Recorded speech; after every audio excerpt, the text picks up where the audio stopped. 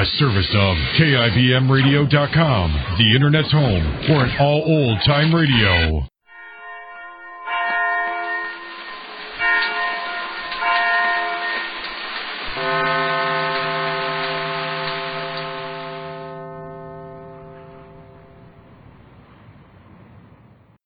Colgate Dental Cream to clean your breath while you clean your teeth and help stop tooth decay. And Luster Cream Shampoo for soft, glamorous, caressable hair bring you Our Miss Brooks, starring Eve Arden. It's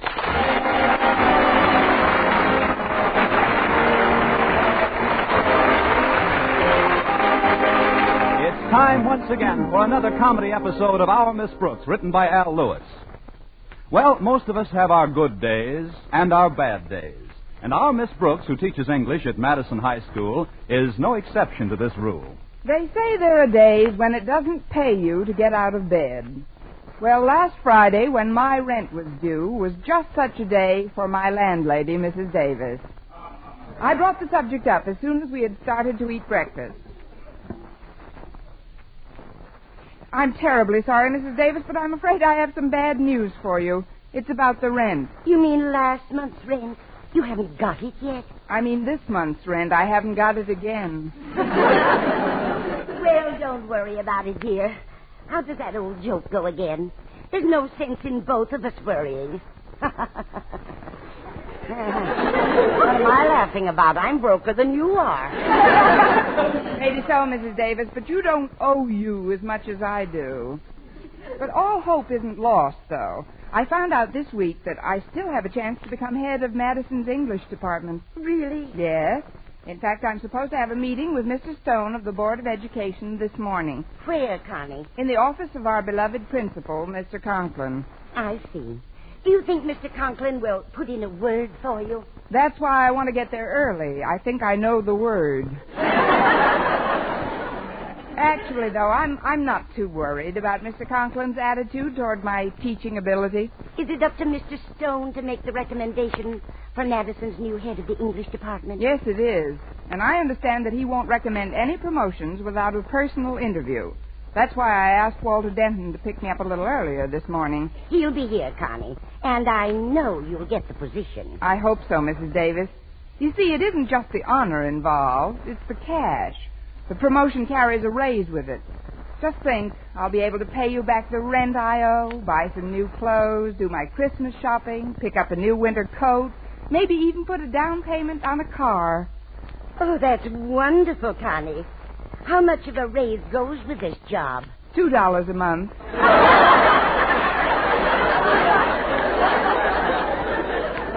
Or maybe it's $2 a week.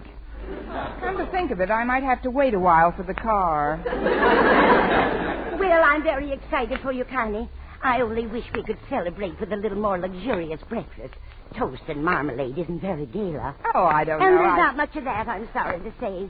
I tried to call the market this morning, but our party line was in use. In fact, it's almost always in use. Yes, I know. Every It's time some woman named Grace, and she's always talking to a friend of hers named Bertha. It's so frustrating sometimes when you want to make a call, and every time you pick up the phone, someone's talking. I know. I try to get in there. The things they were talking about were of any importance.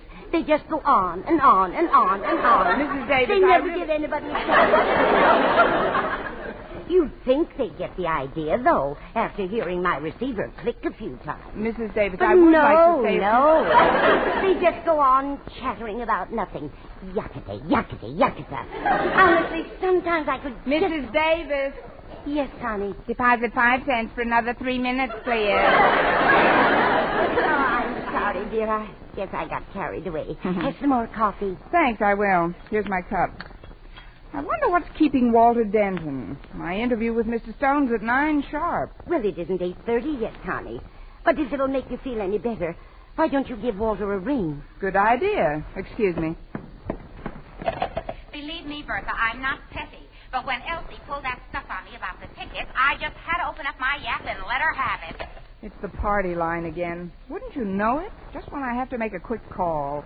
I'll count 10 and try again.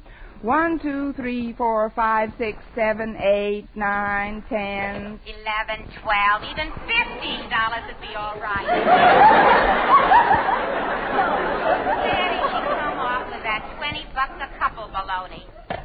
Oh, this is awful. Now, take it easy, Connie. I'm sure Walter will get you to school in plenty of time for your appointment. Now, I'm going to wash the dishes, dear.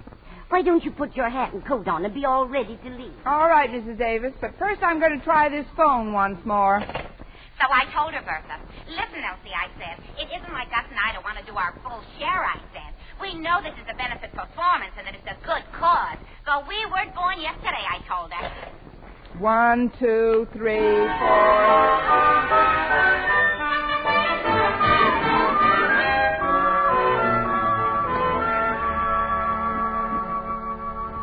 I can't understand why Walter Denton isn't here yet, Connie. It's almost 10 minutes to 9. Too late to take a bus. It was too late to take the bus half an hour ago. I'd take a cab if I had the money, or if you had the money. Have you, Mrs. Davis? Don't bother answering. I can tell by your face. Of course, it only takes 10 minutes to drive to school the way Walter drives, but if he doesn't show up within a minute or two, I'd better call Mr. Conklin and tell him I'll be a little late. Then when I'm all ready to forgive and forget, Bertha, what do you think Elsie has the nerve to say to me? Will you please stop talking for just a minute? Exactly, Bertha. Will you please? Please stop talking for just a minute, she said. Will you answer the front door, Connie? I'm stacking the dishes. All right, Mrs. Davis. Hang on a minute, will you, Bertha? I think I hear my doorbell ringing. It's not your doorbell that's ringing. It's... Oh, what's the use?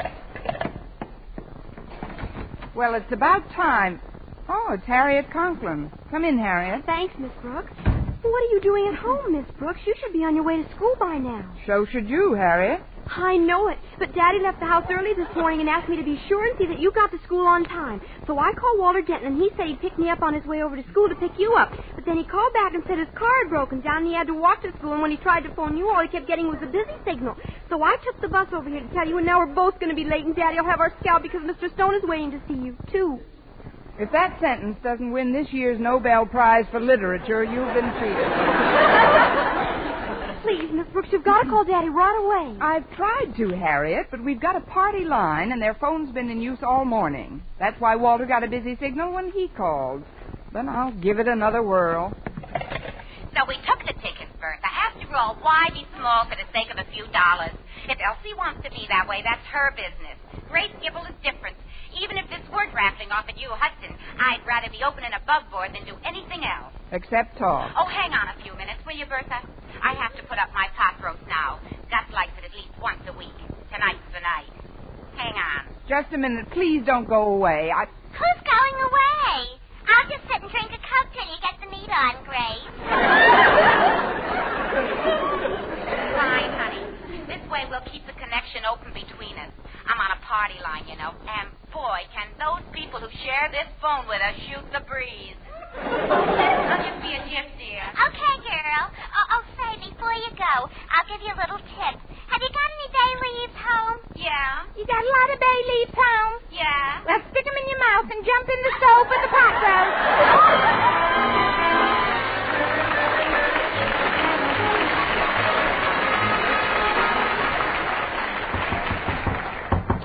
Come in. It's me, Mr. Conklin, Miss Brooks. Well, nice of you to drop in on us, Miss Brooks. Just happened to be in the neighborhood, did you? I know I'm late, Mr. Conklin, You but had a 9 o'clock appointment in this office with Mr. Stone. Do you know what time it is now, Miss Brooks? After 9:30? Yes, it is after 9:30. It's 10:40! Please, Mr. Conklin, I can explain if you'll just let me. It's too late for explanations. Mr. Stone has left. But he'll be back, won't he? He hasn't decided on anyone else. Fortunately for you, Miss Brooks, Mr. Stone happens to be an extremely fair-minded individual. He's leaving for the state capitol at 7 o'clock this evening, but has promised to call you on the phone between 6 and 6:30. On the phone? Yes. Confidentially, Miss Brooks, in spite of the steady stream of irritants with which you pepper my otherwise prosaic life, My integrity forced me to recommend you rather highly for this position. Oh, thank you, Mr. Conklin. Now, the important thing to Mr. Stone is the availability and cooperative spirit of the person he chooses. That is, if you're going to be head of a department, you'll probably want to know how accessible you can make yourself to the other teachers. He ought to talk to Mr. Boynton. It's very nice of you to tell me all this, Mr. Conklin, but if my getting this job depends on Mr. Stone reaching me on the phone tonight, I'm afraid I'm still out of the running. What do you mean? I'm on the party line that won't quit. They're constantly using the phone. He'll never get through to me. Then have your party line changed. Call the telephone company and tell them you want a different party line. What a wonderful suggestion, Mr. Conklin. I'll do it right after my last morning class. I'll call the phone company and ask for a new party line and a long cord. A long cord? What for? That's so if they don't give me the new party line, I can hang Grace and Bertha.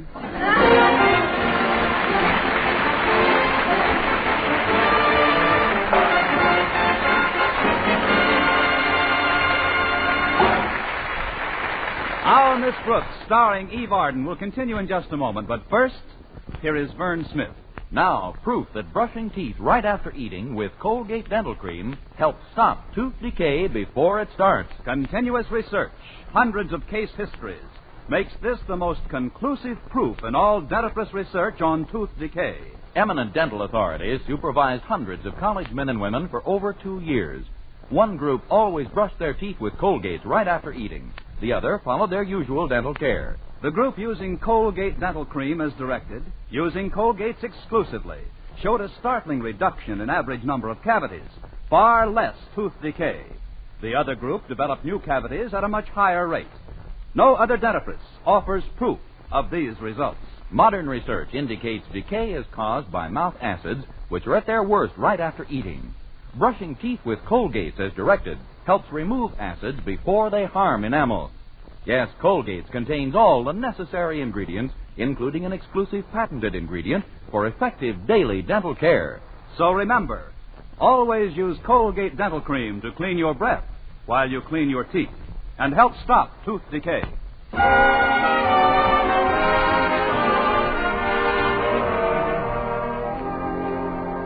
Well, when lunchtime rolled around, I called the telephone company and was quite chagrined to learn that they couldn't possibly change my party line by the same evening. So I determined to put into effect Plan X, which decoded meant Operation I'll Face the People and Ask Them to Keep Off the Line from 6 to 6:30. I told Walter Denton about my scheme when I ran into him in the school cafeteria. I can't tell you all the details, Walter, but it's absolutely essential that my phone is clear this evening. And there's only one way I can accomplish it. Will you help me? Now, as always, Miss Brooks, my sword, my heart, and my life are dedicated to your service. Thanks, Walter. Now pick up your jacket. I can step over that puddle of chicken broth. Sit down here a minute, Walter, and I'll tell you what I'd like you to do for me. Okay, Miss Brooks. First of all, I looked up the address of my party line playmate, Grace Gribble, and I found out that it's quite a distance from my place. Hence, I'd appreciate a lift. Well, I'd be happy to supply the lift, Miss Brooks, but alas, my chariot is at present reposing in durance vile. Endurance vile? I loused up the carburetor. The car's being repaired, Miss Brooks, and that's why I couldn't get you this morning. I hope you've forgiven me for that unseeming lapse. What did you have for lunch today? A Shakespeare burger? Look, Walter, what's wrong with the car? Oh, I broke a little wire that's attached to the carburetor. Well, it shouldn't take too long to have another wire put in. Oh, no, but when the wire broke, it got tangled up in the fan belt and ripped it to pieces. And then all you need is a new wire and a fan belt. Not exactly. You see, when the fan belt hit the fan, it flew out of its socket. Then you need a new fan, too. Then when the fan flew into the radiator, the water poured into the distributor and ruined it and the spark plugs. So all we need is a new fan belt, fan, radiator, distributor, and spark plug. And a new sign by the trolley tracks around the corner. A new sign? That's what I smacked into when I busted that little wire. I promised the officer I'd replace the sign. What did the sign say, Walter? Safety zone. If I knew jujitsu, you'd be lying across that steam table by now. Look, I've got to get out to 145 Collier Drive today, Walter. That's where the Gribbles live. Have you any suggestions? Oh, sure. And I happen to know that Mr. Boynton just got his car all fixed up. I was in the repair shop when he paid his bill. Mr. Boynton? That's right. And so, why don't you ask him to drive you this afternoon? This way, you will not only get to your destination promptly, but both you and Mr. Boynton will be in the company of people who obviously mean much more to each other than shows on the surface so far. Kill me, I love this type of boy.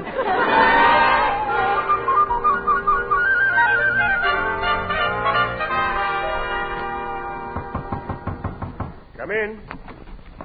Well, it's Miss Brooks. Come in. Thanks, Mr. Boynton. I'm glad I caught you before you left for the day. Oh, I was just tidying up the lab a bit. I've had quite a job cleaning my Bunsen burner. Oh, dirty flame?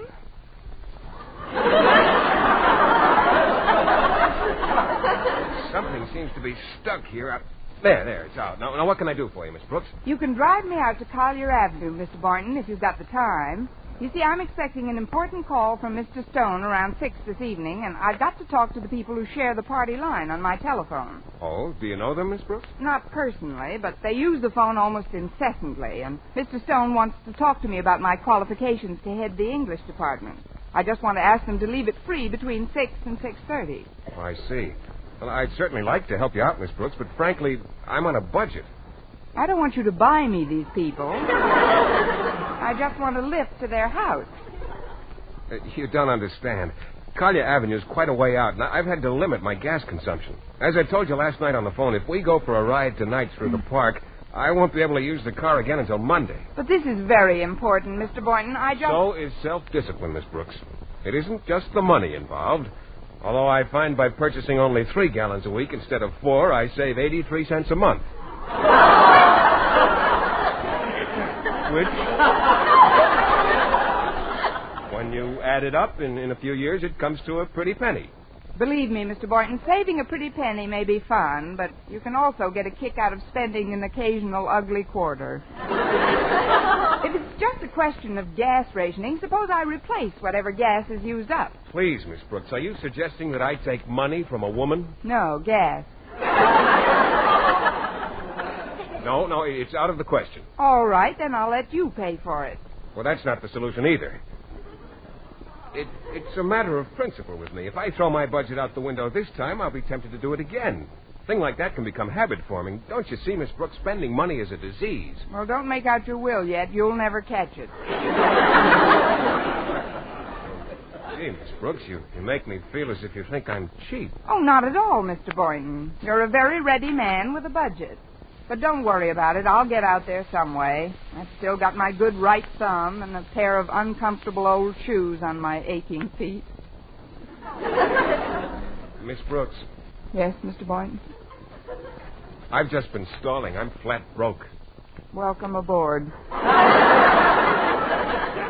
You see, the truth of the matter is I spent my last $6 getting the car repaired, and I just haven't enough money to put any gas in this afternoon. But I'll tell you what, I'll borrow a couple of dollars from one of the other teachers. And don't you worry, I'll get you out there some way. If I've said it once, I've heard it 1,000 times. There's no sense in both of us worrying.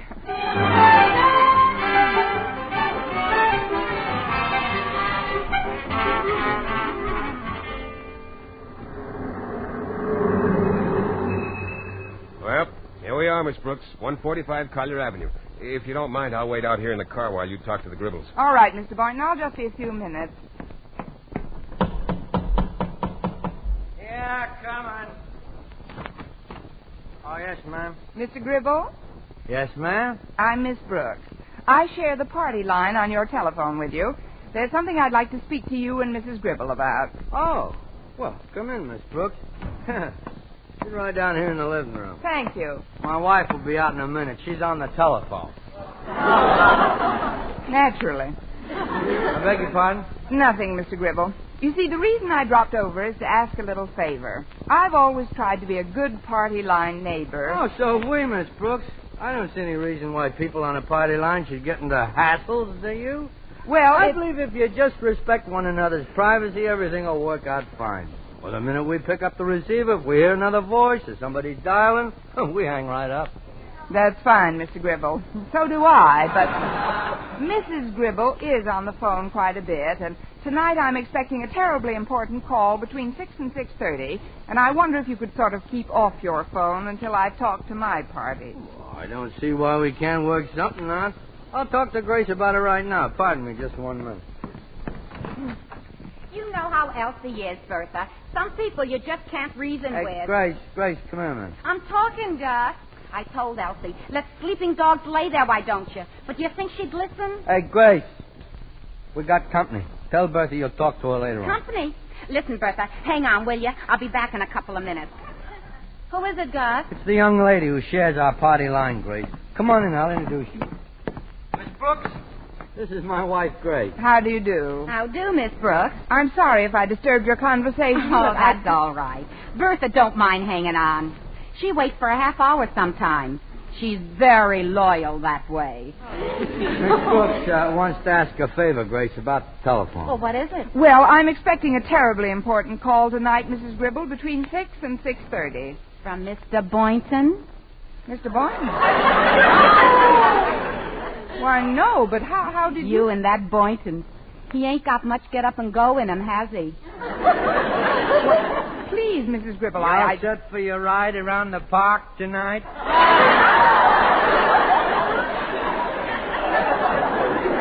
The park? Well, how did you know that? Last week it was the zoo. This week it's the park. Doesn't he ever take you any place that costs money? Listen, Mrs. Gribble, Mr. Boynton isn't cheap. It's just that he's a school teacher, too, and, well, we enjoy going to the places we go to when we go to them. English teacher should talk better. How alone, Gus. He's a little excited. Listen, Miss Brooks, I think you're a very considerate person. Believe me, when you offered to chip in for the movies last Wednesday night, when Boynton said he was a little short, it was very touching. I was so thrilled I almost hung up.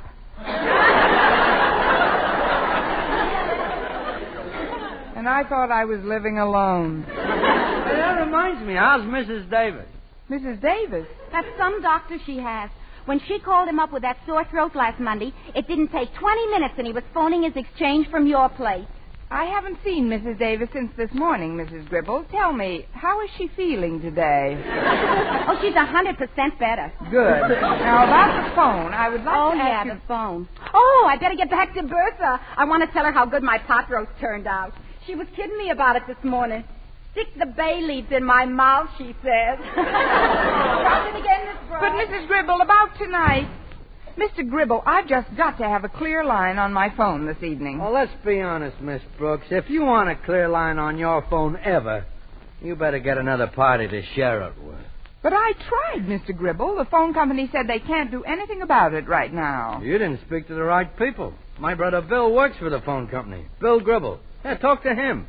Tell him I sent you, and you'll get a new party line in a minute. Really, Mr. Gribble? Sure. Why, that's wonderful. But before I go, there's something else I'd like to ask you. Yes, ma'am? If you have a brother working at the telephone company, why can't you wangle yourself a private line? Well, confidentially, we like it better this way. Yeah, the party line's a great relaxation. You see, Miss Brooks, we haven't got a television set. But, Mr. Gribble, you said you believe in respecting people's privacy. I do. Did you ever hear me join one of your personal conversations?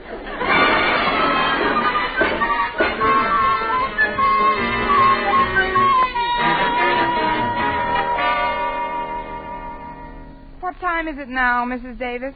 7:15, Connie. I can't understand why Mr. Stone didn't call. Did the phone company change your party line? Yes, from Madison 4587 to Madison 6319. Without Grace Gribble, it couldn't possibly have been busy from 6 to 6:30 inclusive. Maybe Mr. Conklin heard from Mr. Stone. I'll give him a ring. So I looked out the window, and there was this Mr. Boynton in the car. Bertha, he's a dream. Mrs. Gribble, what are you doing on this line? Oh, hello, Miss Brooks. The phone company told me I'd be sharing the line with a new number, Madison 6319. Madison 6319? Well, isn't that nice? That's Bertha's number. Oh, great. This is just dandy. What's dandy, Connie? Instead of having Grace, who's always talking to Bertha, I now have Bertha, who's always talking to Grace.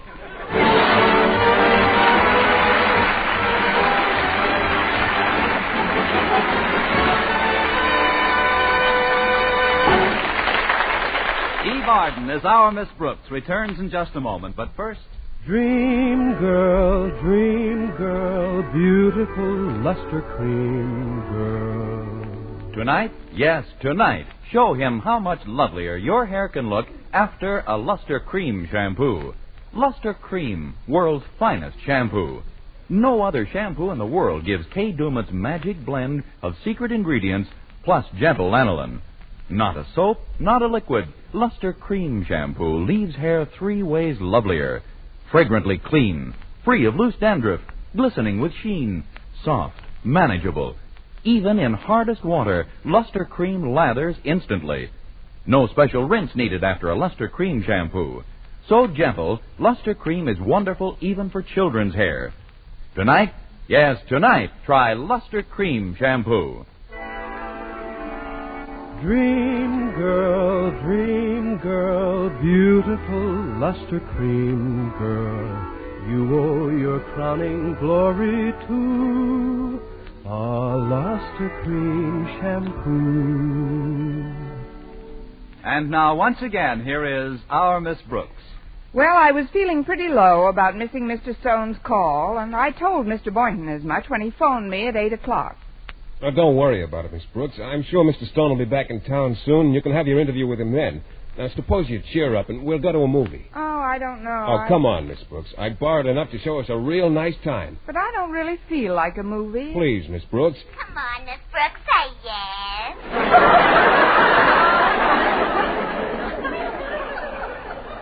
Who was that? That's my party line neighbor, Bertha. Bertha, Mr. Boynton. Mr. Boynton, Bertha. How do you do? Talk more, Mr. Boynton. I'm crazy about your voice.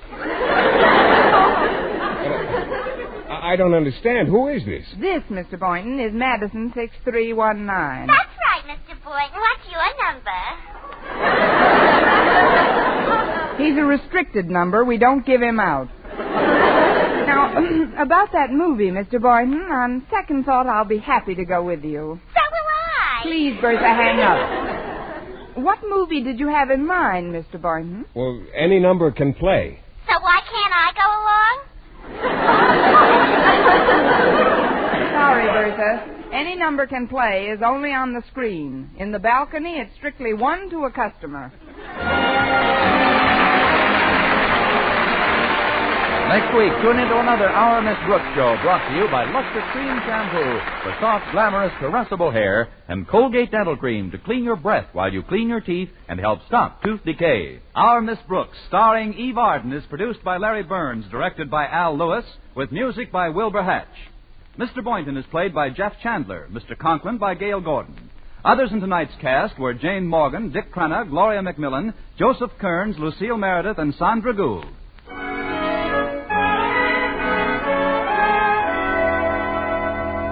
Men, here is actual, factual proof of more comfortable, actually smoother shaves by using Palmolive Lather Shaving Cream.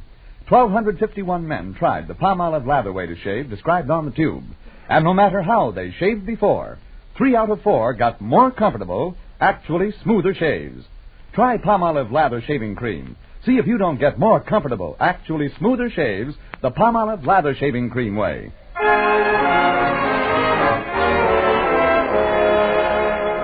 Most of our schools remain understaffed, overcrowded, handicapped by buildings and equipment of inferior quality. And all of these conditions undermine the morale of teachers, teachers in whose keeping rests the future of the rising generations of American citizens. There's a continuing shortage of teachers themselves, reflecting the fact that educational crisis is still with us. You can help by taking an active part yourself in parent-teachers organizations and local educational groups. Remember, our teachers mold our nation's future, and in that future, you have a vital stake. For mystery liberally sprinkled with laughs, listen to Mr. and Mrs. North Tuesday evening over most of these same stations. And be with us again next week at the same time for another comedy episode of Our Miss Brooks. Bob Lamont speaking. This is CBS, the Columbia Broadcasting System.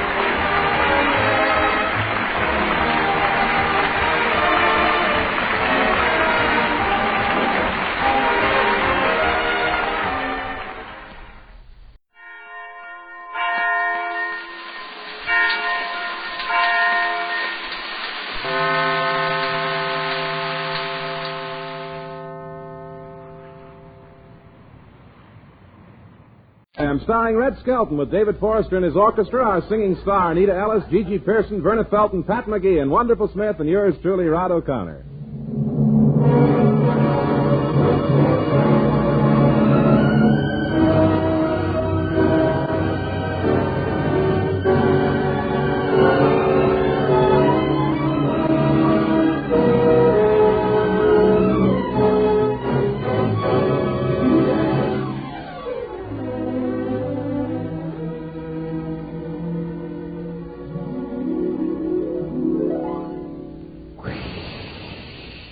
It's Moisturize, the new, all-new Rolly 903 cigarette.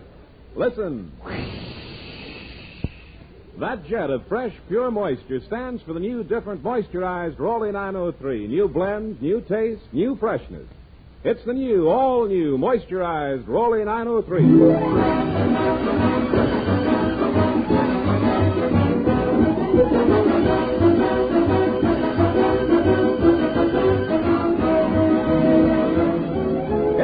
To bring you Metro Goldwyn Mayer's popular comedian and the star of our Rolly cigarette program, Red Skelton.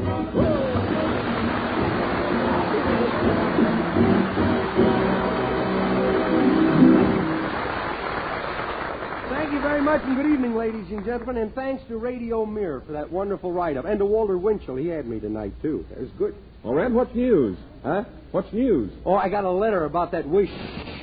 Guy says, I wish she'd cut it out. No kidding. A guy was driving home the other night, almost wrecked his car. He said he was listening to the program, and he thought all four tires blew out of You know, Mr. Raleigh gets mad when I kid like this. Last week I got a telegram from him in Louisville, you know. Oh, was it anything serious? Serious. The Western Union boy that delivered the message brought along an extra cap in case I wanted to go to work. Well, you don't have to worry, Red. No, I don't have to worry. Your I-Do-It game is getting to be a new national pastime. Yeah, the game will help me out. I must get one for my little boy, Ricky. Yeah. What do they sell the games for, Red? What do they sell the games for? That's what I asked, yes. Oh, I don't know, Mr. O'Connor. Maybe it's because they make more money that way. That's a brilliant question, isn't it, huh? Red, speaking of games, didn't we have a wonderful time at the ice hockey game last week? Yeah, I get a big kick out of that. Sitting up in the stand watching those fellas knock each other all over that ice. Boy, that's for me. You mean you'd like to play? No, sit up in the stand and watch them. Well, those ice hockey players are really rough, aren't they? Yeah, they're just California drivers on ice skates. Hey, you know what? A good California pedestrian could walk right through a hockey game and never look up from his racing form.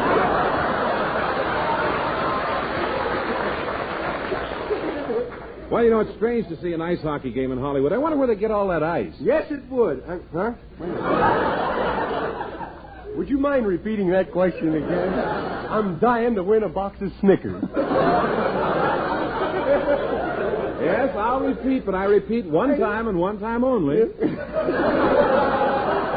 you know, I get a kick out of that guy on the radio. He says, I will say this one time and one time only. Maul says to Paul, how do you all? And y'all says to Paul, ho, ho, ho, ho. Then he says, I'm sorry. I'm afraid you'll find it was Maul says to Paul, ho, ho, ho. But give that man a box of retread bubble gum and let him blow out. You know, those quiz masters, they're always so kind, you know. They sound so... You can put it down. We're not going to read it anyway.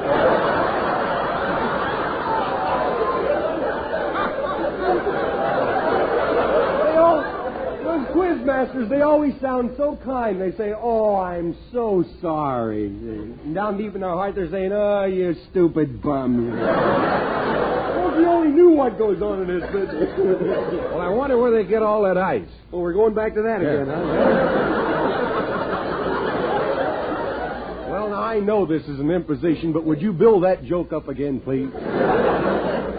I wonder where they find all the ice in California to play hockey. They just don't light the smudge pot for a couple of days. Or maybe Florida will take those posters down of me. It says, wanted, dead or alive.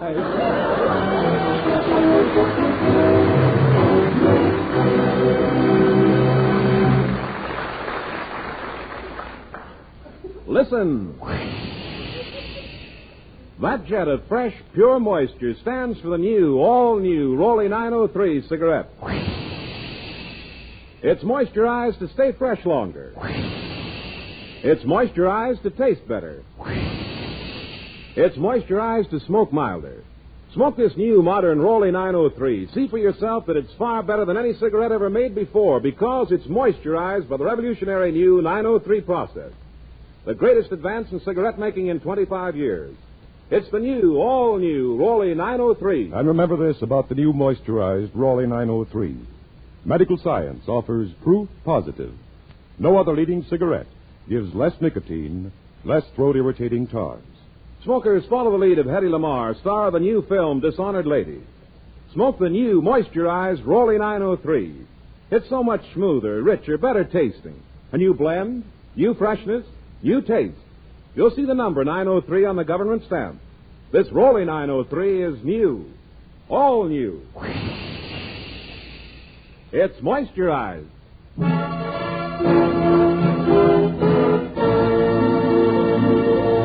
Anita Ellis sings, I Can't Help Loving That Man of Mine.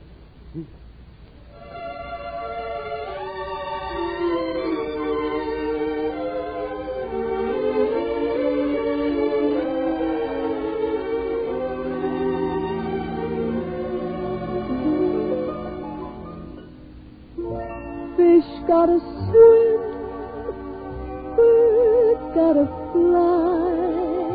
I gotta love one man till I die. Can't help loving that man of mine.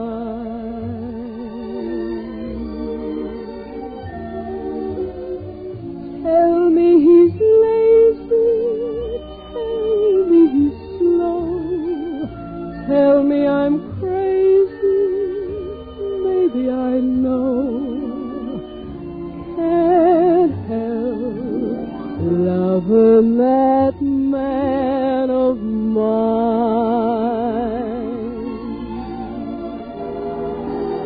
When he goes away, that's a rainy day. And when he comes back, that day is fine. The sun shines. He can come home as late as can be. Home without him ain't no home to me. Can't help loving that man of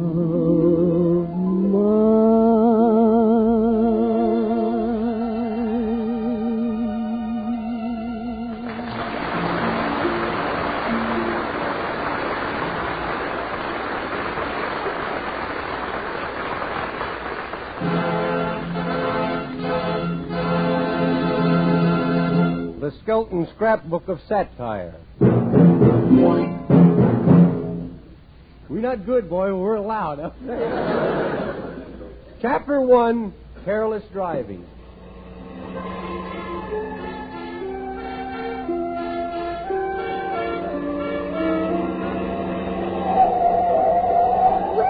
Be careful. Oh, shut up.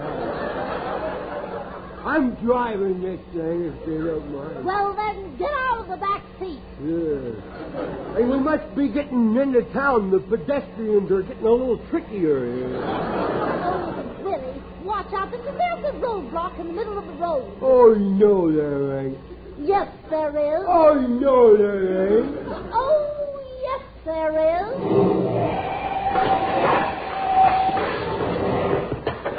There ain't now.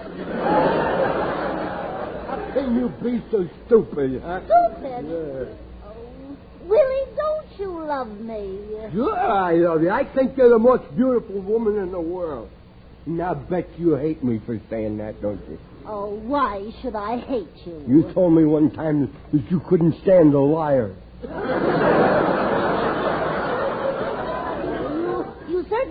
say, when you first started courting me, you always used to bring me flowers. Yeah, that's because I thought you was dead.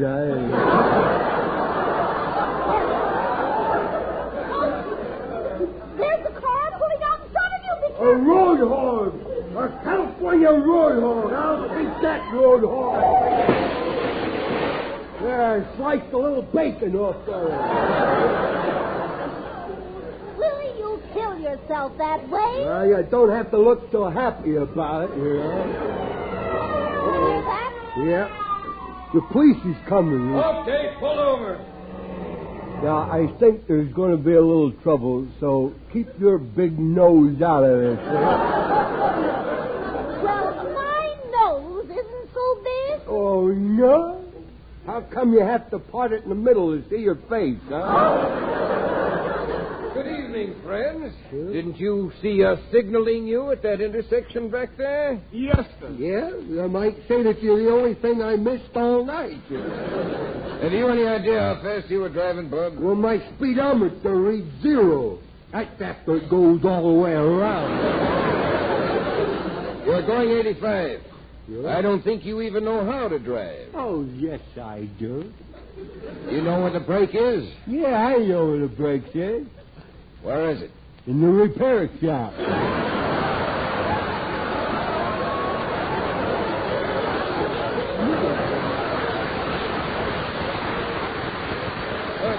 Don't you realize you're endangering your life speeding in a knocked-out jalopy like this? Yeah, but I'm going to get me a new one, you know. I'm going to send one of them limericks. My favorite brunette will be old and gray before Bob Hope gives me a Chevrolet.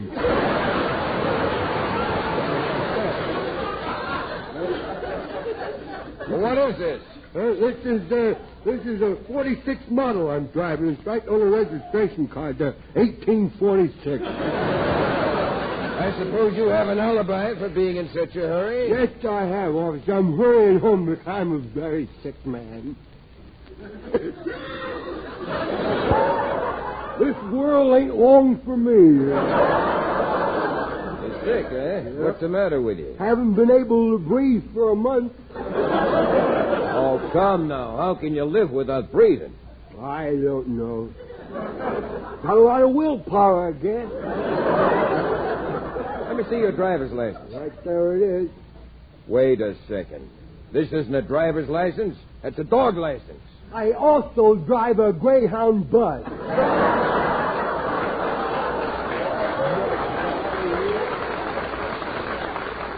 How come you don't have a driver's license? Because they don't give them for driving on the sidewalk, that's why. Only a jerk could drive on the sidewalk. Well, now you know. Say, what's your name? Puddin' Tame. Ask me again, I'll tell you the same. Tattooed right there on my forehead, you ought to know. Oh. No. Willie Lump Lump. Willie Lump Lump's your name. Willie Lump Lump. Here on my driving permit there. Say, it says here not valid unless wearing glasses. Where's the glasses? Every time I put them on the license, they fall off. You're supposed to wear them, dope. Now, let's see here. I didn't get it at rehearsal, though. Say, your face looks awfully wrinkled in this picture of you. That's not my picture. That's my thumbprint.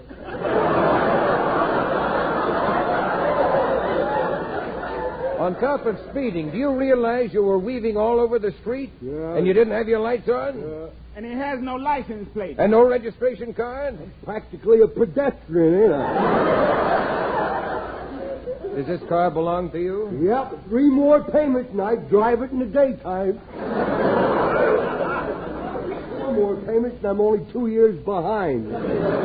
I'll have to give you a ticket for speeding. Mighty neighbor. And here's another for going through a stoplight. It's not over. Another for making a left turn without a signal. They run into somebody else. And another ticket for arguing with an officer. Well, you just give me those tickets and I'll show you what I'm going to do with them. There, delinquent. I ain't going to help you pick them up either. Really, now you'll be arrested and thrown in jail, and with this drive on, you'll get 5 days. Don't go giving them ideas, will you? Well, officer, what are you going to do with him? I'd like to punch him. You and who else? Just me, myself, and I. Oh, ganging up on me, huh? You know, it's a good thing I'm an officer. Yeah? For 2 cents, I'd punch you in the nose. Oh, you would. Hey, now, I got 2 cents. Here. Now, I dare you to punch me in the nose. Oh, pipe down. Go ahead, punch me. I dare you. Go ahead. I double dare you. Do it. Well, don't I get a receipt?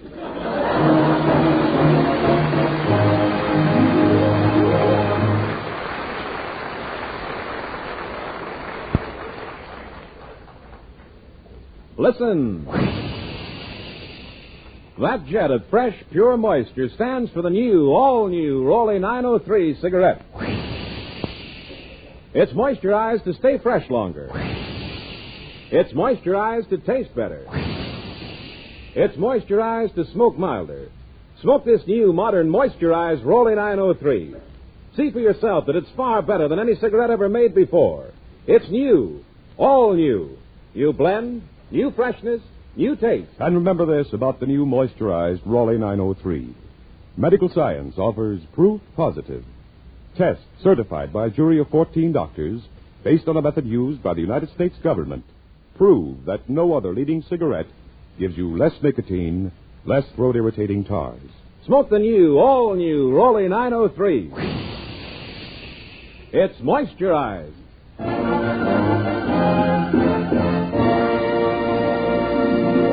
David Forrester in his Rolly Cigarette Orchestra play, Mamselle.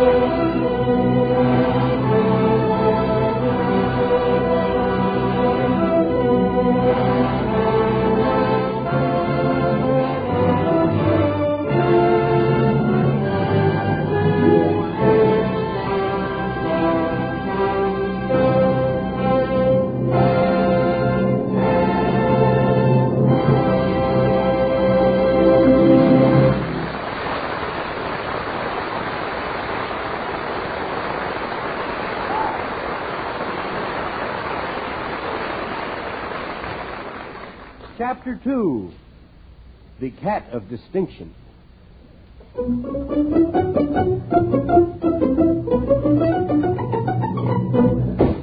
Sing a song of sixpence, a pocket full of rice. Now I know where Grandpa got his bloodshot eyes. Where have you been? I went over across the street to visit Mr. and Mrs. Richard Thorpe. You know, they just moved in across the street there. What did they think of you? They're going to move out. What do you mean? Well, they told me to come in and make myself at home. Oh, some people never learn, do they? That was the wrong thing to say. Boy, that place is a mess. Why, Junior, you didn't do that. You're kidding me. You keep laughing, kiddo, that's all. You wait till you get a bill from them, boys. Hey, what you doing up here in the attic? Oh, I'm just straightening up, cleaning out some of the old junk. Oh, that's a good idea. Hey, can I have this big black book? Oh, that's my old picture album. Oh, I haven't looked through it in years. Oh, let's look through it then. Look at all these old faded snapshots. Oh, ain't they nice? Oh, who's this pretty little girl? Oh, that's me when I was 18. Boy, you was some sick, wasn't you, huh? Junior, that's what I get for letting you listen to Dennis Day. Yeah. Now, I picked this up on my own. He had nothing to do with it. Boy, you sure had a lot of hair in them days, didn't you, Grandma? Look, I bet you had to climb on a stepladder to comb it, didn't you? Oh, that wasn't all real hair. No? Every woman wears rolls in her hair. Oh, really? They're imitation hair rolls, Yes, and they're called wraps.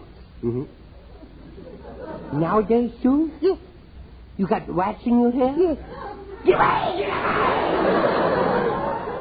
away! Get away! Get away! Get away! Why, ain't you going to say bless me with a what? No? Yeah. You, boy, what a family I got, boy. My grandma's got rats in her hair, my grandpa's got bats in her belt. No, don't you hit me. Hey, who's this guy here with a handlebar mustache and a bicycle body? Oh, that's your grandfather when he was courting me. Oh? This picture was taken long, long ago. Oh, he sure looks different. Standing there all by himself, nobody holding him up. Now, that's enough. Now, hey, who's this funny-looking fella? Look at them buck teeth on him. Boy, he looked like he swallowed a piano and is trying to spit out the keys. Boy, them some choppers, ain't they? Now, that's no way to talk about your Uncle Jim Hawkins. Yeah? He was well known all over the country. He was, huh? Yes. What's he wearing that striped suit for? He looked like a zebra, don't he? Stop asking questions. Why? What's the matter? He's got a zebra suit on. He must have been awful busy. Look, he's got his telephone number on his chest. Junior, now, look at me. Yes? You must never mention your Uncle Jim to anyone. A jailbird, huh? Hey, look at this picture. Look. Grandpa out in front of a saloon. Look.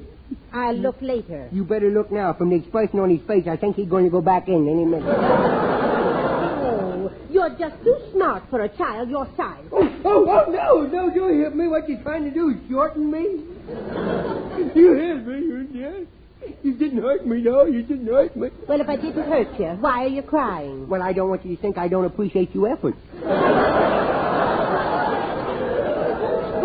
on. Yeah. Get away from that trunk. Now, I'll close the lid for you, huh?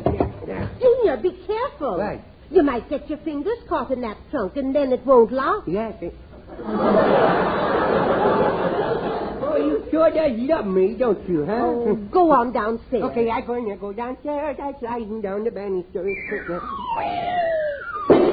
Junior, what happened? You know that statue with no arms on her? Yes? She got legs and a head to match now.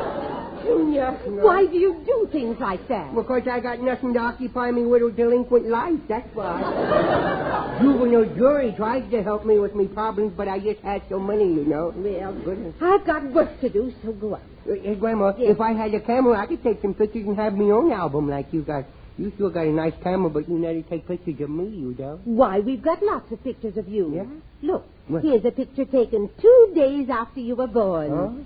That's your father arguing with the doctor in the background. Yeah. Hey, did you get a picture of the stork that brought me? Yes, and we turned it over to the FBI.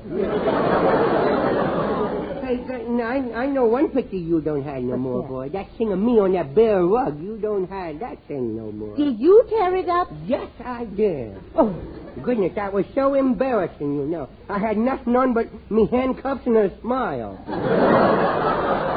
Look, Junior, will you please go out and play? Can I take some pictures? Oh, yes, No. dear. Here's my old box camera. Oh, boy. You can play like you're taking pictures with that.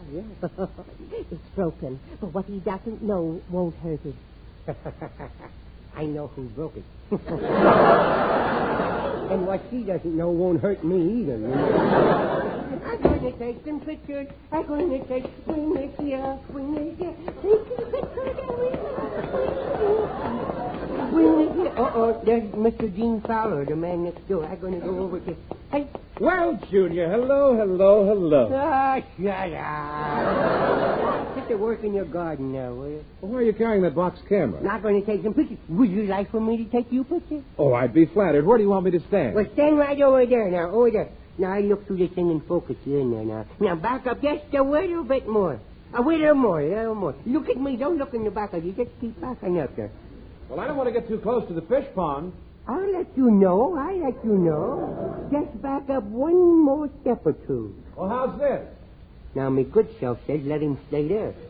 But me bad self says one more step should do it. Well, I'll think it over after I get this picture here. Junior, I'm waiting. In a second, you'll be waiting. Just back up a couple of more steps now. Oh, boy. Wait a minute. What's behind that bush? Where? I don't know. Listen. Oh, it's a cat. Good heavens, a polecat. Polecat? Maybe Admiral Byrd brought him back. Get it. Come on, kitty. Boy, what a pretty cat you is, boy. You got... Oh, boy, look at that silver streak down his back. That's where. That is. Boy, I'm going to take you...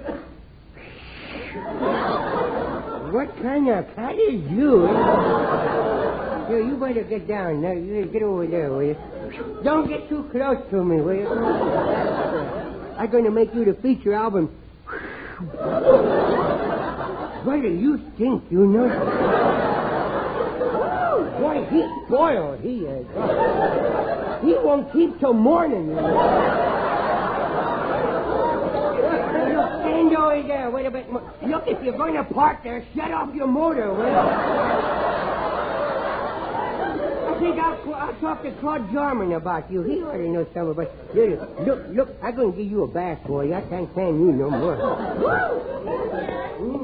Here I is no more. What have you got? Look, come down. Get him out of here. Well, okay, get going. Go home, cat.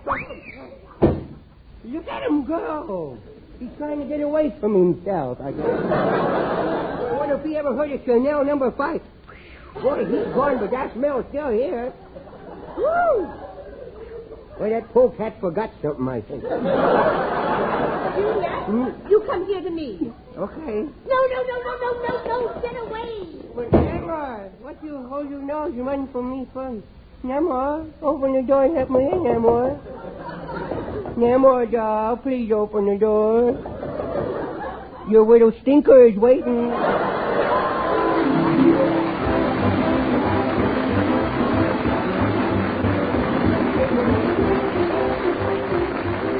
We hope you liked our program well enough to be with us again next Tuesday night. So until next Tuesday then. This is Red Skelton saying goodbye now, and thanks for listening, and thanks for buying Raleigh's. And remember, America's a pretty nice country. You better start taking care of it.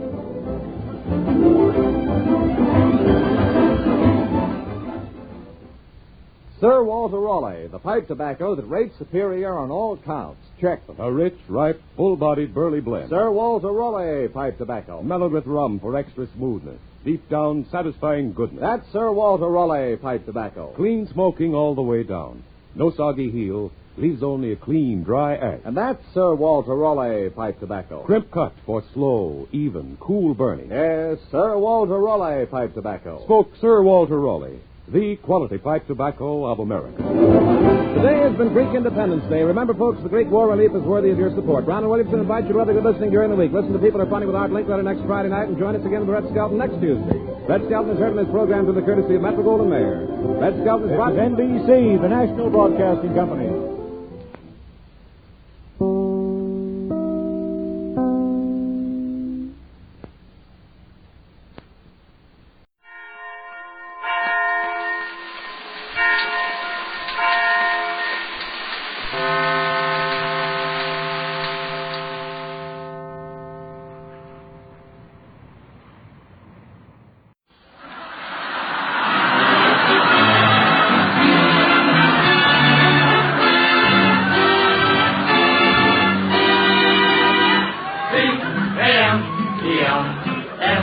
and Costello program brought to you by Camel, the cigarette that's first in the service. Camel stay fresh, cool smoking, and slow burning because they're packed to go around the world. Listen to the music of Freddie Rich and his orchestra, the songs of Connie Haynes, the stars of the Monday night Blondie program, Penny Singleton and Arthur Lake, tonight's guests of Bud Abbott and Lou Costello.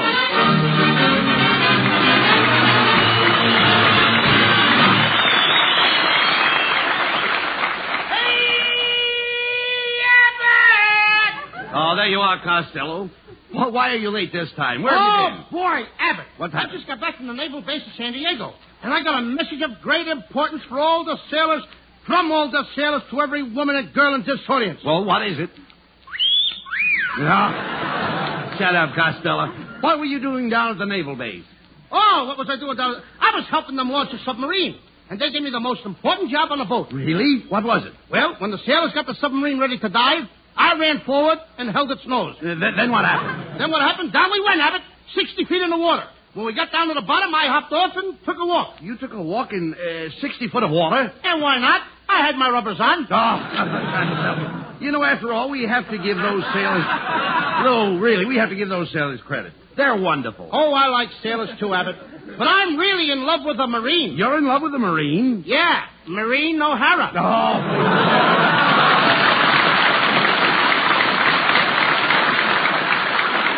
Look, talk sense, Costello. Between you and me, love is silly.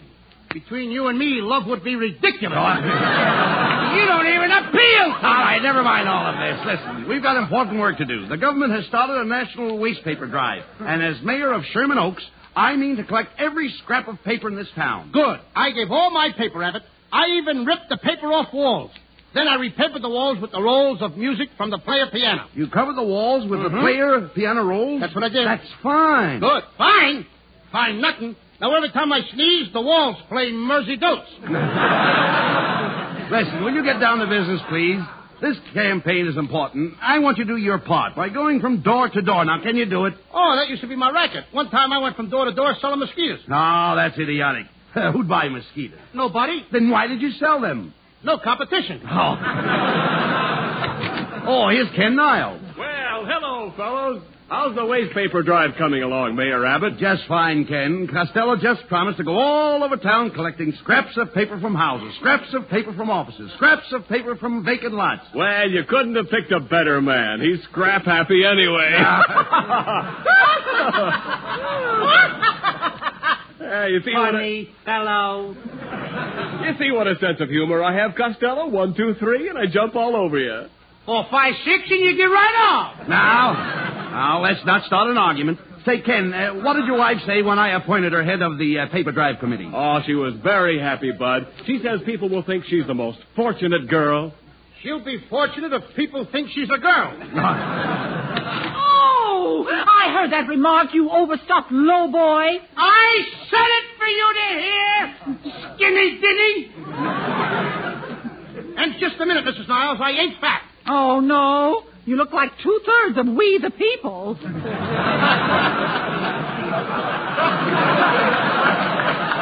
Costello, you should treat Mrs. Niles with respect. She has character. Look how high she carries her head.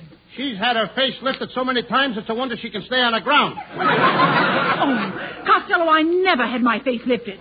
Of course, I have used facelift lotion. Oh, you have used facelift lotion? Yes. Well, I once used that same lotion on a horse. Did it lift the horse's face? I don't know. We can't get him down off the chandelier. Come in. Bonds and bombs will beat the Axis, so be sure to pay your income taxes. Save your old tin cans, your ironing lead, and give it all your waste paper to Dagwood Bumstead. Ha! Costello, it's Dagwood. Where's Blondie, Dagwood? Oh, she's out in the car. Wait a minute, I'll call her. Blondie!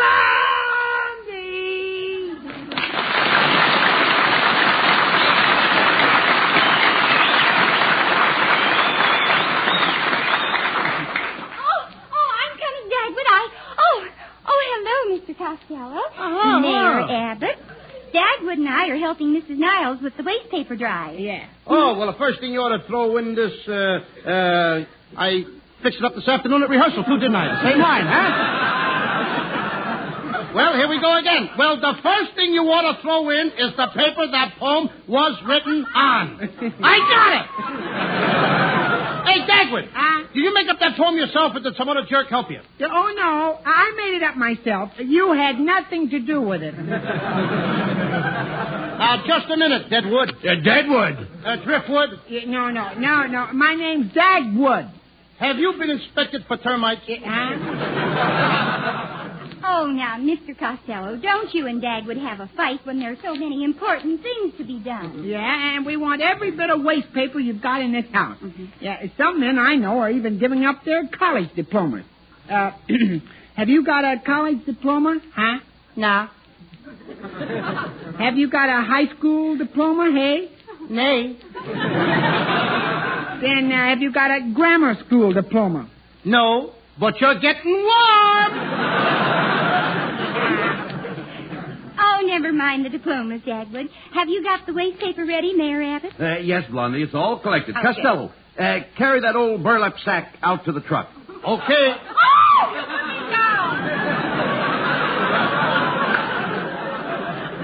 You know, you always fool me, Mrs. Niles. I mean, the way you fold yourself over. Thanks for your help, everybody. Now, Dagwood, you gather up those loose papers and hurry. We've got lots of stuff to make. Yeah. Well, you're doing a wonderful job, Blondie. Thanks. And you keep up the good work, Dagwood. Oh, don't worry, Mayor Abbott. Dagwood will work his head to the bone for you. Yeah. Well, come on, Dagwood, hurry up. Yeah, well, I gotta get going. Now, hold the door open for me, Blondie. All right, stand back, Mr. Costello. He moves very fast. Come on.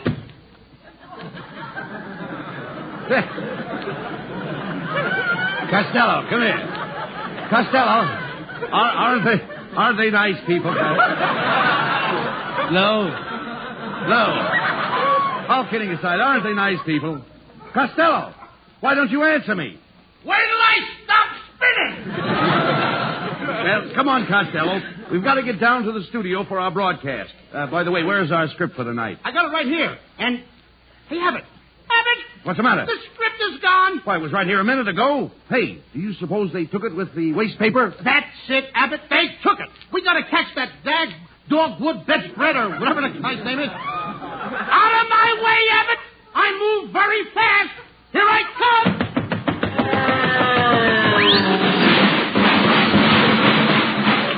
Costello, you're supposed to open the door.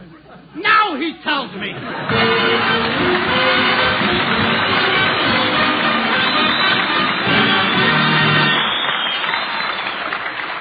West of the Ivory Coast and the Gold Coast is the independent African nation of Liberia, now host to United States Army and Navy men. To Americans stationed in Liberia, to United States bases and outposts throughout the world, go Camel cigarettes. By the million, by the ton. For Camels are first with men in all the services, according to actual sales records. Whether Camel cigarettes go to West Africa or to you, they stay fresh, cool smoking, and slow burning, because Camels are packed to go around the world. Yes, you can be sure Camel cigarettes are fresh. Sure, too, that they have more flavor, the result of expert blending of costlier tobaccos. Freshness and more flavor are two reasons why more people want Camels today, both at home and overseas. If your store is sold out, remember, Camel cigarettes are worth asking for again. C-A-M-E-L-S. Camel cigarettes. Camel's standard of costlier tobaccos is the same for soldier, for civilian, anywhere in the world. And now, back to Abbott and Costello, who are still searching for their missing radio script.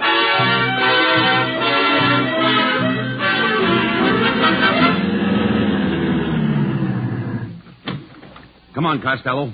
We've got to find our radio script. Abbott, are you sure this is Dagwood's home? Certainly. And are they classy? Look, they've got their names painted in gold on the mailbox. That's nothing. You should see my house. I got the Costello coat of arms painted on the front door. What's the Costello coat of arms? 2 sheriffs jumping up and down on the second mortgage. Oh, go ahead. Knock on the door.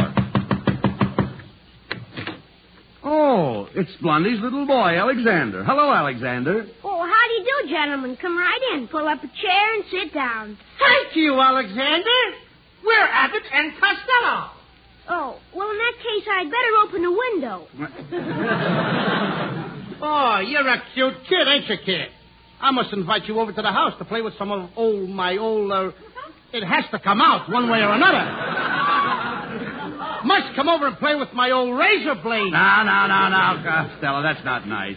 Look, Alexander, we're looking for your mother and father. They've got our radio script. Do you know where they are?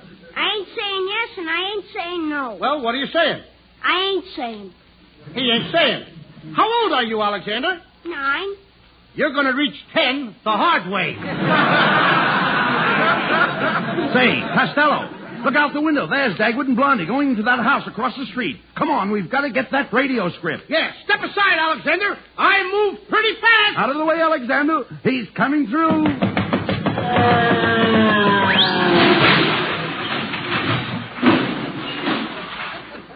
I don't know how that Dagwood does it. He gets through every time. Hurry up, Costello. We've got to get across the street while our lights... Okay. Abbott! Abbott! Wait for me! Hey, you, fat boy! Get back there in the curb! But, officer, look. Don't butt me. What do you think the traffic lights are for? Well, the red light is the signal for the pedestrians to cross the street. Oh, the red light is it? Then tell me, what's the green light for? That's the signal for the automobiles to cross the pedestrians. Oh, a wise guy. Well, don't try to cross the street again until you get the green light and I blow me whistle twice. Or I'll give you a ticket for jaywalking. Costello, will you please hurry over here? Now go ahead. Oh, so there you are, young man. Look, lady, don't stop me now. I got the green light. You don't even know me. Oh, yes, I do. Why, you're Mr. Squawky from Milwaukee. Lady, look, I got to get my radio script across the street. Oh, of course, Mr. Squawky had a mustache and was bald-headed, but honestly, you could pass for brothers, and you dress exactly alike, only he was a streetcar conductor. Look, lady. He's the wrong streetcar conductor. Lady, you're off your trolley. Now, will you let me get across the street? Hey, you! So you're crossing against the red light again. Again? I'd like to get over once. Costello, will you hurry up over here? All right, now go ahead. Pardon me, young man, but I'm from the recruiting office. How would you like to join the Navy? How would I like to join the Navy? Yes. I'd like to join Abbott. Ah, but the Navy's a great place for you. Think of it, you can cross the ocean. Cross the ocean? I can't even get across the street. Look, I'll see you later. Hey, Abbott, I'm coming. Aha, so it's you again. Aha, so it's you again. Oh, it's you again. It's you again. This is the third time you've crossed the street against the red light. Now come with me. I'm taking you to the police station. Where's the police station? Across the street. Good. I finally made it. Listen, officer, we're Abbott and Costello. Our radio script is lost. We only have a few minutes to get on the air. Oh, so you're Abbott and Costello, eh? I never miss your program. You don't? No, I don't hear it, so I don't miss it. Now get along with you. Go peddle your corn. Hey, Abbott, I'm going to take a sock at that. Quiet. Look, there's Blondie and Dagwood coming out of that building. Oh, Blondie!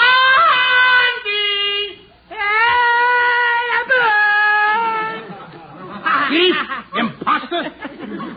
What's the trouble, Mayor Abbott? Well, What's Blondie, wrong? when you took that waste paper basket out of here, the house, you must have taken our radio script, too. We're due on the air any second. Maybe our papers are on that truck. Oh, no, that load was sent out on the train hours ago. Oh, see what you did, Dagwood. Now what are Abbott and Costello going to do on the air tonight? Oh, gee, Blondie, maybe I can help them out, huh? My whole family was good at making jokes. They certainly did all right with you. Oh, just a minute, boys. I've got a great idea. I've got something here in my purse. It's a school play that little Alexander wrote. You can do it on the air. I'm sure Alexander would give you the rights. I'd like to give Alexander the rights. And a couple of good laughs. All right. Wait a minute, Costello. This might be just what we need. Oh, sure, it's a dandy play. All about Snow White and the Seven Dwarfs. And I know just the part I'm going to play. Yeah, so do I. Come on, Dopey.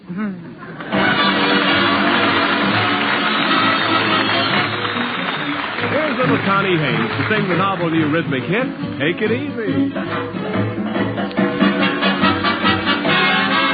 Take it easy, take it easy. Don't you know it's more romantic when a dance is slow? Take it easy, take it easy. What's the good of feeling high when all the lights are low? Take it easy, take it easy.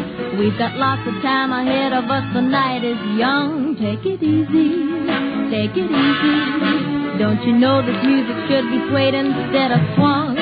Take your time, dance it with ease.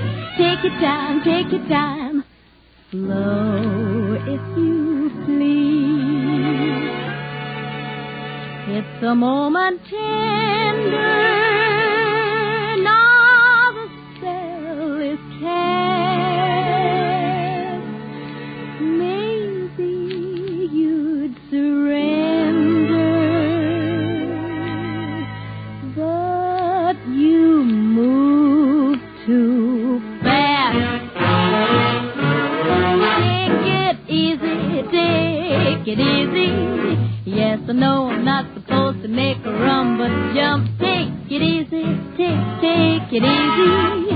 If I don't, I fear that our romance will hit a bump. Take it easy, take it easy. Yes, I know it's time for romance when the music's sweet. Take it easy, take it easy. I should really try to make my heart control my feet.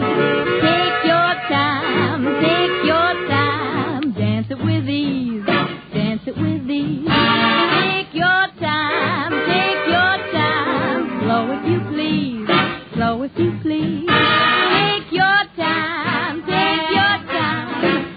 been talking about taking my time, but I've changed my mind, and baby, don't wanna take my time.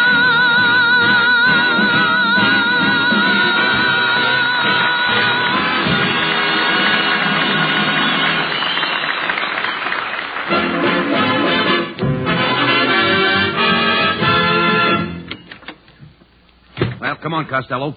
Let's get in the studio. We're due on the air in a few seconds. Where's Dagwood and Blondie? Oh, here we are, Mr. Abbott, and I have the strips of Snow White right with me. Now, if you'll all gather around, I'll assign each one his part. First, I will play the part of the Princess Snow White. Oh, goody, and I will be the handsome prince, huh? Now, wait a minute, Dogwood. I play the leading parts around here. I'm a real actor. I was born in a theater. And it cost my father 25 cents extra. You were born in... You were born in the theater and it cost your father 25 cents extra for what? The stork dropped me in a load sheet. The stork that brought you should have been arrested for smuggling dope. Hey,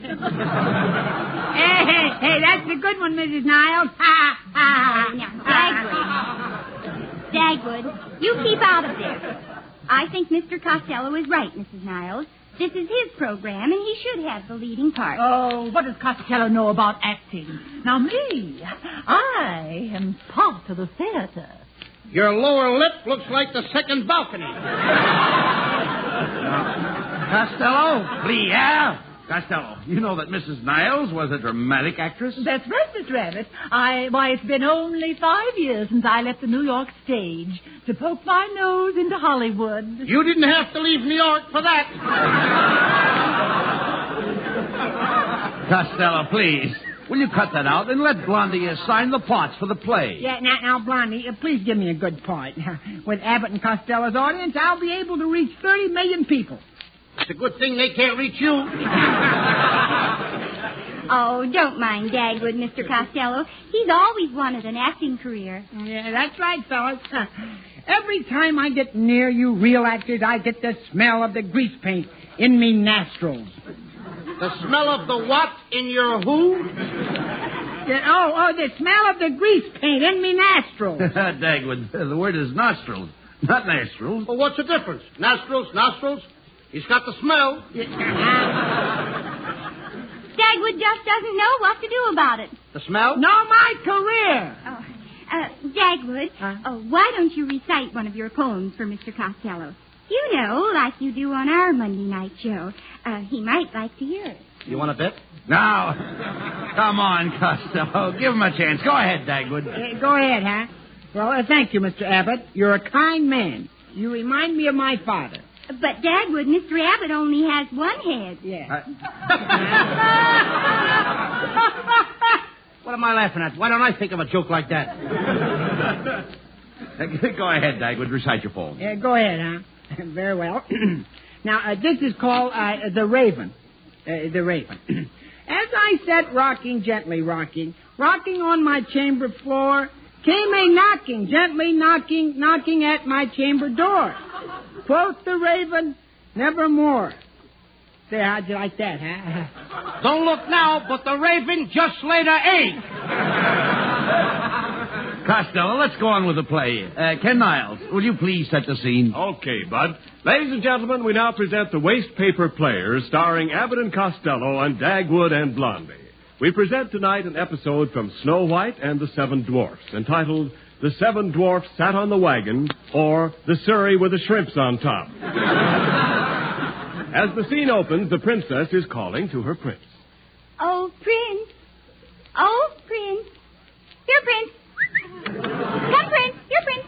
Come here, Prince. Here I am, princess. I have come to save you from your cruel stepmother. I have just arrived by Greyhound. What's that? Oh, my dogs are tired. My lovely princess, let me smother you with kisses. Oh, Prince. Hey, Blondie. Hey, what's going on here? He's kissing you. Oh, Dagwood, this is just a play. Yeah, but he isn't playing. Dagwood, you're not supposed to talk now. You represent the forest. You play the part of a tree. What part? The sap. Hey, now, wait a minute. So you're a tree. Now, never mind. And I'm Prince. All right, never mind. Yeah. Just a minute. Now, Costello, please. Never mind that, Costello. Go on with the play. Come on. Go on with the play, Lou. Okay. Now we go on with the play. Now, let me see. My lovely princess, please let me smother you with kisses. Yeah, wait a minute. You just did that kissing scene, Mr. Costello. Listen, isn't that dead wood a little too young for you, Blondie?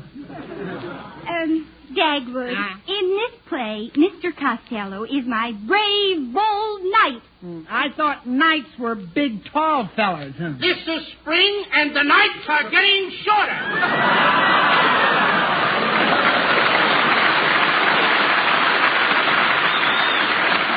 Costello, will you please read your next line? Okay, my fair princess, what brings these tears to your lovely eyes? My stepmother is so cruel to me. She makes me do all the drudgery. All day long it's wash and scrub. And at night she makes me sleep in the broom closet. What do you hear from the mop?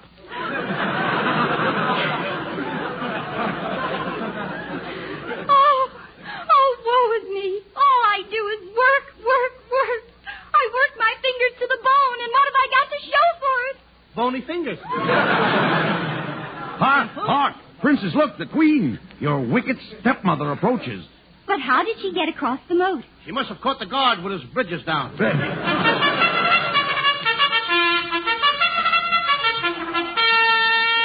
Here comes the queen now. The queen, she looks more like the three of clubs. Good morning, my little princess. I have brought you a nice red apple. Hey, Blondie, don't eat that apple. It's poison. How do you know? I'm reading on the next page. Ha! Costello, don't let the princess eat the apple. You must save her. Here, Snow White, give me that apple. I'll make the ugly queen eat it herself. Open your mouth, queen. Oh, you silly baboon. This is me over here. You're feeding the apple to my horse. The teeth fooled me. Oh, my brave prince. You have saved me from the poison apple. How can I ever repay you? Come into my arms and let me smother you with kisses. Hey, wait a minute. There's too much kissing going on here. Hey, Blondie. Hey.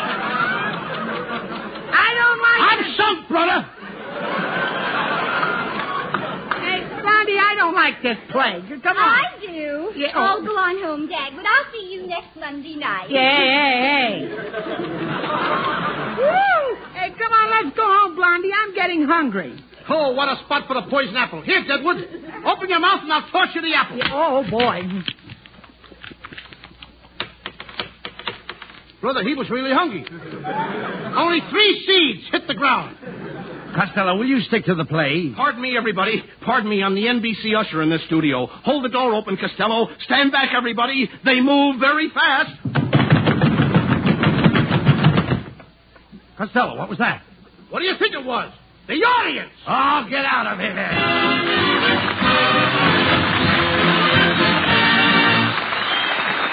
Abbott and Costello will be back in just a moment. Thanks to the Yanks of the Week. Tonight we salute Second Lieutenant Paul M. Kerner of Pontiac, Illinois, who led 22 Americans in 4 of our tanks against a German-held town on the casino front. After smashing a German self-propelled gun and a tank, Lieutenant Kerner and his men attacked fortified houses, taking 30 prisoners. Then, sending some men back with the prisoners, the young lieutenant and 10 other men, using tanks and bazookas, took the town, capturing about 50 more German prisoners, including a whole battalion staff. In honor of you and your men, Lieutenant Paul M. Kerner, the makers of Camels are sending to our soldiers overseas 300,000 Camel cigarettes.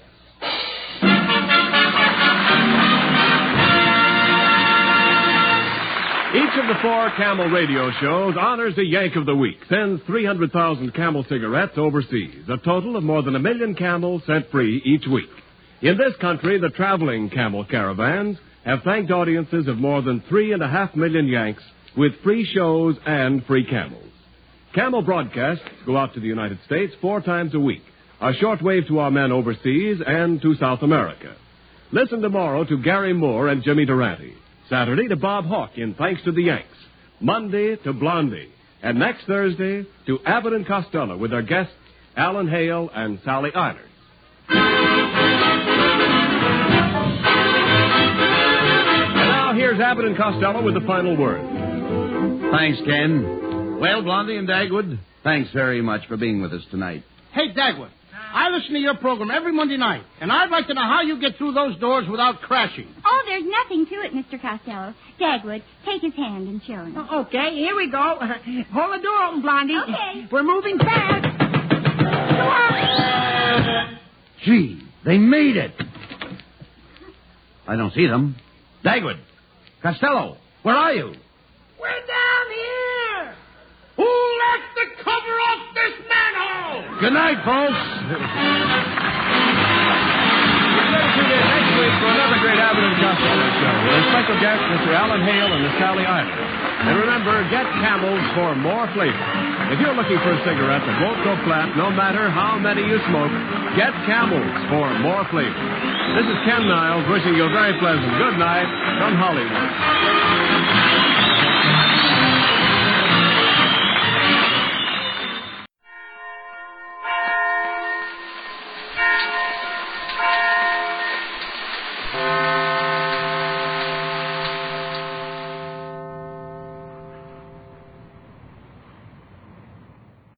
Ladies and gentlemen, the secret word tonight is air. A-I-R. Really? You bet your life.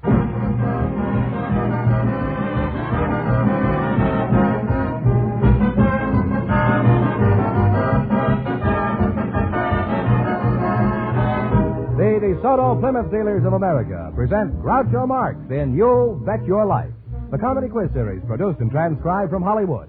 And here he is, the one, the only... Why doesn't that guy get lost? Oh, that's me, Groucho Marx.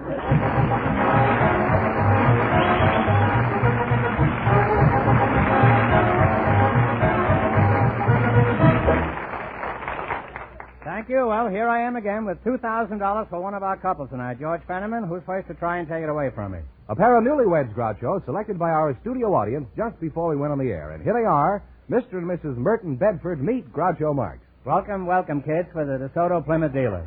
And if you say the secret word at any time we're talking, you win $100 instantly. It's a common word, something you always have with you. Is that clear? Clear. Well, you're quite welcome. Now, you're newlyweds, eh? Mrs. Rose Bedford. How newlywed are you? Last Saturday. Mr. Bedford, you're the happy groom? I am. I don't want to seem nosy, Mr. Bedford, but approximately how old are you? 61. 61. Well, you don't look it. And would it be asking too much, Mrs. Bedford, if I inquired as to your age? Oh, Oh, we're about the same age.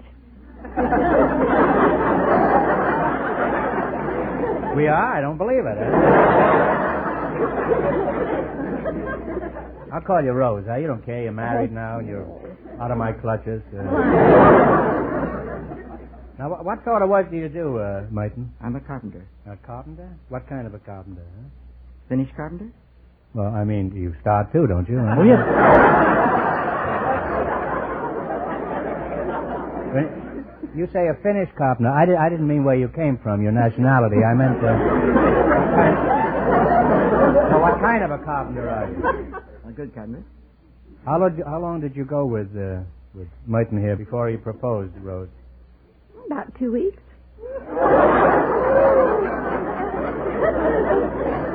Is that true, Mike? That is right. Do you remember exactly what you said when you proposed? I said I planned a trip to Alaska. Will you go with me? And was she to regard that as a proposal?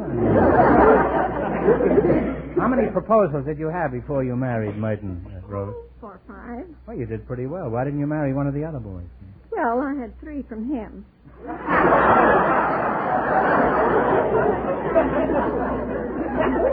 Why didn't you grab him the first time he proposed? I did, but he pretended he didn't hear me.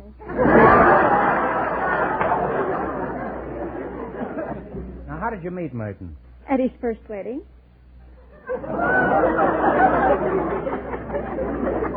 You see, his brother was my sweetheart. And we went to the wedding, and Everett and I took Martin and Laura in a 1910 Rambler up to Estes Park for their honeymoon. Well, I've been on honeymoon twice.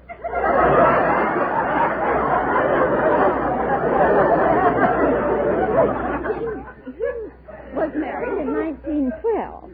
Then I married his brother in 1914. Mm-hmm.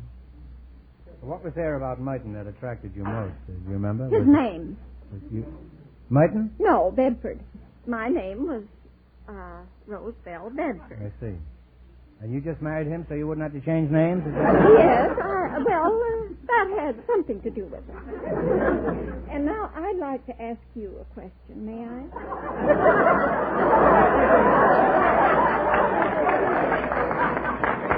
I've never had a Rambler, if that's what you're getting at. Okay, well, sure. I'll answer anything within reason. Huh? This is a problem that has been presented to my children by me marrying Martin. If their mother marries their uncle, then she becomes their aunt. And they become their own cousin. But he becomes their stepfather. So they are their own stepbrothers and sisters. Yeah. Now, will eventually they become their own grandpa and grandma?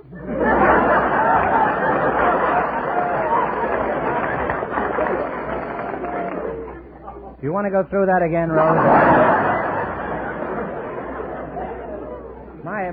I think since he's a carpenter and they're all stepchildren, he can fix the steps, I think. Has anything embarrassing ever happened to you, Martin? Yes.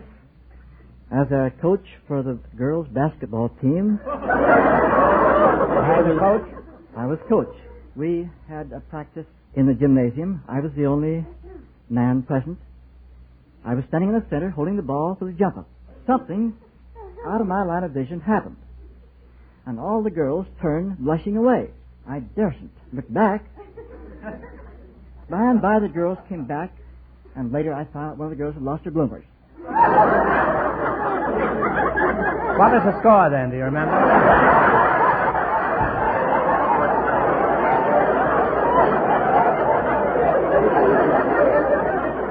That I have forgotten. See, I'm a sportsman at heart. That's the only thing. Well, you seem like a very happy couple, and I wish you a long and smooth voyage on the sea of matrimony. Now, just watch out for a tidal wave about 5 pounds 3 ounces. Now, in just a minute, you're going to have a chance to make $2,000 in real cash. I don't know what other kind.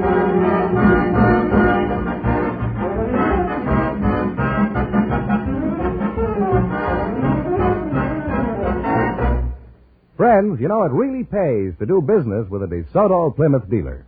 For every one of these dealers from coast to coast has an assignment that means service to you. A dealer's creed, if you like. And is carried out by each and every person you'll meet at a DeSoto Plymouth dealer's, from the skilled mechanics in the shop to the folks in the showroom. That assignment is to deal with you fairly and squarely at all times, to give you the quickest possible service, and to charge you a reasonable amount, whether it be for a routine checkup or a difficult repair job. For the more than 3,000 DeSoto Plymouth dealers believe in one policy above all others, that the customer's wants come first. That's why you can count on friendly courtesy and genuine consideration whenever you visit an authorized DeSoto Plymouth dealer. And remember, all dealers who sell DeSoto also sell Plymouth.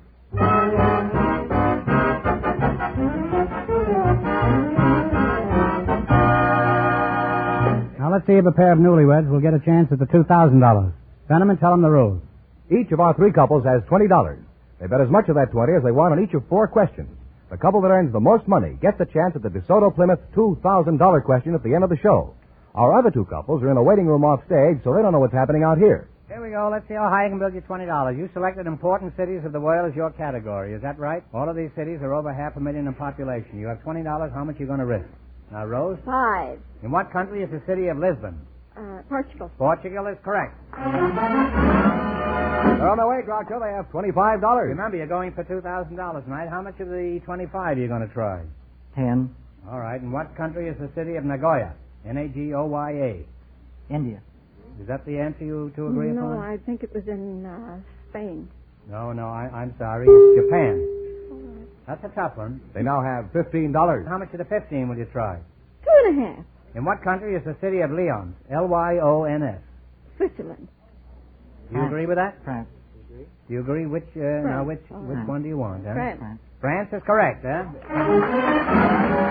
They're on their way again. They have $17.50. I had a squeeze. $17.50, huh? Why, you can get a suit with 3 pair of pants for that. Huh? Here we go. It's your last chance to beat the other couples. How much of the $17.50 are you going to try? $10 again. $10. In what country is the city of Zurich? Zurich. Switzerland. Yeah, you're right. It's Switzerland, huh? And they wind up with $27.50. Now, thanks and good luck from the DeSoto Plymouth dealers. Now, stick around. You can still be high for the night and get a crack at the $2,000. Groucho, the secret word is still air. Perhaps the next couple will say it. Just before we went on the air, our studio audience selected a married man and a girl who works in a supermarket. And here they are, Miss Helen Noyes and Mr. Bert Cox. Meet Groucho Marx. Welcome to You Bet Your Life. And if one of you says the DeSoto Plymouth secret word, he wins $100 in cash instantly. It's a common word, something you always have with you. Miss Helen Noyes, is that right? Where are you from, Helen? I'm from Ralph's grocery store in Burbank. You were born in a supermarket? I thought supermarkets didn't make deliveries anymore. Are you married? No. You're the married man, huh? But, yes. Mr. Cox, where are you from? Right across from Covington, Kentucky, I was born. In Ohio, huh? Raised in Kentucky. Some people out there have been flooded by the Ohio River, and they want... How did you meet your wife, Mr. Cox? Back in the sidewalks of New York, back there in Buffalo, New York, and I was coming out of the restaurant. Wait a minute. You're on the sidewalks of New York, back in Buffalo, New York? Well, I just happened there, and I was coming out of a restaurant, very, very cold, and it was the streets were all icy and the sidewalks icy, and as I came out, she'd come in.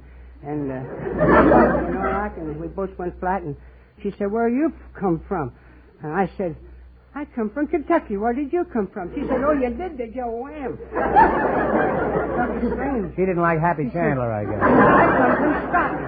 I come from Scotland. Well, I finally slid her over. Scotland, Buffalo, the Ohio River, and Kentucky. Well, it was kind of like... You certainly touched all the bases, but... Okay, anyhow, now you're in Buffalo, flat on the sidewalk, huh? I finally got her on her feet. Slid her over the telephone pole and lifted her up and... What was that? I slid over the telegraph pole and got a hold of it and grabbed her hand and we got up. Oh. And then I said, well, let's go in and then talk you had a about... Western Union, was that it? The telegraph pole? Yeah, Did you get married in the East? I was only noticing her blue eyes, her dark hair, and her red lips, and I wasn't thinking of anything else. I'll go along with you on that. Go on, you may fire when ready. I took her a buggy You ride. took her for a buggy ride? The next day. She said she'd Well, what go became of the buggy Rambler, ride. huh? Oh, Oh, no, that was another couple. This is really the Department of Utter Confusion here. Niagara Falls, we took a buggy ride. You took a buggy ride over Niagara Falls? Driving this horse, my hand got cold, and I kind of slid it up her sleeve a little bit to keep warm. She asked me to. And she said, well, it's torn in one finger, and I'll take it home mended. And just joking, I said, do you mend my gloves, and I'll buy yours. And she took it seriously. She said, well, wouldn't that be romantic? We could get married right in Niagara Falls. And I said, well, I wasn't quite prepared. I haven't been saving much. She said, you don't need any money to get married. I said, well, anyhow, I haven't got a ring and anything now. She looked in her hand was a ring, her mother's ring that she had with her. Well, you said you came well equipped, this gal. We'll go to Buffalo, and then we'll come back You probably tomorrow. even provided the telegraph pole. Then we'll come back tomorrow, and we'll get married. She said, I have my purse with me. And she paid the hotel bill and the preacher $5, and she's been taking care of me ever since like that. Nearly 50 years. Very happy. Well, I think you ought to take a deep bow to the audience, and I think you ought to get a big round of applause. Anybody can start off a marriage, flop down the sidewalk, and then stay married 50 years. All the credit in the world, huh?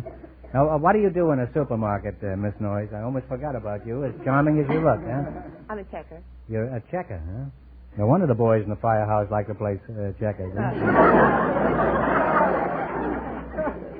Let's go to Buffalo and fall on the sidewalk, huh? I don't want to appear particularly stupid, Miss Noyes, but just what is a checker? Well, I check the prices. I'm a cashier. Oh, you're the cashier, huh? Now it begins to register. No. What do you do, huh? Well, seriously, I check the prices, ring up the things on the register, and see that the things are properly bagged. How do you mean you properly bag the groceries? Is there more than one way to bag the groceries? Huh? Sure, you have to put all the canned goods on the bottom and the soft things on the top. I don't know why you bother. When I get home, the soft things are always on the bottom anyway.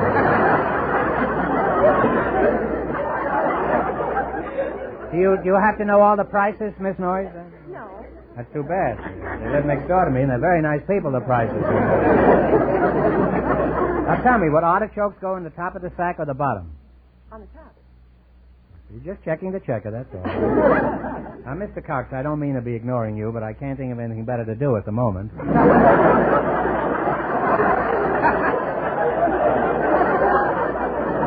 You ever do any shopping for your family, Bert? Not much. You know the prices? No. Nobody seems to know the prices. Very nice couple. Although I must admit they stay pretty high most of the time. Well, you don't know the prices. How can you sure you're not being cheated, Bert? I'm not. A gullible fellow, isn't he? Huh? Miss Noyes, how can he be sure he's not being cheated? Huh? He can always check his sales slip. How do you know he wears one?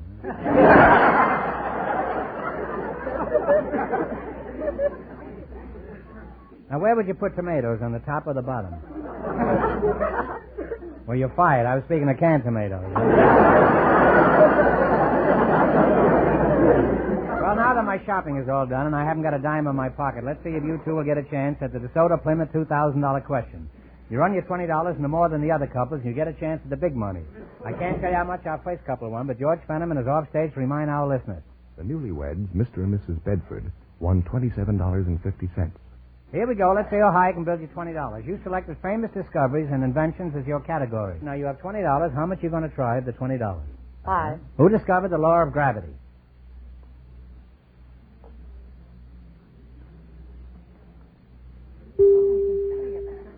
Oh, I'm sorry. It was Sir Isaac Newton. Well, now you got $15. Remember, you're going for $2,000. That's the big money anyhow. Now, how much of the 15 are you going to try? 5. Who perfected the first electric telegraph? Marconi. No, that's an Italian dish. No, this was Morse. Yeah, you only got $10. Now, how much of the $10 you going to try? $2. $2? Okay. Who discovered radio?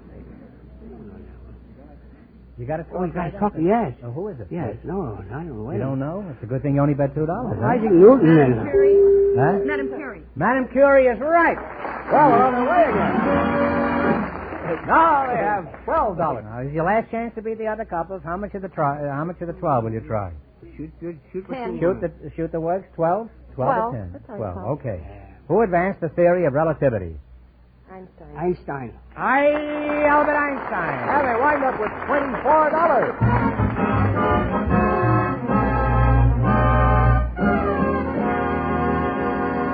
Thanks and good luck from the DeSoto Plymouth dealers. Well, our last couple will be out here in a moment, and then we know who gets the chance at the $2,000. George, who's ahead so far? Well, the newlyweds are leading with $27.50.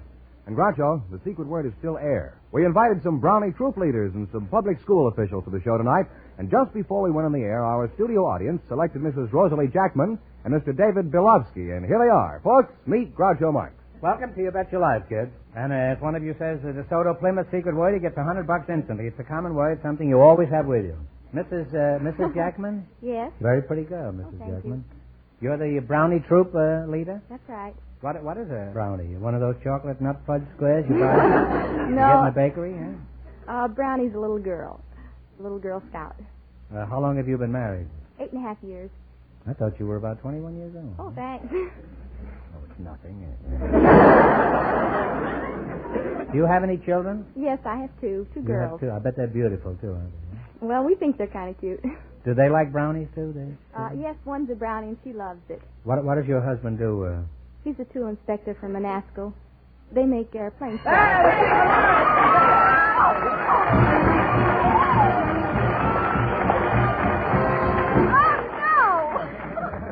Well, you said something, and you win $100 for that, huh?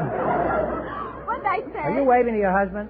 Yes. You ought to be what a nerve you've got of me flirting with you here all doing this. You just said air, and that's the secret word tonight, so you win $100 in cash. Oh, God. Compliments of the DeSoto Plymouth Dealers of America. Now let's get back to business, huh? Mr. Bilovsky, you're from the public schools? That's right, Groucho. And how old are you? 30. Well, you'd be in about the 7th grade in school now, would you? Well, judging from my experience. Just what do you do in school, huh? Assistant supervisor of attendance in the city schools. Oh, you supervise the attendance, huh? Why do the attendants need supervising? I don't supervise the attendance. I supervise the attendance. Well, why didn't you say so, huh? Would you be averse to amplifying that, Mr. Bilovsky? I'm the liaison man, say, between the school and the home. Well, you can. I don't know what you mean, but... I'm the one they send out when they try to find out why a child is not in school. You're the contact between the home and the school, is that it? That's right. In other words, you drive a bus, is that it?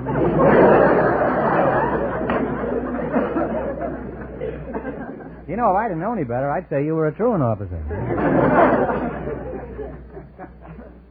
We don't call it that anymore.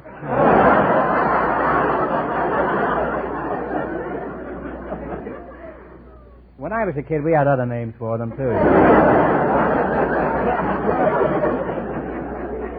What's the difference between an old-style truant officer and an assistant supervisor of attendance? And don't say the spelling. Well, it's a matter of approach. Today we try to find out why a child is not in school rather than just grabbing him by the seat of his Steady pants. now, steady. And dragging him into school. Uh-huh. In other words, you try to find the reason they play hooky, is that right? Right. Well, I can tell you the reason. They hate school. You must have some interesting stories about your job, Mr. Bilovsky. Could you give us one? Well, I remember a time when I visited a home and asked for a mother of a boy. I've done that, too.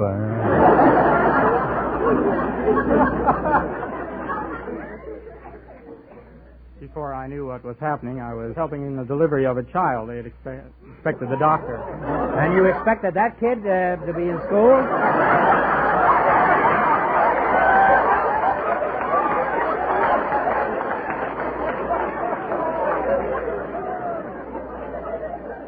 That's certainly grabbing him at a young age.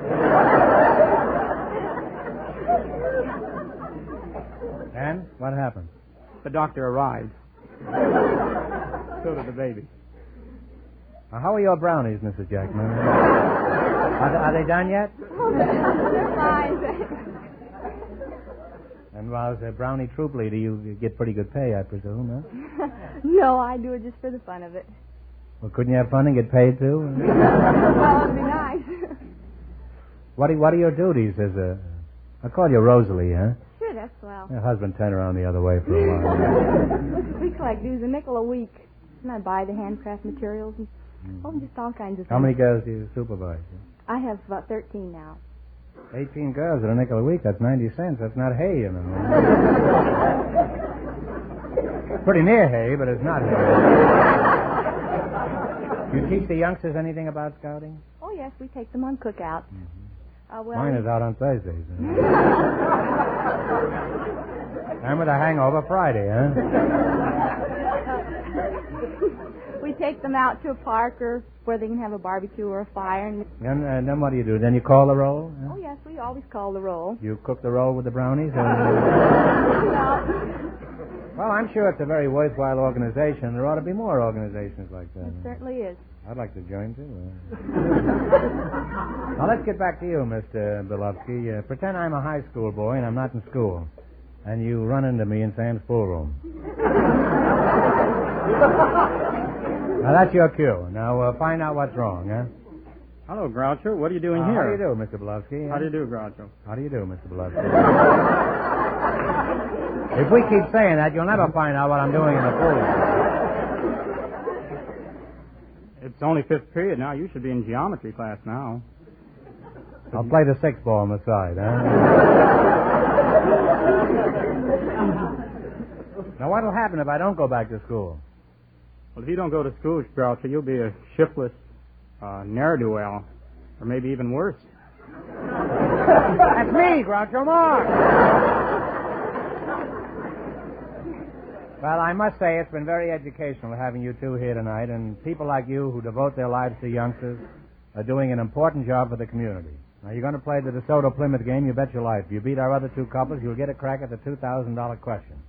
I can't tell you how much they won, but George is off stage to remind our listeners. The newlyweds are still ahead with $27.50. Here we go. Let's see how high you can build your $20. You selected Latin songs as your category. Is that correct? Now, here's your first question. How much of the 20 will you risk? 10. What's the name of this Latin song? Play, Jerry.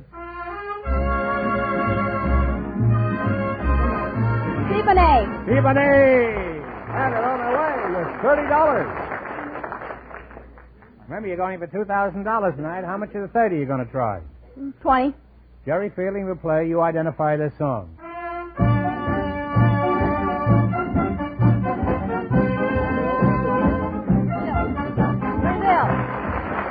Brazil is right. And now we have $50. Listen, you're not spending all your time with those brownies. You wouldn't know that. Okay, you got 50. How much you going to try? 40, I guess. Okay, give me the title of this song. Amapola. Amapola. Sarah Kleiman with $90 now. Not a silly name, Amapola. Isn't that a silly name for a song? All right, you got $90. Here's your last chance to beat the other couples. How much will you bet? 40. What's the title of this Latin melody?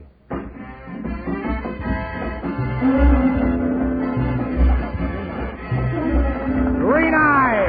And they wind up with a total of $130. And that means that they get the chance at the DeSoto Plymouth $2,000 question.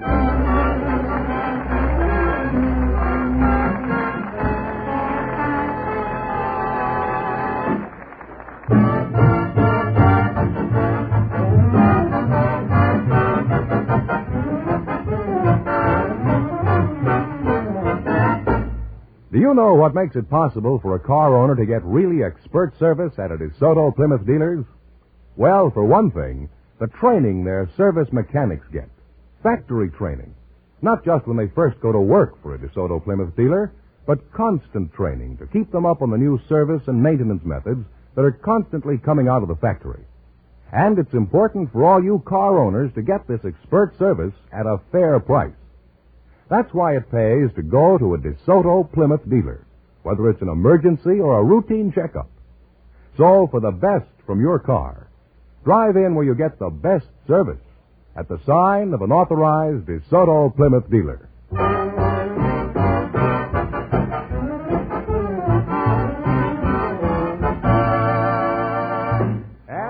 the Brownie troop leader and the school official, the winning couple, all ready for the DeSoto Plymouth $2,000 question, Groucho. Well, that's a lot of money. You can buy a lot of brownies for that, huh? Here we go for $2,000. Ready? I'll give you 15 seconds to decide on one single answer between you, so think carefully. And please, no help from the audience. Here it is. The last emperor to rule on the North American continent was driven from his throne in 1867.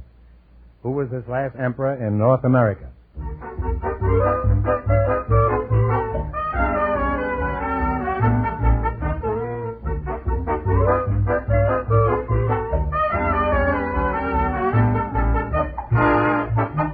What's the answer you two have decided upon? What is it? No, I'm sorry. It's Emperor Maximilian.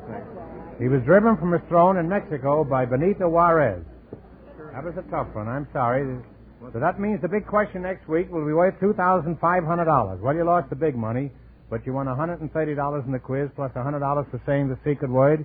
Congratulations and thanks to both of you.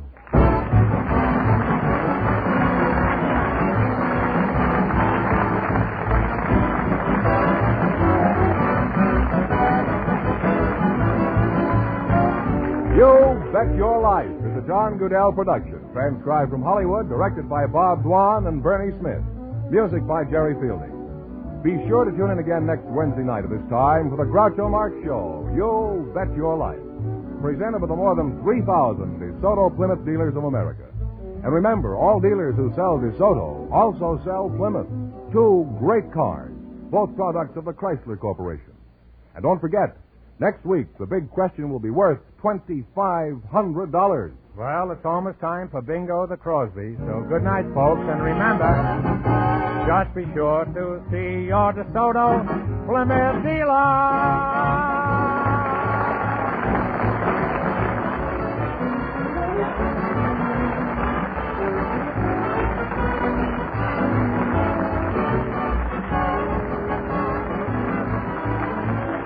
Here's a tip from the National Safety Council.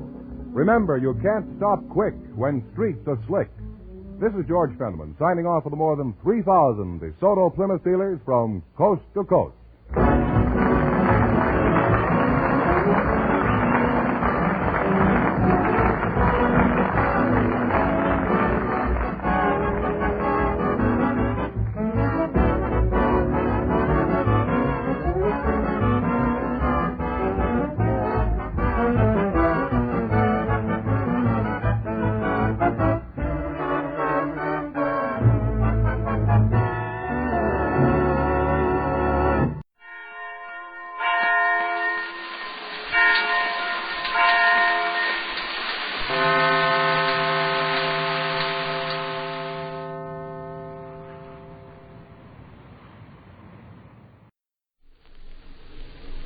Well, sir, it's late afternoon as our scene opens now, and here in the living room of the small house halfway up in the next block, we find Mrs. Victor Gook and young Mr. Rush Gook.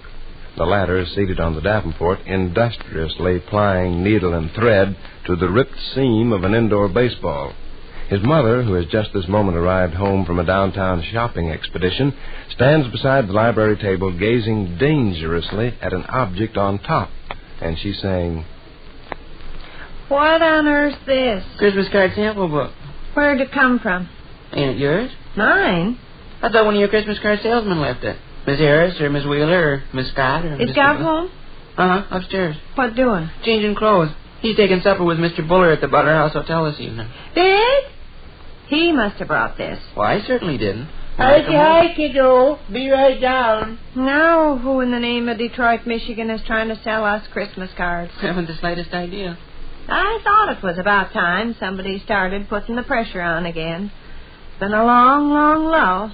Christmas card people haven't bothered us for over a month. But when they start, they really start.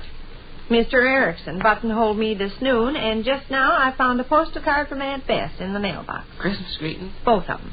Never rains but it pours. Tomorrow, probably Miss Wheeler and Miss Scott and Miss Harris and the rest of the Christmas card tribe will come around. Gov brought this sample book home, huh? I guess he must have, if you did. Oh, person gets so tired of this business. Did Horseshoe Nail tell you my plans for this evening, Sadie? Yeah. I'm dining in the fashionable purple room of the Butter House Hotel as a guest of Mr. Buller. He kind of left you and me out in the cold. We don't get to take nourishment out in high society. We have to stay home and eat in the kitchen. Buller arrived on the 3:45. Broke down and offered to set me up to dinner at the Butler House. I telephoned you from the office to tell you to cook for just you and Cowpasture, but nobody answered. This necktie go okay with this suit? Whose sample book? Buller's. Is he in the Christmas card business? His little niece's. And we're supposed to patronize his little niece? That's the general idea. His little niece is the apple of his eye. I was asked to bring that catalog home and submit it to your inspection. Rush, out in the dining room on the buffet. Go fetch Aunt Bess's postal card. No. This necktie go okay with this suit, kiddo? I wish to dazzle the beautiful girls in the purple room tonight. I want to see them nudge each other and whisper excitedly about the handsome man with the sad eyes who so elegantly butters his bread and so delicately eats corn on the cob. Your collar's all squeegeed funny in the back. Really? I'll adjust it for with. Well, you going to buy Christmas cards, Elfin Buller? It might be a very wise procedure. Buller's a pretty important man in my firm, and it behooves me to keep him happy. Yes, I think I'd best play Read ball. that out loud, Rush. Okay. Listen to this. Tidings from Carberry, huh? Yes. Dear sister and all, thought I would write and see how you are feeling. We are fine, and Waller's kneecap has let up considerable on the twinges. I wrote you so recent, there's really nothing new I've got on my mind to say. But I thought, here it is June, and maybe I'd better hurry up and remind you that I'm still head of the Christmas card committee for the church. I'm mailing you our sample book, and you should get it soon. Well, that was all. Write when you can. Love to Victor and Rush. Bess. I found it in the mailbox when I got home just now. Huh. And on top of that, our beautiful landlord buttonholed me today. Christmas card? Yes, Christmas cards. Huh. Like I was just saying to Rush here, never rains but it pours. The darn Christmas card people have laid off on us for a month, but it's just been the lull before the storm. When they strike all at once like a pack of wolves. Not that Bess is any pack of wolves, of course, but it just seems like everybody and their brother jumps out of a clear sky. Yeah, I recognize the catalog. The salesman sells enough Christmas cards that they put his name in his hat with gold letters. Also, they give him an hour's free parking space. We will park your automobile for a period of 60 minutes in the downtown section of Toledo, Ohio, absolutely free. Many, many, many times I've listened to that. Are you going to patronize Buller? I don't see how I can gracefully refuse. He dotes on that little niece of his. Well, I dote on this little sister of mine. I dote on this little landlord of mine. I dote on this little friend of mine. I dote on the little garbage man of mine. I dote on all these little neighbors of mine. They all sell Christmas cards, the whole caboodle. Can we buy from all of them? Well, the problem don't strike me as being so enormous, say. Don't it? No. Hey, some of these are familiar. Merry Christmas, you flat-footed ox. What's old Santa Claus going to put in your socks? If I had a face like yours, I'd go jump in the lake. Your brother's a half-wit. Your uncle's a fake. All through the year, spring, summer, fall, and winter, we have to go through the same darn nonsense. Person gets so tired of it. Here's another old favorite. Slap me in the face with a wreath of holly. Give me a kiss and let's be jolly. The Yuletide season is full of fun. If you eat any more pudding, you'll weigh 16 tons. A wistful sentiment, fragile and fugitive. You determined to buy Christmas cards, Elfin Buller? Well, determined is rather a strong word. Well, Christmas card orders run us around $10 every year. Does Buller's niece being in the business mean we have to whip out another $10 bill? Oh, Buller's niece? You got to buy for Bess, my own sister, and for the church and all. And then there's Mr. Erickson. He's our landlord and has to be rubbed the right way or he'll shortchange us on improvements around the house and stuff. Miss Scott next door will be sore and touchy and mean for months if I don't buy her Christmas cards. And you know how I am about being on the outs with next door neighbors. And there's Miss Harris across the alley. I owe her favors by the bushel. Can I refuse to buy her Christmas cards? And Miss Wheeler up the street. She feels I ought to be a Christmas card customer of hers because we're both in the thimble. And Mr. Gumpox. He needs the business more than anybody. He's done more odd jobs and run more errands than I could pay him back for in 8 years. By George, there are angles to this. Angles by the gallon. Keeps me awake at night thinking about him. And it's also kind of halfway ridiculous. This is summertime. This is June. Why should a person lose sleep over Christmas cards when Christmas is 6 months away? No. Well, my heart just sank when I saw that sample card book there on the library table. You're not very pretty and you're not very smart. But I hope you enjoy the holiday season, and that's a wish straight from the heart. Funny thing is, the whole crowd represents that same rotten Christmas card company. Mr. Buller, Miss Wheeler, Miss Scott, Mr. Erickson, Bess, Miss Harris, and Mr. Gumpox. Grandpa Snyder and Hank Gutstock. Yeah, Grandpa Snyder and Hank Gutstock. The whole gang working for that crazy Toledo, Ohio outfit. Isn't there any other firms that sell Christmas cards? Sure, but the other firms don't give their salesmen free parking space in Toledo, Ohio, or paste their names in their hat for them. What was that last idiotic thing you read off? You're not very pretty and you're not very smart. But I hope you enjoy the holiday season, and that's a wish straight from the heart. Well, I wouldn't send that to a horse. Here's a better one. Santa Claus reindeers come over the hill. I think I'll roast a turkey and eat my fill. I look like a baboon, and I got no sense. When you going to pay me the $2 you owe me, George? Well, don't that even rhyme? No. Perhaps it has a deep, subtle meaning, a hidden significance of great beauty that don't at first meet the eye. I suppose. Say, Rush mentioned Hank Gutstock a minute ago. He's another Christmas card guy you got to patronize, ain't he? I generally patronize Hank, yeah. Well, how much worth of Christmas cards you buy off him last year? The bill, if I recollect correctly, was in the neighborhood of 10 berries. All right, 10 berries. I spent 10 berries, too. Just for the fun of it, let's figure out what we'd have to spend to patronize everybody we feel like we ought to patronize this year. Okay. Listen, in Mr. Buller's case, though, let's remember that he holds a lofty position in the Consolidated Kitchenware Company. And when he wants me to do him a favor... Well, let's start off with Mr. Buller. Mr. Buller, $10. It's his niece, you know, that's actually in the business. No, Mr. Buller's niece, $10. Hank Gutstock. Hank Gutstock, $10 more, $20. And Bess. $10 more, $30. Mr. Erickson. $40. Miss Harris. $50. Miss Scott. $60. Miss Wheeler. $70. I guess that's all the Christmas cards. Mr. Gumpox. Oh, sure. $80. God. Ain't that fine, though? $80. For Christmas cards. And everybody mad at each other. And us having to worry about it in June. Worrying and fretting and stewing about Christmas cards in June. Here's a pretty good one. During the Yuletide season, we eat lots of goose and cranberry sauce and take chances on getting fat. Get off my foot, you son of a gun, or I'll hit you in the head with this baseball bat.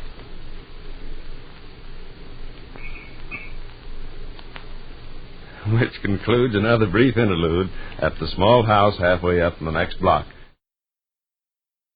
It's Friday night, so we take you now to Duffy's Tavern, starring Archie himself, Ed Gardner.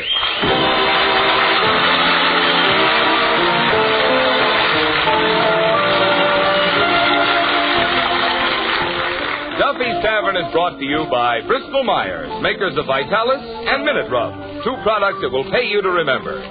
Minute Rub, modern chest rub. Vitalis for well-groomed hair.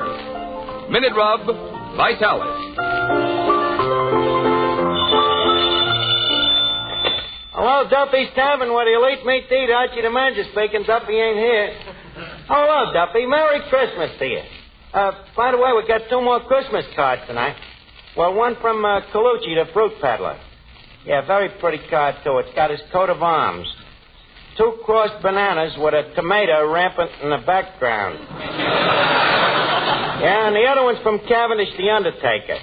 Yeah, it says, wishing you a joyous and Merry Christmas and a short but Happy New Year. P.S. Drop in and see our new Christmas wrappings. Yeah, you ought to be here, Duffy. Already the joint is reeking with Christmassy odor. Yeah, we're even putting on a show tonight, the Christmas Carol. What's an old play by Charles Dickens? Dickens, as in go too deep. Yeah, well, the guy's a very famous writer, Duffy. He wrote David Copperfield, the Picnic Papers. That other one about the dame, you know, Oliver's Twist. Well, look, Duffy, I'm busy now. I got to rewrite the Christmas Carol. Yeah, well, I got to fix it up, you know. Some of the grammar is a little old-fashioned. I'll call you back, Duffy. Merry Christmas. Okay. Hey, Eddie. Yes? Look, it's Christmas. Why do you say we kind of infest the joint with a little Christmas flavor? Leave us put some mistletoes around and some holly wreaths, huh? Oh, we've practically got a holly wreath already. The customers at the bar is turning red, and the ones that just finished eating are turning green. Eddie, will you cut out the whiz me? I'm serious. Now, what could we do to make the joint a little more Christmassy? We could get a nice snow effect by whitewashing the sawdust. Yeah, that's a good idea. Sure, and I could trot around under the table with a little cask of brandy tied around my neck. Yeah, that'd be cute, like one of them St. Bernstein dogs.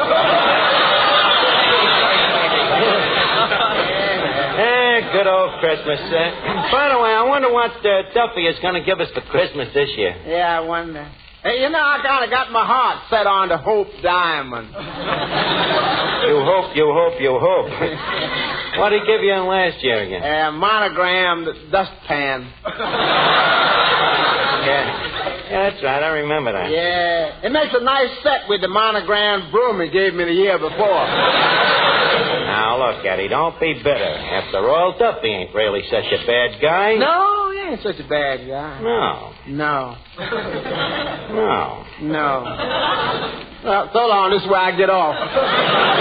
Eddie, you're bitter. Remember that Christmas dinner he gave us last year? The celery and the chestnuts and the cranberries. And the cover charge? He was kidding. That big whole roast pig with the apple in its mouth. Hello, Finnegan. Where's the apple? What apple? Skip, it's just a little picture you happened to conjure into my mind. Anyways, Merry Christmas to you, Finnegan. Merry Christmas to you, Arch. By the way, that brings up a subject. What? Arch, I'd like to ask you a question. What's the question? Well, Arch, promise me you'll tell me the truth. I promise. Okay. Arch, is there a Santa Claus?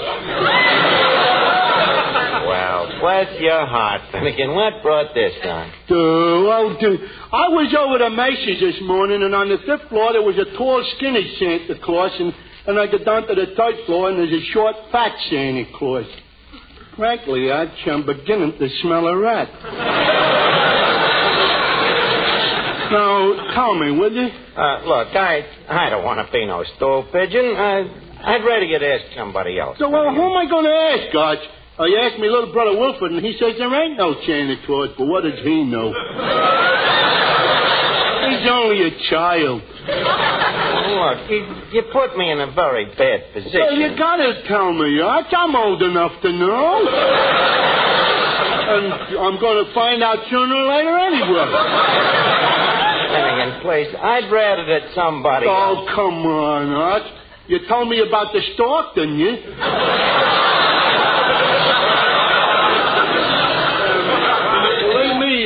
This is important to me. Well, why? Why is it so important? Well, I ain't smart enough to keep a job. I can't read. I can't write. I don't like girls. If there's no Santa Claus, what have I got to live for?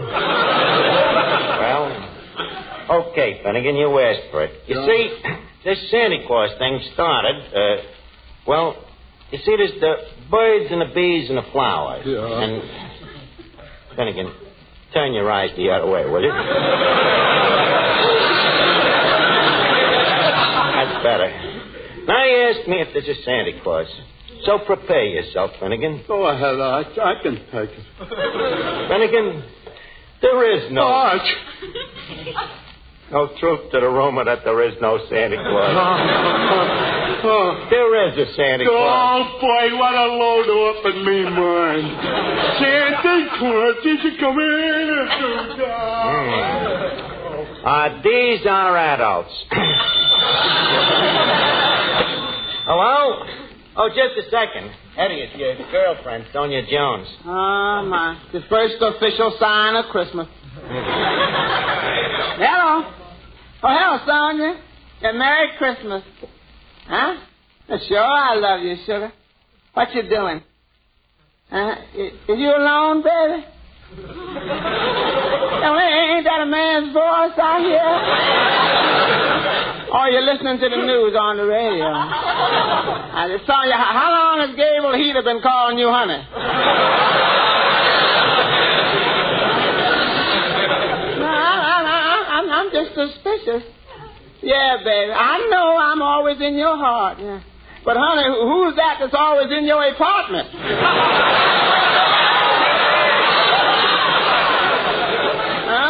Well, Merry Christmas, honey. Yeah. By the way, extend the season's greetings to Gable Heater for me. That's bad news tonight.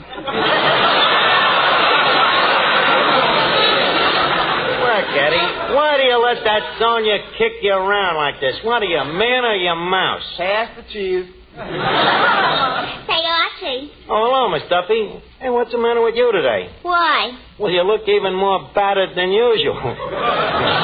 Yeah, and that's just the way I feel. Gee, Archie, those department stores are terrible. You try to get near a counter and you take your life in your hands. They push you around, tear your stockings, step on your toes, gouge your eyes out. Well, what were you trying to buy? Nothing, I was just browsing. Well, that starts our conversation this evening on a nice idiotic basis. Yes. Yeah. Incidentally, I hear you're going to put on a Christmas show tonight. Yes. Well, needless to say, you'll want me to sing. On the contrary, equally needless.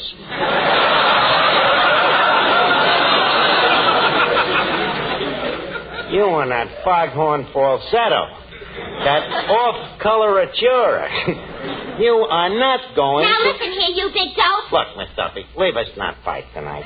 It's the Christmas season, and I'm in too good a mood. In fact, I'm so happy, I'd like to kiss you. Hmm? Blindfolded, of course.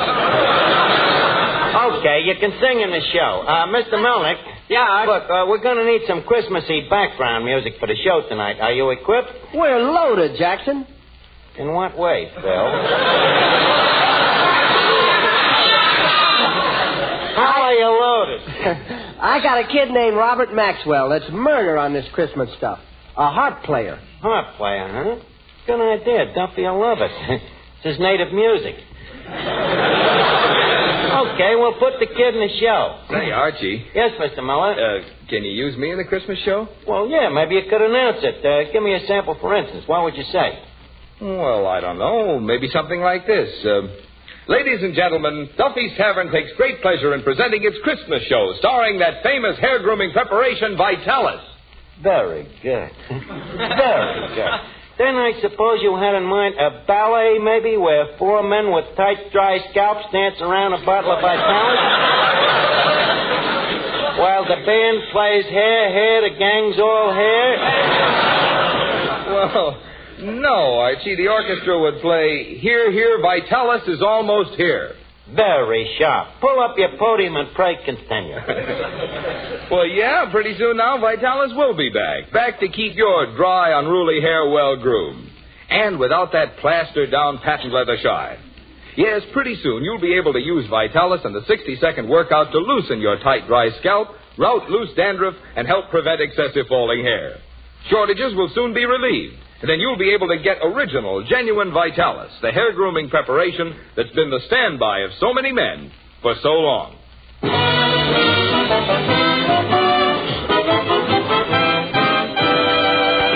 Okay, Eddie, we're all set. Now give me that bung starter. Thank you. Ladies and gentlemen, as you all know, each year we present our Centennial Christmas show. Now, that moment has just become ripe. So, I want you all to enjoy the show. Applaud when you like. Be merry. Have laughs. In other words, feel free to vent your spleen in any way you wish.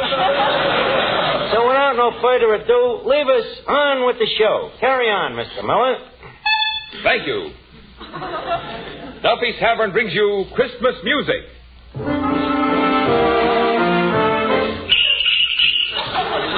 Christmas drama. But Santa Claus, suppose my husband comes home and finds you here.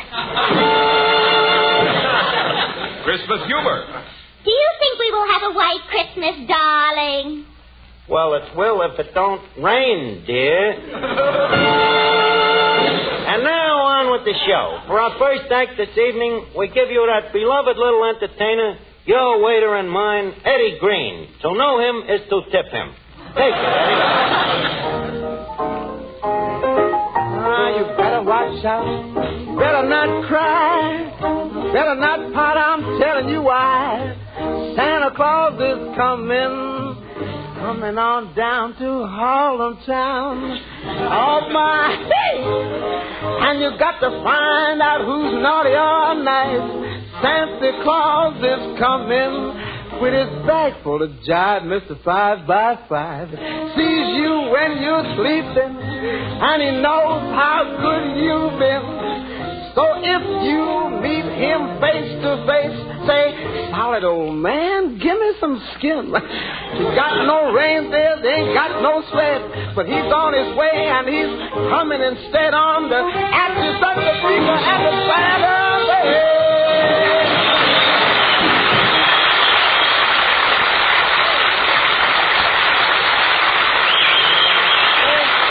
Thank you very much, Eddie Green. Now, for our next act, we reach into our Christmas grab bag, and what do we pull out? None other than Mr. Robert Maxwell's The World's Greatest Harvest.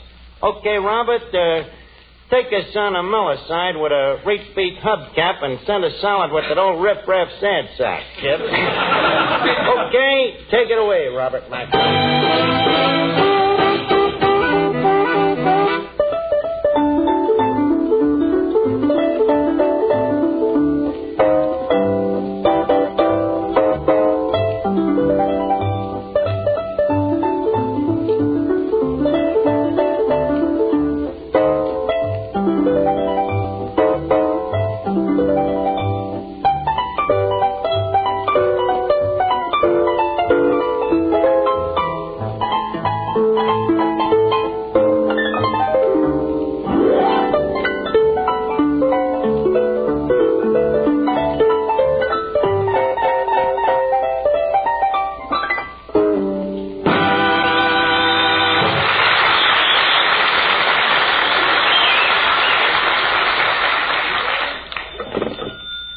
Huh?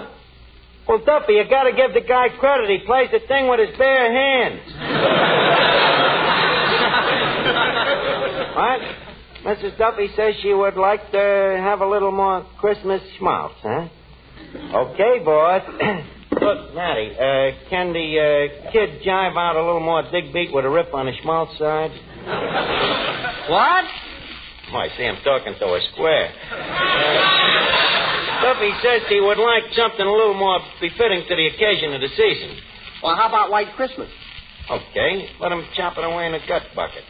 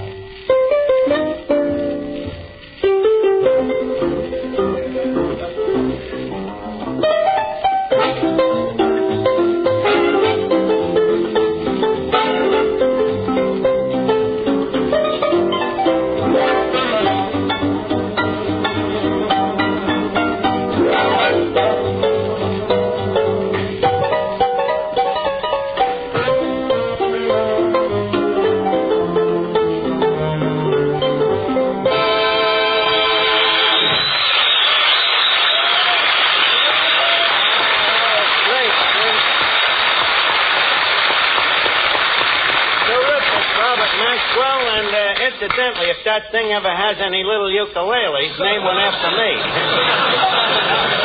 Now, to continue our cruise down Santa Claus Lane, we next hear from that great singing duet, Clifton Finnegan and Miss Duffy.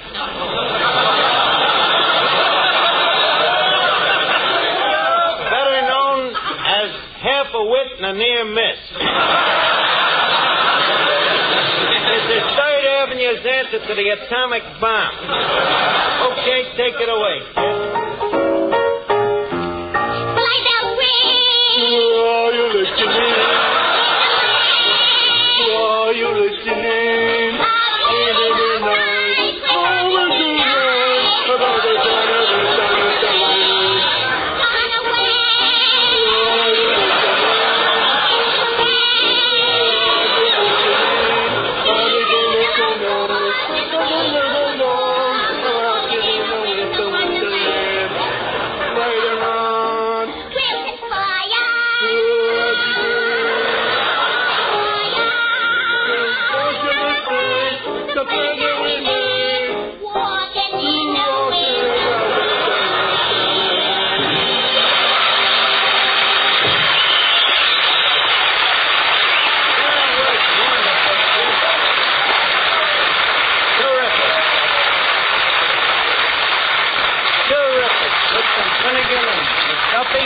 It sounded like Jeanette MacDonald with a half Nelson on Eddie.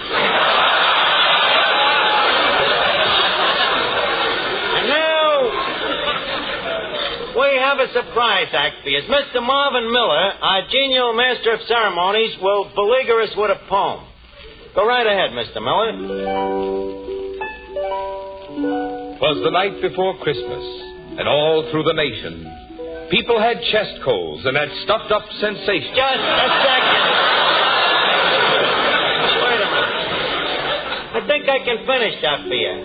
With his sleigh full of minute rub over housetops and spires came Santa Claus shouting, "On, Bristol, on, Myers."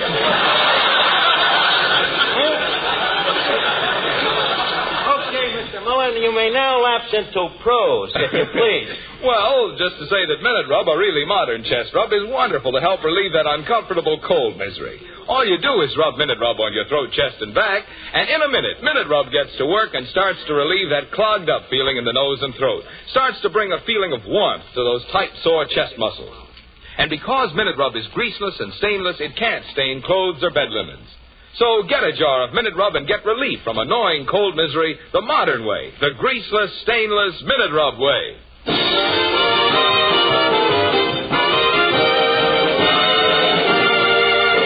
Okay, Mr. Miller, you may now announce the big piece of resistance. Right. Ladies and gentlemen, we now present The Christmas Carol, written by the Dickens boys, Charles and Archie.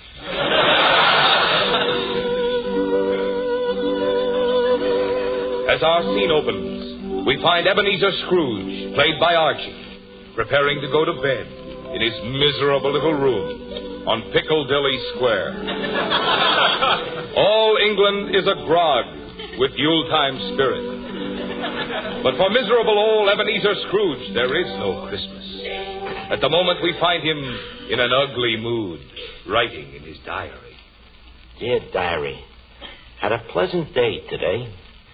Bankrupted 3 widows, foreclosed 12 mortgages, and drove 9 families out into the snow. Barefooty, of course. Oh, Mr. Scrooge, sire. Oh, it is my butler, Godfrey. What do you want, my man Godfrey? It's getting mighty cold in here. Do you think we can afford to throw another twig on the fire? Heavens to Betsy, man, you threw one on last Friday. You think these twigs grow on trees?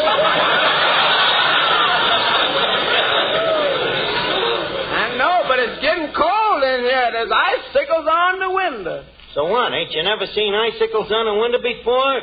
Not on the inside, sire. Oh, before I forget, the widow Scratchit called this morning. Scratchit. Is, she the widow of Willie Scratchit? I mean, Willie Scratchit? Yeah. She's the one you work to death squeezing limes in your lime house. She says you promised to pay her a pension of 2 pence a week. Well, get rid of it, Godfrey. If I have to go around paying 2 pence a week to every widow in Wessex, I wouldn't have a pair of pence to me name. Besides, it ain't my fault that husband of hers didn't save nothing out of what I gave him every week. But, sire, how much can one save out of 10 lashes a week? Bah, humbug. But the widow's downstairs starving, sire. Can't we at least give her a piece of bread? Oh, leave her starve. Them poor people is all alike. Greedy, huh, boss? Yeah.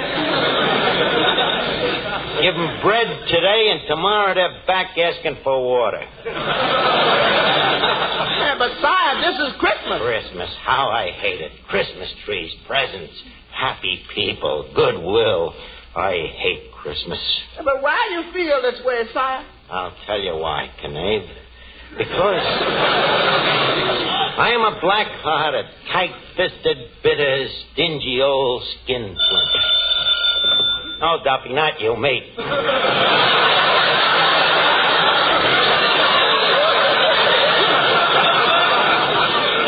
Now, where was I? Oh, yes, Godfrey. I think I shall hie me hence to bed. Very good, sire. That's sire. Yes, Godfrey. I've done a hard day's dirty work today.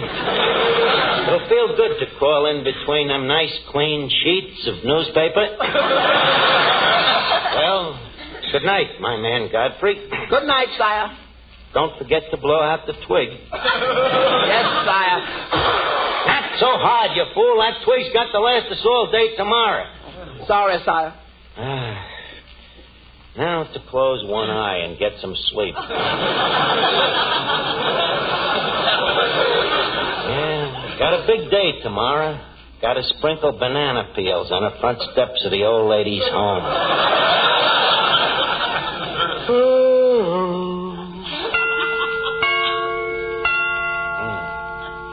Got to remember to get them chimes made softer. No sense in letting the neighbors hear the time for nothing.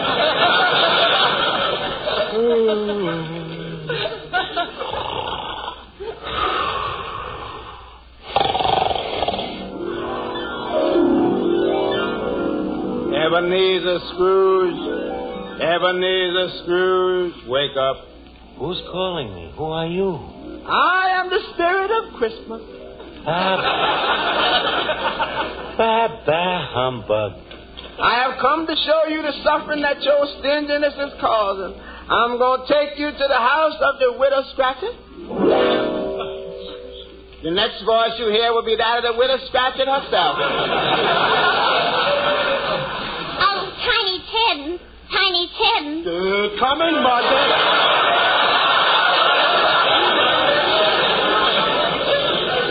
Close the door, Tim. The flies are coming in, and we haven't got enough to eat ourselves. Mama, I am weak with hunger. I know it, my poor boy. Ain't we got nothing in the house? Even a crusted swieback? Not even a herring. Tim, land's sakes, the floor is cold. Where are your shoes? Come on, son, speak up. Where are your shoes? Tim, stop picking that leather out of your teeth and tell me, where are your shoes? Oh, Tim, you didn't eat them. Of course I did, Mama. I am only a little tot. My body must have nourishment. Mama, why is Ebenezer Scrooge so wicked? Oh, he isn't really wicked, son. He's just socially maladjusted. He hates to part with a buck. Oh, yeah? Well, I still say it's wicked of him to starve a nice little boy like me to death.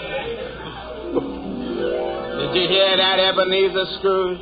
You have caused all this suffering with your stinginess. Spirit, you got me dead to rights. All of a sudden, I behold how low I have sank. Well, Ebenezer, what are you going to do about it? I'm going to give 50,000 pounds to Tiny Tim and Mrs. Scratchit. And the rest of my money, I will give to nothing but orphan asylums. Every one of them, from Essex to Wessex, from Wessex to Sussex, and as far north as Norsex.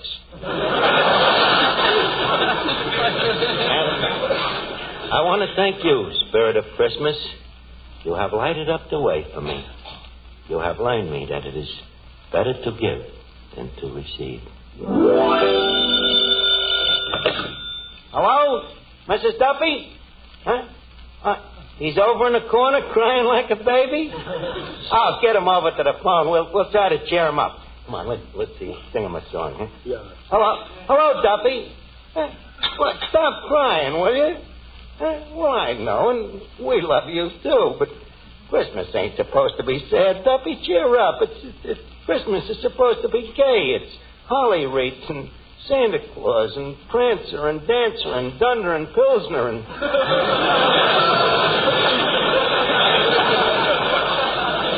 and Jingle Bells. Jingle bells, jingle bells, jingle all the way. Oh, what fun it is to ride in one-horse open sleigh. Just a second. Hey, does that make you feel better, Duffy? Huh? What a softy. He's crying harder than ever.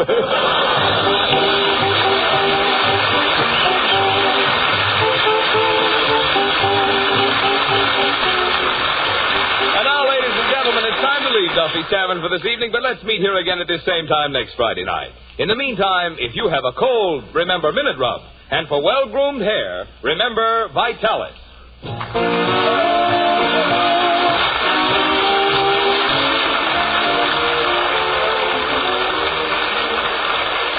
Did you know this? The Egyptians of long ago shaved themselves with seashells. Yes, and shell razors must have been mighty hard on a man's face. Of course, even today with the most modern razors, shaving can still be painful for men with tender faces. But now there's Ingram shaving cream. That rich Ingram lather helps condition your face for the razor. You enjoy cool, soothing shaves. You better try Ingram yourself. Remember, comfort means coolness. Coolness means Ingram. I-N-G-R-A-M. Ingram, the cooler shaving cream.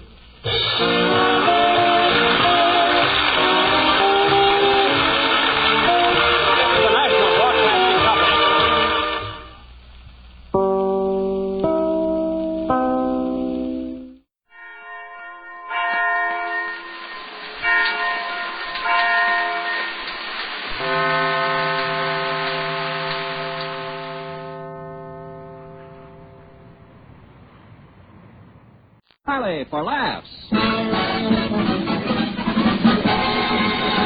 Teal, T-E-E-L, Teal, the amazing liquid dentifrice. That's it, T-E-E-L.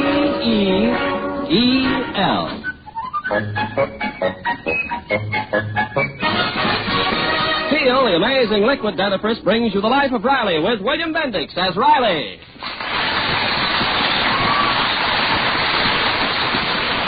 Remember, friends, for a beautiful smile, it's T-E-E-L, Teal. And just for laughs, it's R-I-L-E-Y, Riley, in The Life of Riley. Well, Father's Day will be here any minute. The day on which Chester A. Riley, like millions of other fathers, finally comes into his own. At the moment, neither Riley nor his wife are at home, and his children, Babs and Junior, are cooking up a surprise that dear Daddy will never forget. Hello? Hello? Hello? Mendoza's clothing shop? Oh, Mr. Mendoza, this is Babs Riley. Yes? My brother and I have decided to buy that blue serge suit we picked out for my father. All right. Send your papa in and I'll alter the suit to fit him. Oh, no, we can't do that. It's a surprise for Father's Day. Couldn't you alter it without him? Well, has he got another suit? Oh, yes. All right, bring that suit over and I'll get his measurements from that. Oh, thanks, Mr. Mendoza. I'll be right over. Well, what'd the tailor say? We'll take him one of Dad's suits so he can get the exact measurements for the alteration. Oh, that's a great gag. Come on, his old blue suit's here in the hall closet. Oh, here it is on this hanger. I'll run it down to the tailor and get back before Daddy gets home. Oh, boy, will Pop be knocked over when we hand him a new suit? Oh, yeah, especially when he finds out we saved up for it out of our allowance. He'll be just crazy about it. Yeah, maybe he'll be crazy enough to raise our allowance.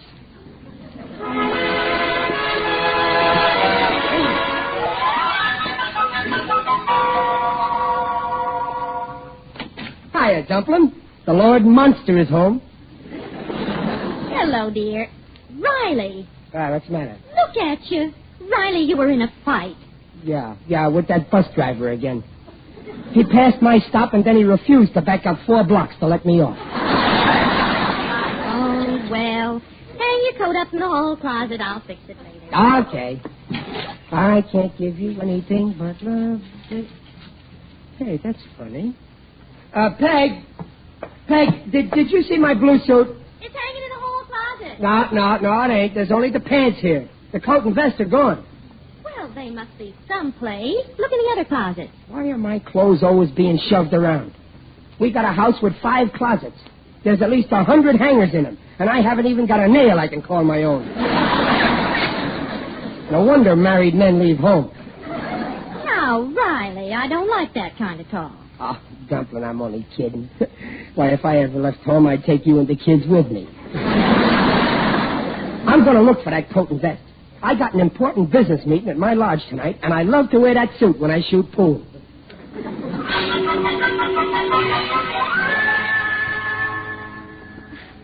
Well, here's my father's suit, Mr. Mendoza. Fine. Where's the pants? Well, they're in the hanger. Oh, all you got here is the coat and vest.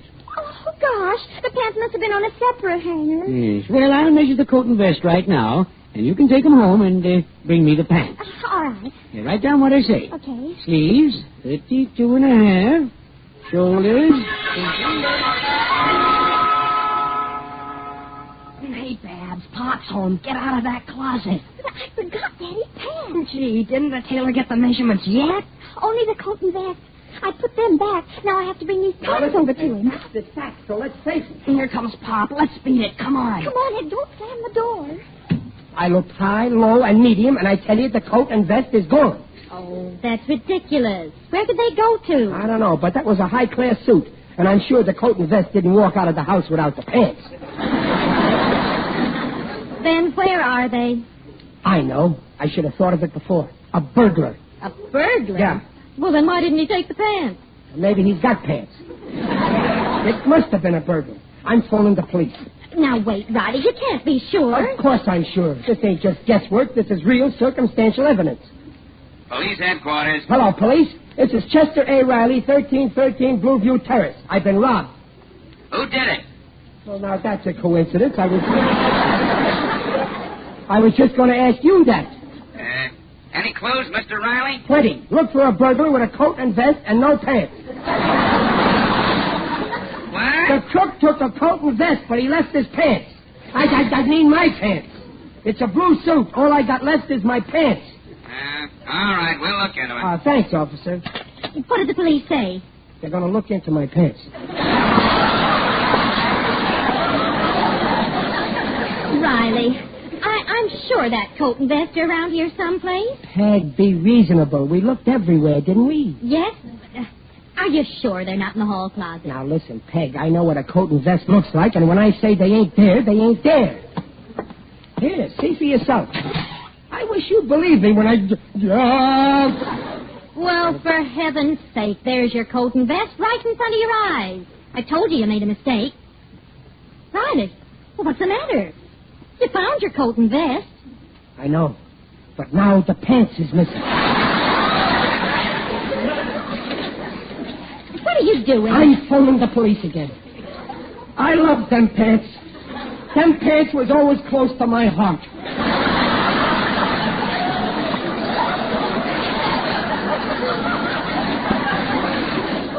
Hello, police headquarters. Hello, police. Listen, this is Riley.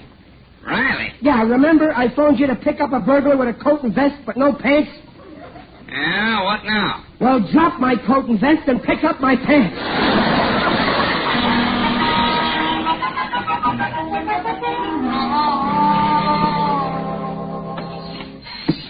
Well, here's my father's pants, Mr. Mendoza. Hey, Babs, the funniest thing happened. Remember you wrote down the measurements of the coat and vest? Yes, on a blotter. Well, my little boy was doing his homework here, and he spilled ink all over the blotter. What? Yeah, now I can't read the measurements. Oh, wait a minute. Maybe I can remember them. Oh, good.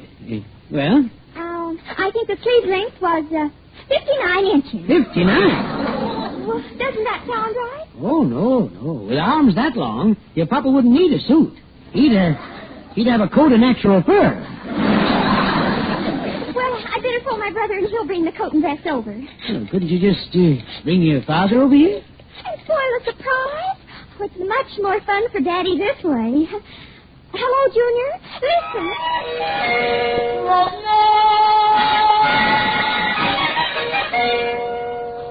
Something is fishy here. Now, let me see. First, I come home from work.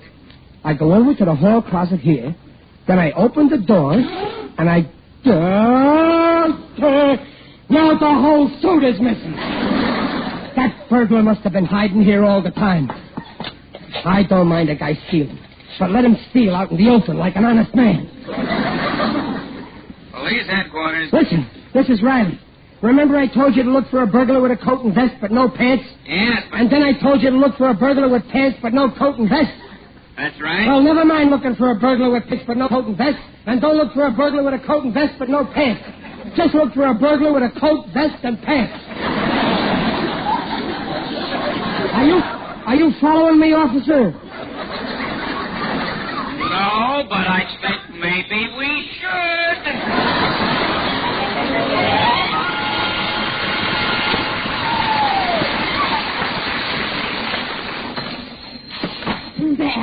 Babs, here's Pop's pants. I ran all the way. Oh, that's fine, Junior. But we gotta get the whole suit packed right away. I just remembered that it's Pop's lodge meeting night, and he always wears this suit. Oh, jeepers. The tailor just went out on a delivery. He can't take the measurements till he gets back. We can't wait. We'll get the measurements some other way. Come on, we gotta get this suit back in the closet.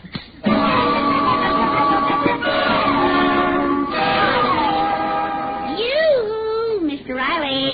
Ah, hello, Waldo. How's my little neighbor? Oh, my aching back.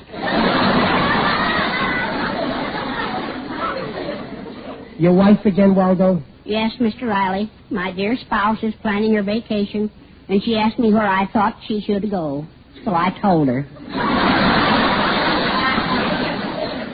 Waldo, you didn't. Yes, I did. I suggested that she go to the Thousand Islands and spend a month on each island. Oh, boy, I bet she was mad. Oh, you should have heard her yell. But one of these fine days, I'll shut that big mouth of hers. How? I'll put alum in her lipstick. Yeah, well, I've got troubles, too, Waldo. Still no sign of the missing suit? Well, how did you know about that, Waldo? Oh, I just happened to be passing your keyhole, and I heard you talking to the police. Oh, then you know all about it, huh? Oh, yes. First you saw the pants, but the coat and the vest were missing. Then you saw the coat and the vest, but the pants are missing. Now the whole suit's missing. Yeah, that's right, Waldo. What do you think I should do? Take a nice long sea voyage. There's nothing wrong with me. It's the truth. Believe me, Mr. Riley, this whole thing is just your imagination. No, it ain't. You know me for years. You know I'm a man without any imagination. Then you insist that the suit is really missing? For Pete's sake, Waldo, don't you start that. Come on into the house and you can look in the closet for yourself. Well, you don't have to drag me, Mr. Riley. I believe you. No. I want you to see with your own eyes that the suit is gone. Oh. After all, I'd be crazy to say the suit is missing if it wasn't. Here's the closet. There, look. Now, what do you see? Your blue suit. You see? Didn't I tell you? It's back again. It's either back again or still here. If that suit is here, then where am I? Waldo, it's happened. What happened? It's finally happened. After 6 years of riveting, it's finally got me. I'm going per church.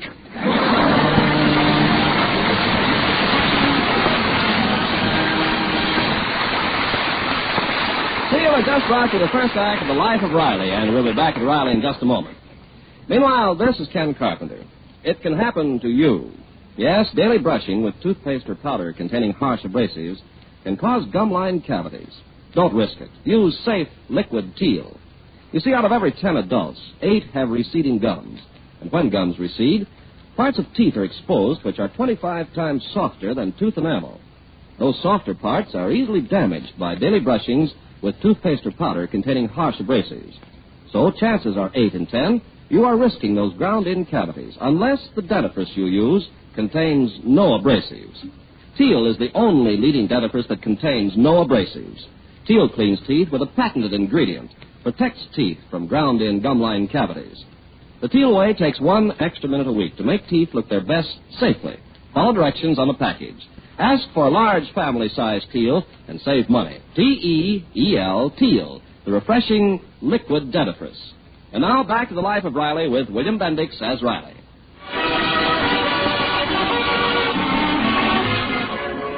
Riley is beginning to fear that something is wrong with his mind because of a blue suit of his that keeps mysteriously disappearing and reappearing from the hall closet. Actually, of course, his children have been sneaking it down to the tailor in order to get Riley's measurements so they can surprise him on Father's Day with a new suit. Riley, are you looking in that closet again? That's 6 times since dinner. Yeah, well, I'm just checking up. I want to make sure my suit is still there. Of course it's there. And it's been there all day. But, Peg, I saw it when it wasn't there. I mean... Oh, see, you don't even know what you're talking about. Yeah, Now, go on and relax, dear, while I get supper ready. Yeah, okay. All I know is I must be seeing things. You better do what we have to do. Oh, hello, kids. What are you two whispering about? Whispering? Yeah. We weren't whispering, Pop. First I'm seeing things, now I'm hearing things. What, Daddy? Oh, nothing. I think I'll lie down here on the couch and relapse. Come on out on the porch, Junior. Let Daddy rest. Hey, Babs, now what about the measurements? Well, we could take the suit to the tailor tomorrow when Daddy's at work. Yeah, but he might find out. Gosh, I was... Shh! Who's that coming up the walk? Oh, it's Mr. Odell, the undertaker. Greetings, children. Hello, Mr. Odell. What are you two youngsters up to? Well, it's a secret. You won't tell Pop, will you? Of course not. As we say in my profession, Mummy's the word. Well, we want to surprise Daddy with a new suit for Father's Day. Oh, how sweet. Down at Danoff's haberdashery, they have a lovely sports suit. Midnight black, with ebony black stripes. Noisy but natty. Yeah, well, we got one all picked out, but we got to get Pop's measurements on the QT. You need his measurements? You've come to the right man. Oh, gee, could you get him? But don't let him catch on. Have no fear. I'll be subtle.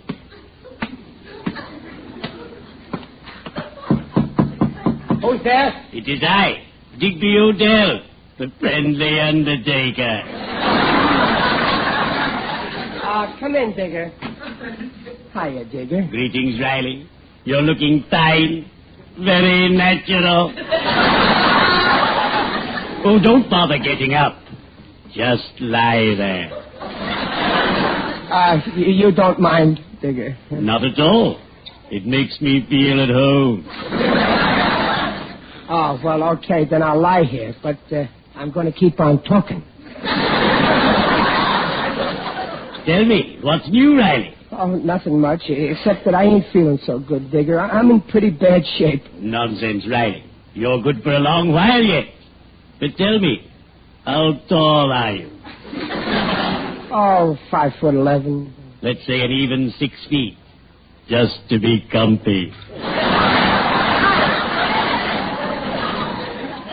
Now tell me... Hey, wait a minute. I'm getting up. Please, lie there, Riley. As a favor to me. Now the width. I'd say about 22 inches across the shoulders. Digger, cut it out. Stop measuring me with your eyes. Well, if you insist, then I'll use my tape measure. Now, if you'll please, hold your hands. Fold my... No, I don't. I'm getting up. Let me up, I tell you. Oh, very well. I've never run into this kind of resistance before. What's distressing you? Oh, Digger, I'm afraid I'm becoming a nervous wretch. Ah, yes. Some years ago, my nerves affected me, too. I became terribly absent-minded. Oh, was it bad? Ah, yes. The doctor advised that I bury myself in my work. And one day, by accident, I did. Oh, I was mortified. Yeah, but what should I do, Digger? Well, first, go to a doctor. The doctor? Yeah, that's just what I'll do. And if your doctor can't help you, I'll straighten you out. Well, cheerio. I'd better be Shoveling off?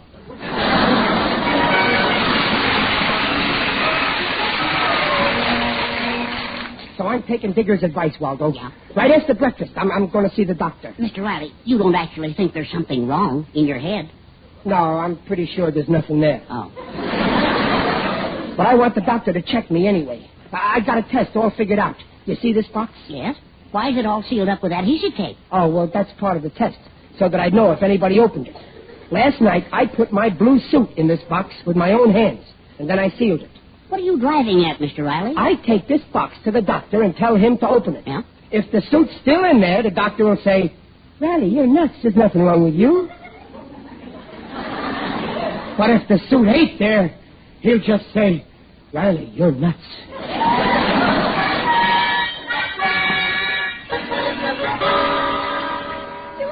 I just looked in the closet. Daddy's suit isn't there. I know. See this box here with the adhesive tape? Yeah. I saw him put the suit in there last night. Oh, I guess he's afraid of moths. Has he left for work yet? No, he's eating breakfast. Well, then come on. Let's sneak the suit over to the tailor. No, Pop's liable to see it's gone and get wise. I got a better idea. What? There's a box just like this one in Mom's closet. What's in it? Oh, a lot of old stuff of mine that Mom's been saving from when I was a baby. You know, rompers and rubber pants. Now, suppose we stick some adhesive tape on it, just like this one, then switch boxes. Pop will never know the difference. Oh, that's a wonderful idea. Quick, let's do it now. Good morning, Doctor. Hello there, Riley. How you feeling? I don't know. You tell me. Well, what's wrong? Look, Doc, when a guy sees things that ain't there and doesn't see things when they are there, does that mean he's crazy? Well, psychiatrists don't like to use the word crazy. It might mean that the individual is a victim of hallucinatory experiences, probably indicative of and, in fact, activated by an incipient psychoneurosis. I'd rather be crazy. But just what is the trouble, Riley? Well, you see this box, Doc? Mm-hmm. Last night I took off what I was wearing and I put it in this box and sealed it up. Well, what about it? Well, I want you to open the box and see if it's still there. I don't see the point, Riley. Please, Doc, it's important. Well, all right, if you insist. Now, you take a seat over there. All right. I'll open the box. Now, let's see what we have. Great Scott. Rubber panties. What's the matter, Doc? Ain't it there? Riley, I'd like to ask you a few questions. Tell me, are you sure you wore these last night? Yeah, positive, Doc. You see, this place where I went, there was ladies present. And I wanted to go formal. Riley, Yeah? do you often have a desire to dress up like that? No, not too often. Not around the house. Only when I go out among people. And I want to make an impression. Yes, I see. Desire to make an impression, huh? Yeah, sure. Of course, it's not a perfect fit. You see, since I first got it, I put on a little weight. Riley, what is your wife's reaction when you wear this garment? Oh, well, she thinks it's time I had a new one. On account of the seat is shiny. Riley, you're not a well man. I'm afraid you're suffering from what is known as infantile reversion. But, Doc, I don't understand. I'm okay now as long as my blue suit's in the box. There's no suit in this box. Huh? Look. Holy smoke. Rubber panties. What a revolting development this is. Mr. Riley, I'm afraid I'm going to have to send... No, Doc. It's a big mistake. My mind's okay. I'm normal. I can explain. You see, I put the blue suit in the box with my own hands, and I sealed it up, and nobody touched it, but somehow the blue suit got out of the box, and the rubber panties... Okay, lock me up.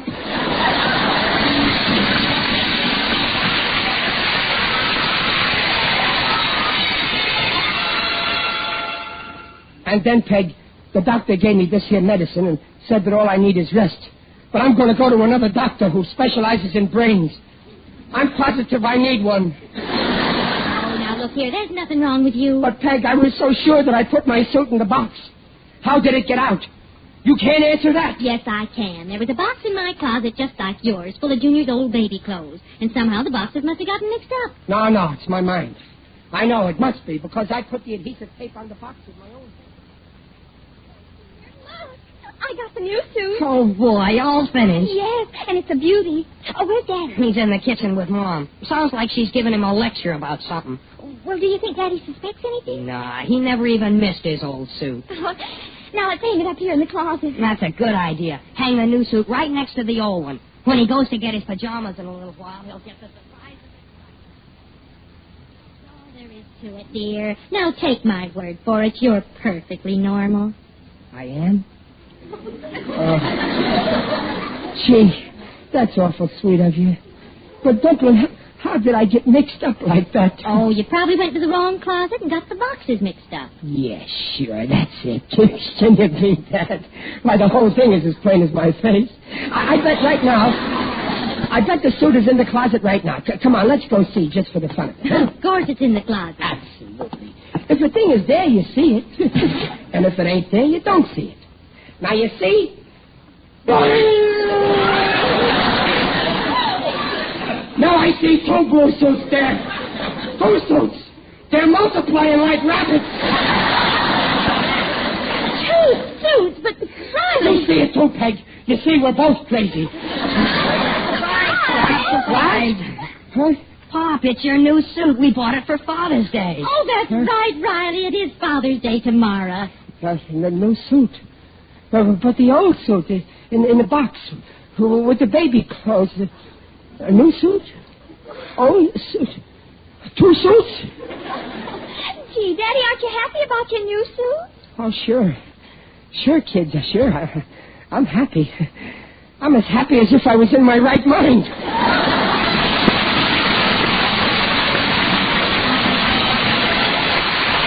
Riley will be back in half a minute. Safe liquid Teal cleans teeth without abrasives, protects teeth from gum-lined cavities, cavities ground in by daily use of toothpastes and powders containing harsh abrasives. Ask for T-E-E-L, Teal, the refreshing liquid dentifrice. Well, Dumpling, here I am. How do I look in my new suit? My, you look lovely, dear. It's the nicest one you've ever had. Oh, yeah, it's nifty. Oh, gee, what wonderful kids we got. But the next time they want my measurements, I wish they'd ask me for them. Well, the whole mystery's been cleared up, so forget it. Oh, I already forgot about it. Oh, by the way, where's your old suit? I'm wearing it under this new one. I ain't taking no more chances. Procter & Gamble, makers of Teal, the amazing liquid dentifrice, invites you to be their guests next week to hear the life of Riley with William Bendix as Riley. William Bendix appears by arrangement with Hal Roach.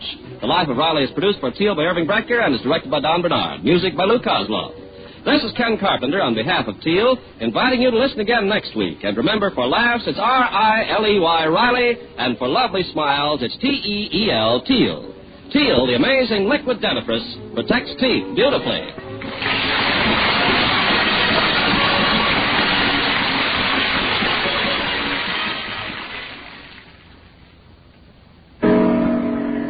It's a washing miracle for silk, nylon, woolens, dishes. What are you talking about? Dreft. I'll spell it. D-R-E-F-T, Dreft. Yes, ladies, and Dreft spells faster, brighter, safer cleaning than any suds before in history. That's true. Take lingerie, for example. Why, Dreft keeps my dainty underthings fresher and brighter than even expensive soap flakes. Right. You see, Dreft is different from soap. Dreft's rich suds rinse clean and clear. They simply can't leave any sticky deposit the way all soaps do. No wonder Dreft keeps lingerie, stockings, new woolens prettier and brighter far longer than any soap could ever do. With Dreft, there's no soap fading. Yes, and for washing dishes, Dreft is just unbelievable. Why, Dreft makes my dishes shine even without wiping. Every woman knows how dishes washed with soap dry with a greasy film unless you polish them. Well, my Dreft wash dishes drain dry, bright and sparkling. Even glasses sparkle without touching a towel to them. Yes, ladies. Decide now to open up this bright new world of beauty for your nice things, for your fine washables, for your dishes. So get Dreft in a bright green package. Dreft, Procter & Gamble's amazing suds discovery that gives you faster, brighter, safer cleaning than any suds before in history. That's D-R-E-F-T. Dreft. Next time you shop, get Dreft. Listen again next week, same time, when Teal for a Beautiful Smile brings you The Life of Riley for laughs. This is NBC, the National Broadcasting Company.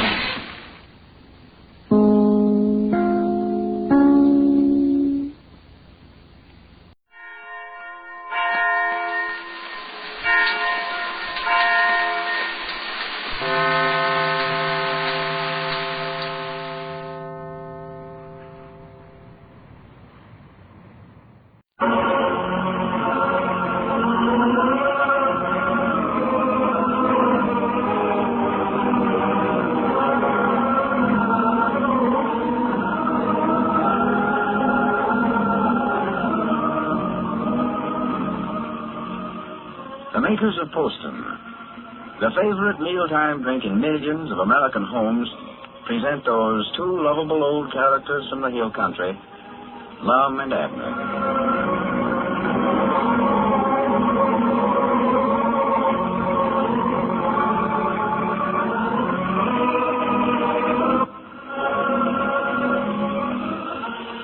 You know, when a man has a hard time getting to sleep at night, he's more likely to worry about the effect it will have on his work next day. But a woman, and I think you'll agree, is apt to worry more along this line. Oh, dear. I can just see myself tomorrow, drawn and haggard, my eyes swollen. I'll look terrible. I just must get some sleep. Different viewpoints, naturally, but both of them essentially true. For sleepless nights, when you spend hours staring miserably up at the darkness, can and do take a double toll, both in your efficiency and your appearance. That's why you should seriously think whether it isn't coffee nerves that's causing your sleeplessness. For make no mistake, while many people can drink coffee without its keeping them awake, many others should never touch it. Let me suggest, if you think coffee keeps you awake, that you switch to Postum. You see, since Postum contains no caffeine or stimulant of any kind, it's impossible for it to disturb your rest. And Postum's such a delicious drink, with such a tantalizing, fragrant aroma, smooth, mellow flavor, you'll find it's as delightfully satisfying as any mealtime drink you ever tasted. So, if coffee robs you of sleep, drink Postum instead. See if you aren't sleeping better, even in a few days. And after a couple of weeks, see if you aren't getting a really full night's sleep every night. Switch to Postum. There's a reason. And now, let's see what's going on down in Pine Ridge.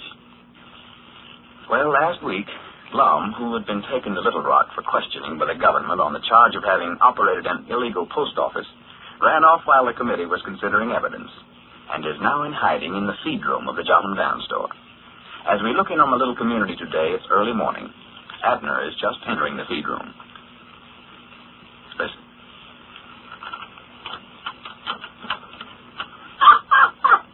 Come on back, Lum. It's me. Abner, I told you not to come busting through that door without telling me who it is. Gracie, I might not have heart failures every time you do it. I wish you could have saw yourself. You look like a cat diving through a hole in the fence the way you went under that stack of hay. Well, we've got to get some signals of some kind so as I'll know when it's you coming in. Granny, spend half my time crawling out from under the store. Under the store? Yeah, I've got a hole cut through the floor back under that stack of hay there now to where I can go clean down under the store. Well, when did you do that? Yesterday afternoon. I never had nothing else to do and taken a saw and cut a hole in it. Well, I do know. Have you saw any policemen around town this morning looking for me? No, not a soul. Well, you watch everybody comes in the store out there now. If you see any strangers coming in, just shut the door on them. Yeah, I will. They'll more likely be wearing a disguise of some kind. Watch out for Chinamans and old men with long beards and Indians and such as that. Well, what about Grandpa Masters? He's got a long beard. I seen him standing out there on the street a while ago. Well, you know him. I mean fellas with false whiskers. Well, I can't go up and pull everybody's whiskers, see if they're false or not. Well, if some stranger comes up and starts asking you about your question, just don't answer him. Yeah, well, I don't think there's nobody here looking for you, Lum. I don't know. I heard bloodhounds baying all night last night. The dragnet's closing in, I can tell that. Oh, Lord me, I heard that dog. That was that hound there, the Sea-Strongs. He always howled that way whenever we have a full moon. I wished I'd have knowed it. I laid here scared to death all night. You did? I've always heard dogs bay that way just for somebody, well, I better not say it. Gives me the creeps to think about it even. Huh? Nothing. It's a bad sign, though. Yes, huh? Is there any notices around rewards or anything like that for me? No, I ain't saw none. It does look like it offered something for me. Been any articles in the paper? Not a word, no. They're taking a mail carrier's job away from you, though. They did? Yeah, give it to Luther Phillips. You never showed up for 3 days to carry it, so, well, they had to do something. Yeah, well, I don't care. Never liked the job, no way. I'm mad at the government. I don't want to work for them. Well, what are you going to do, Lum? You can't spend the rest of your life hiding back here in the feed room. I don't know. That's what's got me worried. Well, you had no business running off in the first place. That's where you made your mistake. No, where I made my mistake was ever putting in a post office. Goodness, I never knowed the government was so cranky about them things. They had enough charges against me to send me to the penitentiary for the rest of my life. Well, why didn't you stay there? You might have talked them out of it, Lum. Well, I don't know. They left me out there in that little room by myself while they was having a meeting about me, and I don't know. First thing I know, I'd wandered outside, and then before I knowed it, I was on my way home. Well, it's going to be just twice as bad on you whenever they do catch you. I know. That's the reason I can't afford to let them catch me now. Well, this is the first place they'd start to look for you, Lum, right here in Pine Ridge. Yeah, but don't know nobody but you and Grandpap know I'm here. Oh, well, they'll find you eventually, Lum. First time you get outside, why, somebody will see you and report it. I ain't going to get outside. I'm going to stay right here till this thing blows over. And then I'm going to try to make it across the border. What border? Over in Oklahoma, I reckon. Well, that's still in the United States, ain't it? That's right. All right, Grannies, I'll go to Mexico. That's where I'll go. I read a book once where a fella went down there. Started a revolution. You going to start a revolution in I Mexico? don't know what I'm going to start. Something. Well, what you going to do down there? You got to have some way to live. I know I ain't going to put in no post offices. I know that. I still think it'd be a heap better if you just go give yourself up, Lum. You oughtn't to come home in the first place. That ain't no way to do. Run off. Yeah, but if I go back now, it'll be twice as hard on me. I don't know what to do. I never meant no harm by what I done. I know it. Never even knowed it was against the law. All I know, all of a sudden, I'm a hunted criminal. Yeah, you're that all right. Laying back here all day, feared they're going to catch me any minute. Every time I hear the least little noise, jump halfway out of my skin. Oh, I never seen you so nervous. Sit down here in the dark of a night by myself, can't sleep, get nervous and jumpy. I can't hardly control myself. Yeah, I know. I wish there was something I could do. I hate to see you living back here and down under the store like a varmint of some kind. You ain't sold yourself long, but you look a sight since you cut off your mustache. Whiskers all growed out there to where a feller would know you. You just ought to see yourself. Yeah, I wish I could get out here and clean up. But I just can't change it, Abner. I'm so hungry I'm about to starve to death. Hungry? Yeah, I slipped out there in the store after dark last night and had a lunch, but I need some hot grub. Yeah, I seen some empty cans up there on the counter. Say, what was that empty can of dog food doing sitting there? Dog food? Oh, my goodness. Was an empty can of corned beef up there? I never seen none. And that's what a fella gets for feeling around in the dark. I'll be dead blame. Worst part about it, I liked it. Don't you? 2 or 3 more cans of that, and I'll be taking you squirrel hunting, Lum. You know what? That beard of yours grows another day or two. You're going to favor Airedale anyway. Yeah, I reckon you could go over to Luke Spears and get me a steak and some hot cakes and scrambled eggs and fried potatoes. Then I could eat a water bucket full of stuff. Well, I offered to bring you something down from the house yesterday, and you wouldn't let me. Well, I was feared Elizabeth might get suspicious. Well, Luke's going to get spacious, too, and he's carrying a big plate of grub out of there. He knows I eat at home. Tell him you're bringing it over here to feed a dog. Oh, well, he knows I'm not going to feed a steak and scrambled eggs and hotcakes to a dog. I might bring you some scraps. Let it go. I'll eat some more corned beef. I'll find something. If I had a skillet, I could cook some stuff over this little oil heater here. Why, sure, that's the thing to do. Yeah, I'll get you a skillet and bring it over here. Then you can get eggs and bacon and stuff like that right out of the store. Yeah, that's the time. Then I'm going to figure out some way to escape out of here. Tell you, I've just... Wait a minute. Huh? Be quiet. Was that somebody coming in from the store? I'll never hear nothing. You better go see and don't let nobody come back here in the feed room now. No, I won't. Well, howdy, Dick. Oh, hello, Abner. Just wondering if there's anybody here. Yeah, when did you get in town? I just got in this morning.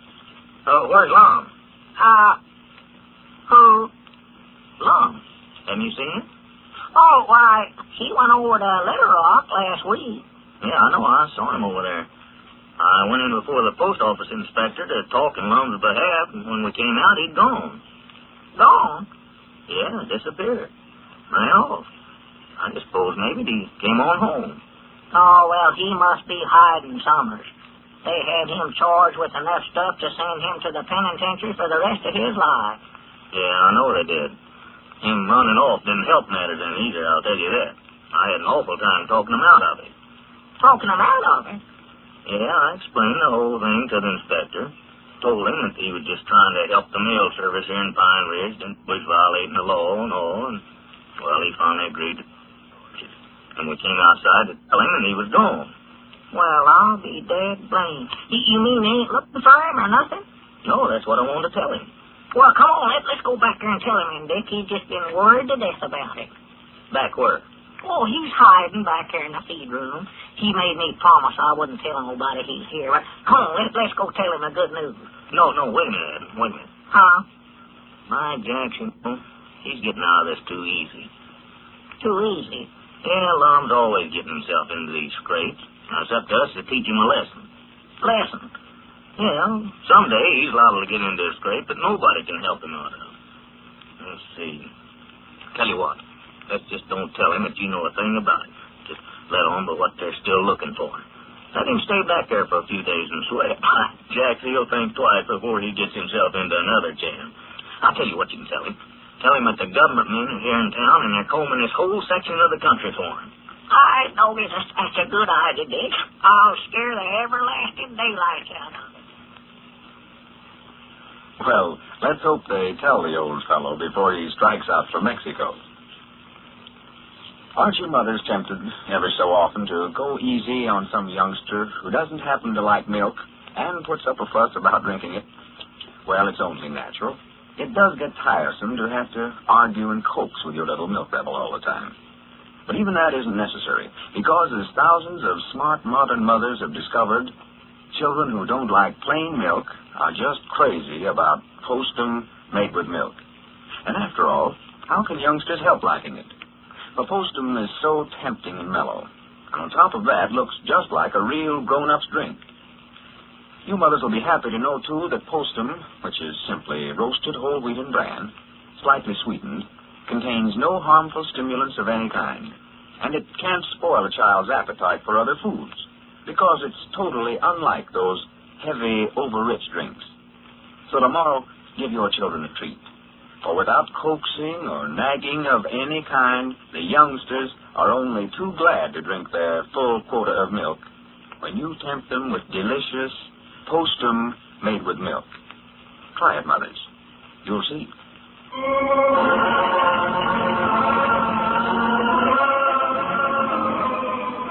Don't forget, friends, come along with us next Wednesday evening at this same time when we again go visiting Pine Ridge with Lum and Abner, who say, many a woman is leading a double life, her own and her neighbor's. Lou Crosby speaking. And remember, Postum, your best bet for a good night. This is the Columbia Broadcasting System.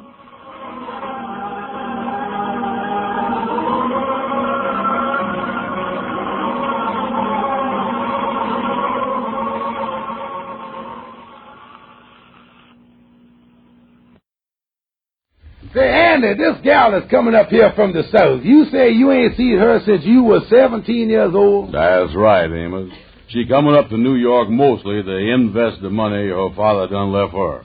Well, I sure hope she don't take no chances with it. Rinso presents the Amos and Andy Show.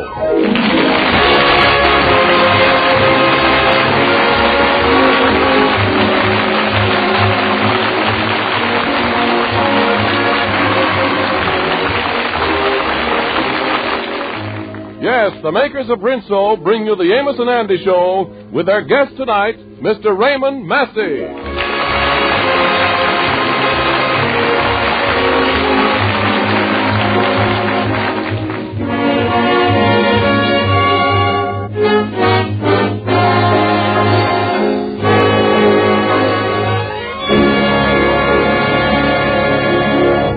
Even as a youth, Andy must have left an indelible impression on the fair sex. A few days ago, he received a letter from a girl he knew when he was about 17 years old, in which she said she was planning a visit to New York and hoped to renew their old friendship. At the moment, Andy is in his office with Amos, and he's recalling old times. Say, Andy, this gal, Muriel Davis, that's coming up here from her hometown here, when you expecting to hear? Well, Amos, I ain't sure. She write me the exact date in a day or so. So you won't know when she's arrived until you get another letter from her? No. Tell me, Andy, you remember what kind of a gal she is? No, I don't remember her too good, Amos. Don't forget, I ain't seen her since I was 17. Yeah. And on top of that, in those days, I was always running around with about 30 gals at the same time. 30 gals? You must have been some guy, all right. Oh, well, I was young then. Yeah. Now that I was older and settled down and got grown-up ideas, I find that 15 is plenty. Yeah, I don't know how you get along with so few, lover. Well, them was the good old days, though, when I was going around with Muriel. I remember I used to buy a bag of gumdrops and go over to her house, and we'd sit on the front porch. Oh, romantic stuff, huh? Yeah, then after a while, she'd go inside and turn off the porch light, and we'd be in the dark. Then what? I'd eat all the gumdrops. Oh, Amos, I tell you, them was the days. Well, hello there, Amos. Hello, hiya, Kingfish. Say, Andy, I'd like to speak to you private, confidential, and under your hat. Mm-hmm. Oh, yeah, well, another big business deal, I guess. Well, I'll be running along, fella. Yeah, see you later, Amos. Yeah, well, so long, folks. So long. What's up, Kingfish? Brother Andy, I got a big business deal I'm going to let you in on. Yeah, well, count me in, Kingfish. Look here, I know where I can sell a mess of furniture for $50. I is right with you. I know where I can buy the furniture for $25. I is your man. So all we got to do is to raise $25. Count me out. Yeah, well, we went through that deal in a hurry, didn't we? Tell you the truth, Andy, I didn't think it would work out myself. Forget about it. Yeah. Say, Kingfish, what time is it? It's about 4 o'clock p.m. Say, I got to get home and get some sleep. I've been up since noon. Yeah, all right, Andy, let's go. I'll walk with you. Come on. Yeah. You know, Kingfish, I think that the best thing... Hey, Joe! Oh, Andy, that fella looking at us. Hey, Joe, wait a second, will you? Yeah, he making a mistake. He thinks one of us is somebody named Joe, I guess. Yeah, what you want, buddy? Oh, pardon me. I thought you was a pal of mine, a fella named Joe. Who, me? Yeah, you look exactly like him. No, my name is Andrew H. Brown. There's my office right there. Well, my mistake. Gosh, you're a dead ringer for Joe. Sorry, boy. Oh, that's all right. That's all right. Yeah, another fella look like you, huh, Anna? Yeah. Look like nature done made the same mistake twice, don't you?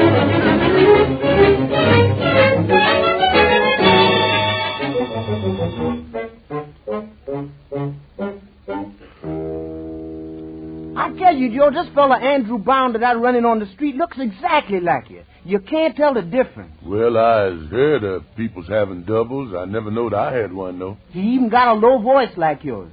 Anyway, after he walked down the street, it hit me that we might have an angle there. You know, use him as a fall guy to take a rap for you or something. This is getting interesting. So what I done was I ducked in his office. The sap left the door open. Well, I start snooping around in there when the mailman shoves a letter under the slot. Go on. I opened the letter, and it's from a gal down south by the name of Muriel Davis that he ain't seen since he was 17. She coming up here to New York to invest some of the money her father done left her. I tell you, Joe, this is a perfect setup. Getting better all the time. Keep talking, Frank. Well, on top of everything else, she kind of sweet on this guy Brown. So here's what I figure. She ain't seen him for over 20 years, so you could pass for this fella Brown. Go up and see at the Harlem Plaza Hotel where she says she's stopping. Get lovey-dovey with her, grab the dough, we fades out and Brown takes the rap. Frank, I think you got something there. There ain't no chance of Brown coming up to work. No, I got this letter she written right here with me. He ain't never gonna see it, so he won't even know she's in town. Well, there's one other thing, too. The police is still on our trails for that grocery store job we pulled. Maybe we better lay low for a while. Don't be crazy. This is a cinch, Joe. Okay, Frank, I'll do it.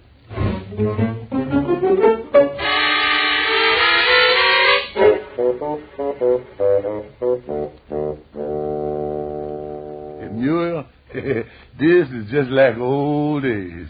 You know, Andy, this is the 4th date we had since I've been up here in Harlem. And there's still something about you that's a little different from the old Andy I knew. What's that, honey? Well, your looks haven't changed much. Maybe it's your voice. I don't know what it is. Well, a person bound to change a little after 20 years.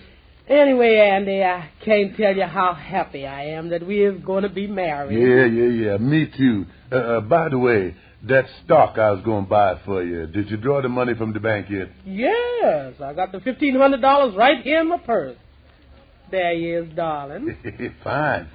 I'll take it right along with me and invest it in that stock. Well, you ain't going already, is your sweetheart? Yeah, you're getting late, and I got an early appointment. I'll call you tomorrow. Well, all right. But it's going to seem like a year till I see you again, darling. Well, it's going to seem longer than that to me.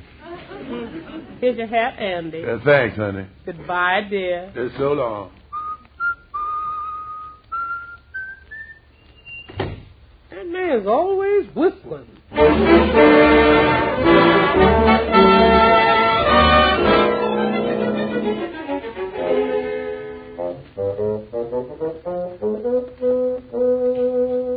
Well, Andy, how's everything getting along with you? Oh, boy, everything is fine.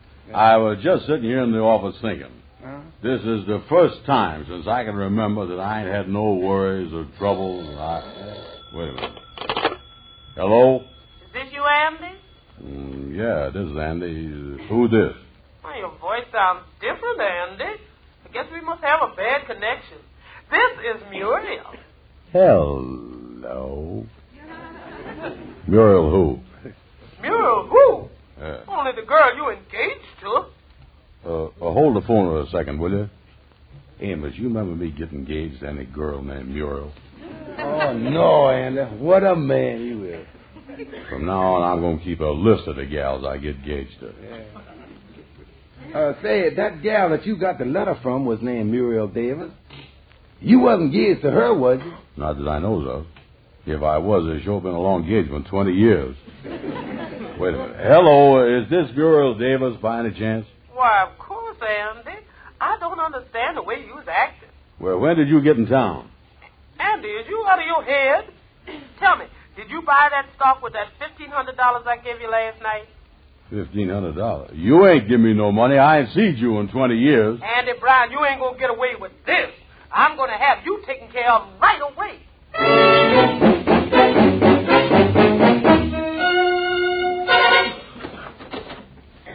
Are you Andrew H. Brown? Yes, sir. Yeah, but I ain't done nothing, officer. Honest, I ain't. You call making love to a girl and swindling her out of $1,500 nothing? You're under arrest. Well, wait a minute. That gal is crazy, miss. I didn't take no $1,500 from her. Wait a minute, officer. Save it. You'll have plenty of chance to talk at the trial. Let's go, Romeo.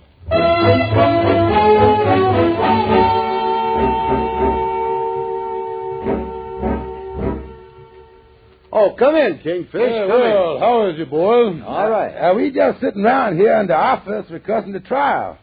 Yeah, that sure was a rough day in court, wasn't it?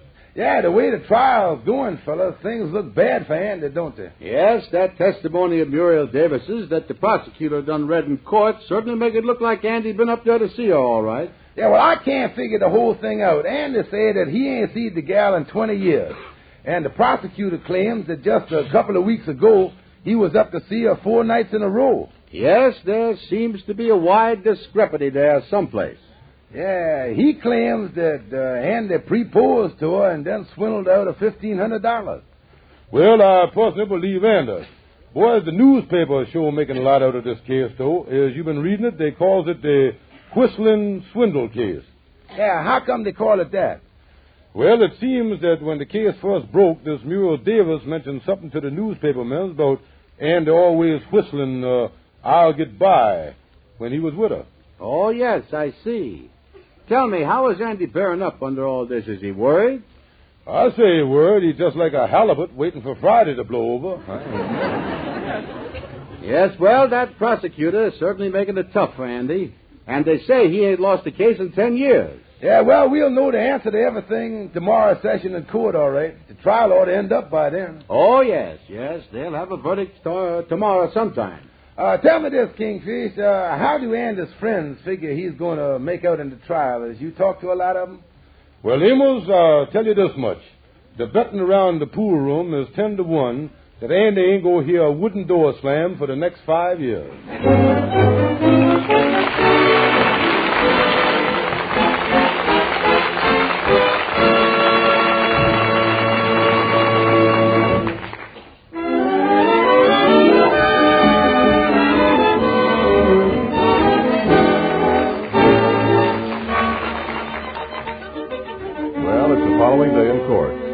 The verdict is expected. The court is being called to order as the judge raps for silence. Could we have quiet, please? In the case of the People versus Andrew H. Brown, the prosecution will please continue. Are you ready, Mr. Massey? Yes, Your Honor. Before recalling one of the defense's witnesses to the stand, I would like to review the evidence we have so far presented. As the court knows, Miss Muriel Davis was too ill to appear. Therefore, we introduced a photograph of the defendant, Andrew Brown, which Miss Davis, on her sick bed, positively identified as the man to whom she gave the $1,500. We also presented the testimony of 3 employees of the Harlem Plaza Hotel, who swore that the defendant is the man who, on 4 successive nights, called on Miss Davis in her hotel apartment. This scoundrel Brown... Objection sustained. Will the clerk strike that last sentence from the record? The last thing we presented was the written testimony of the victimized woman in the form of a deposition. In this, she vividly described the despicable methods employed by Andrew Brown in cold-bloodedly swindling her out of the $1,500. He made a promise of marriage which he never intended to keep. And now I would like to recall the defense's so-called character witness. Will Mr. George Kingfish Stevens take the stand? Yes, sir. Just wait till I slip on my shoes, if you will. I didn't know you were going to call on me again. Will the witness please hurry? Doing the best I can, Judge. Does the witness appreciate that he's in contempt of court? Yes, appreciate it very much. Thank you, sir. Yes. Will you please take the stand? Yes, sir. Coming right up. Mr. Stevens, you will recall that you previously swore to tell the truth, the whole truth, and nothing but the truth. That's right, yes. Mr. Stevens, you told us earlier that in the many years you have known Andrew Brown, you've been in a great many business ventures together. Yes, sir. Me and Brown has done took a few flyers together. Yes. And he has always been honest in his business dealings? Yes, sir. He absolutely honest. Remember, Stevens, you're under oath? In that case, you better cross out the word absolutely there. In other words, you mean that Andrew Brown is the type of man who could make ardent love to a woman and at the same time swindle her out of $1,500? No, sir. When that boy is making love, his mind ain't on swindling, sir. Now, isn't it true that some 6 months ago you and the defendant issued and sold stock in a company called the Consolidated Universal Investment Trust? Objection. Objection overruled. Answer the question, please. We was in a deal, but only for a couple of days. It seemed like all of a sudden a man from the district attorney's office started buying the stock, and we closed up fast. Tell me, How much did you sell those shares for? Well, now, as I recall it was 50 cents a share, 2 for 89. That was the price. I wonder if Wall Street ever thought of doing it that way. I don't know. Tell me, what were the assets in back of this stock? You want to know what the assets was? I don't. Nobody want to object to that question right there. Oh, then there were no assets behind that stock. Well, now wait a minute, y'all. We had assets. One of them was a big apartment house on Leonard's Avenue. Remember, you're supposed to tell the truth. Well, it was more of a small apartment house. The whole truth? Forget about the apartment house. All right. What were your assets then? Well, to tell you the truth, I don't remember them offhand, but they was listed in the books. Oh, you kept books? Oh, yes, sir. Yeah. Are those books available? Well, I tell you a funny thing about them books. Me and Brown was out on a fishing trip, and we had the books with us. Remember, you're under oath. Forget about the fishing trip. What about the books? What books? I thought so. Say, is there any chance in me taking a whack at this thing without being under oath, mister? Gentlemen of the jury, intelligent men like you can see it's obvious. That company had no assets. And it's equally obvious that fake stock deals are not exactly unknown to Mr. Brown. Oh, wait a minute, mister. I didn't say that. Now, you said enough, Stevens. Come on, step down. Oh, yeah, sir. Getting down. I get down. Gentlemen of the jury, there goes your character witness. Now, the next witness I am going to call to the stand is the defendant, Andrew Brown. I intend to prove conclusively that proposing marriage and then extracting money from his victim is a common practice with this unprincipled scoundrel. Will Mr. Brown take the stand? Yes, sir. Right this way, Brown. Excuse me just a second. Any of you gentlemen in the jury like to try a good cigar? Just happen to have 12 with me. The defendant will take the stand. Look, Your Honor, the fellow that took that money was supposed to whistle that song, I'll Get By, all the time. Your Honor, I can't even whistle. Will you please confine yourself to answering the attorney's question? Will Mr. Massey please get on with the trial? Yes, Your Honor. Mr. Brown, this letter here, will you look at it and tell me if you recognize it as your handwriting? Yeah, I recognize it as my handwriting. Hey, wait a minute. Where'd you get this letter? You wrote this letter not to the state's witness, Muriel Davis, but to another girl named Tootsie Madison. I will start from the beginning. Quote, Dearest, darling, sweetest Tootsie. Wait a minute.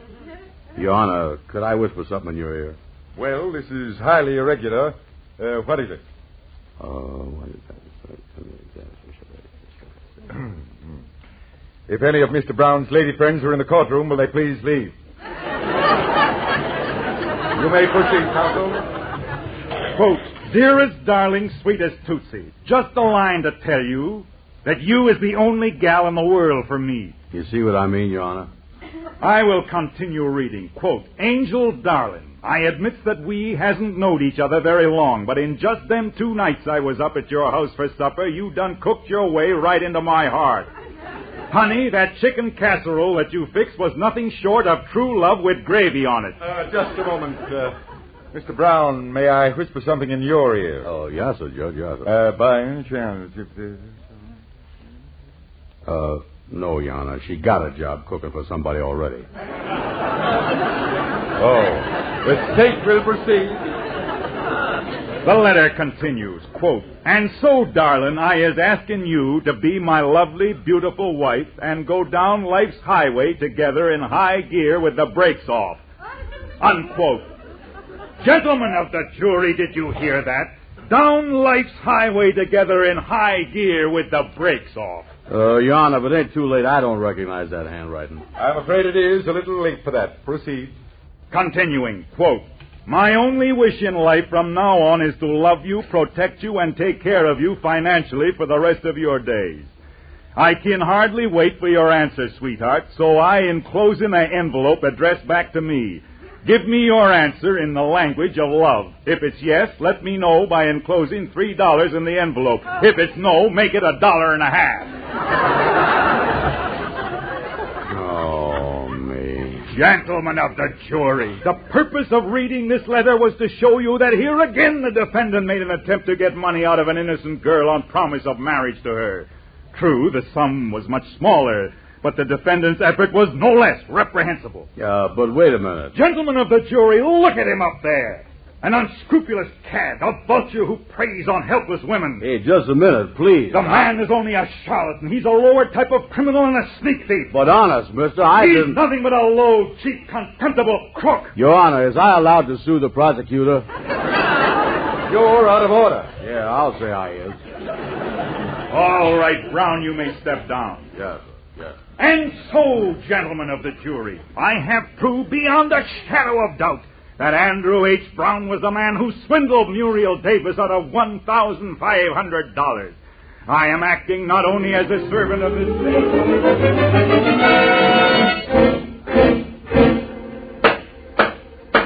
Has the jury reached a verdict?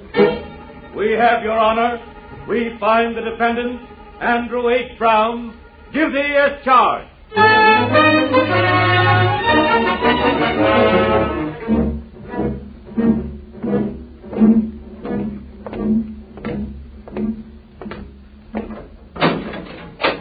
O'Brien, put this prisoner in cell 24. The name is Andrew Brown. Andrew Brown. Yes, Begorry, is me eyes deceiving me? What's the matter, O'Brien? Well, this morning I locked up them two fellas, you know, Joe and Frank. They picked them up for that grocery store job they pulled a couple of months ago. And Brown here is a dead ringer for Joe. You can't tell them apart. Well, put them away. I've got work to do. All right. Come on, Brown. Yes, sir. Yes, sir. I'll put you in a cell right across the way from this fella Joe and his pal Frank.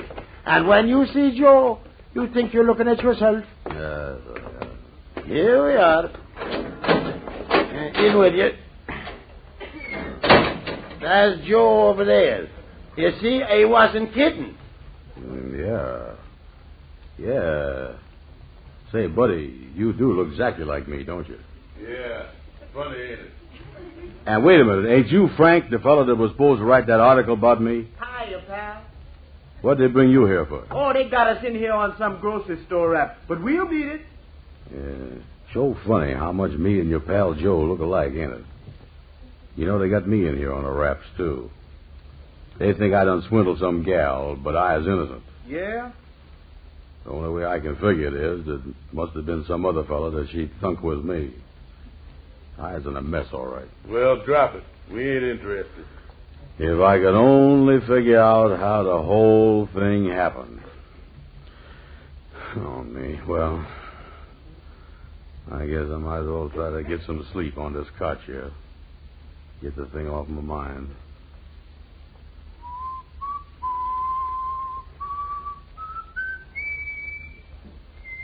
Is you got a whistle, mister? I'm going to try to get some sleep. Listen, Bud, you don't own the joint. Well, it's just that I'm trying to... Wait a minute. Wait a minute. You can whistle, mister. Yeah, go on whistling. Yeah, whistle, will you? Whistle. Whistle, you rotten bum.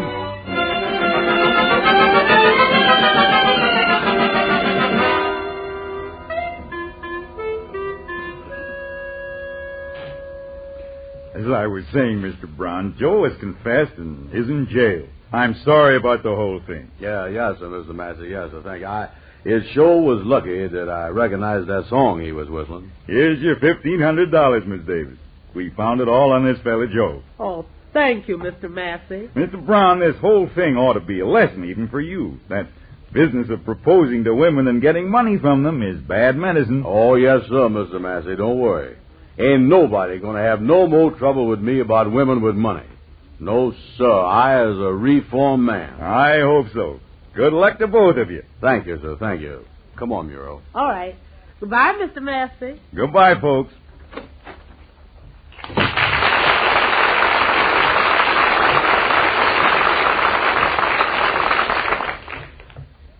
Well, that's that, Andy. Wait a minute. I'll put this money in my bag. Yeah, tell me, you got the whole $1,500 there? Yes. I guess it's all here. Say, honey. Yes? How about me and you going down life's highway together in high gear with the brakes off?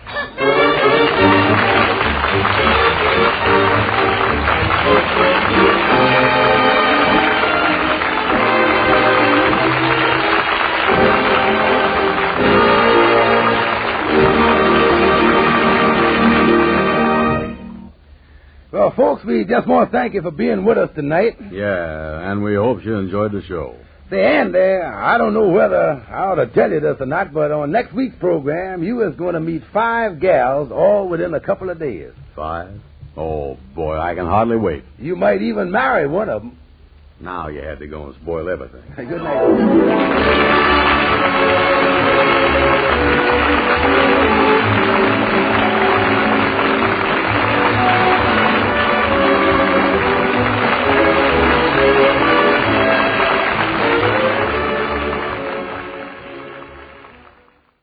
From Hollywood, the George Burns and Gracie Allen Show for Hormel and Spam.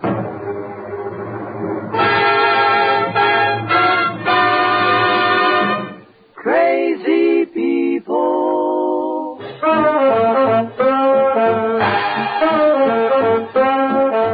Spam, rebop, boom, spam. George Burns, Gracie Allen. Artie Shaw and his orchestra for singing glee with a smooth East Street. Last but not least, with Bud Heaston.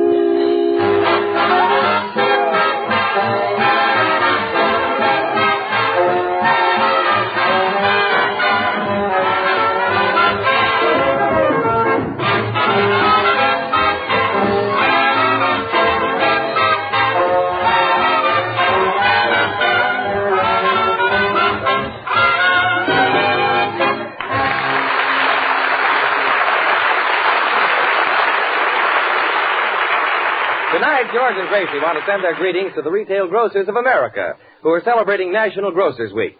And they want to ask you a question, friends. What do you say when your husband arrives home just before dinner with unexpected guests? Well, smart housewives say Spam. This tender, taste-tempting meat makes a hit with husky appetites and so easy to use. Open a can of Spam and bake according to the directions on the label. A whiff of the delightful aroma of delicious, juicy meat simmering in the oven will tell your guests a real meal is on the way. The safest thing you can do tomorrow is to expect the unexpected. Ask your food dealer for Spam, S-P-A-M, when you shop.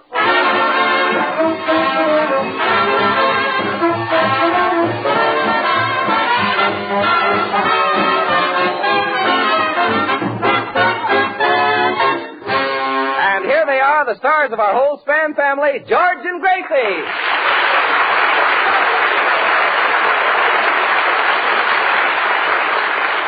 Thank you very much. Where's Gracie? Has anybody seen Gracie? Say, Bud, have you seen her? Well, no, George. I haven't seen her since last week when I took her home. Oh, did anything peculiar happen? Well, in a way. We started to walk home, and after walking about 10 blocks, she started to run and never stopped running until she got home. You mean to say she walked for 10 blocks and then ran for 3 miles? Well, yeah, she said she wanted to get home before she got tired. Well, that's Gracie, all right. I wonder where she can be now.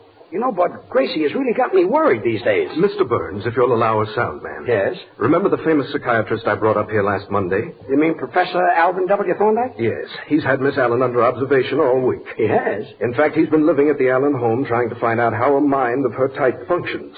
According to the theory of psychiatry, one can tell the inner workings of the mind by watching a person's reactions. Well, I don't know about that theory. Someone once told me that they could tell my intelligence by just looking at my head. Believe me, Mr. Burns, there's nothing in it.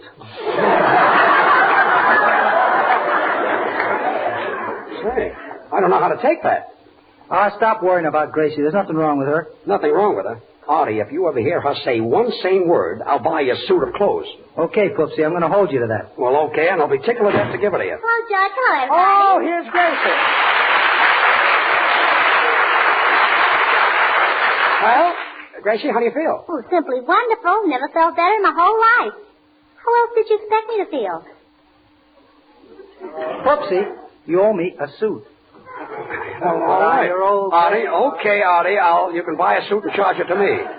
Gracie, I'm glad to see you looking so up. Well, look at your eyes. They're shining. Really? Shall I put some powder on them? Artie, don't alter the suit. Gracie, where have you been? To the automobile show. Have you seen it? No, I haven't. Well, try not to miss it if you can. Try not to miss it if you can? Mm-hmm. Gracie, don't you know your English? I'm not. I'm Irish. There goes the coat. You said it. Big George, the auto show was simply wonderful. You know how the cars are built this year with their nose pointing down like they're smelling something? Yes, I've noticed that. Well, I've ordered a car with its nose turned up. With its nose turned up? Yeah, on account of I'm such a fan of Myrna Lloyd. Gracie, they didn't happen to have a roadster there that looked like Clark Gable. I almost bought it. I was only kidding. A car doesn't look like Clark Gable. It does with its doors open.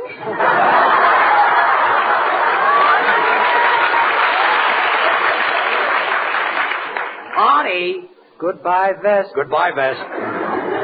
Oh, and I gave him a lot of great ideas at that auto show. I told him to raise the fenders so they wouldn't interfere with the square wheels, and Just if they a minute. do that, then...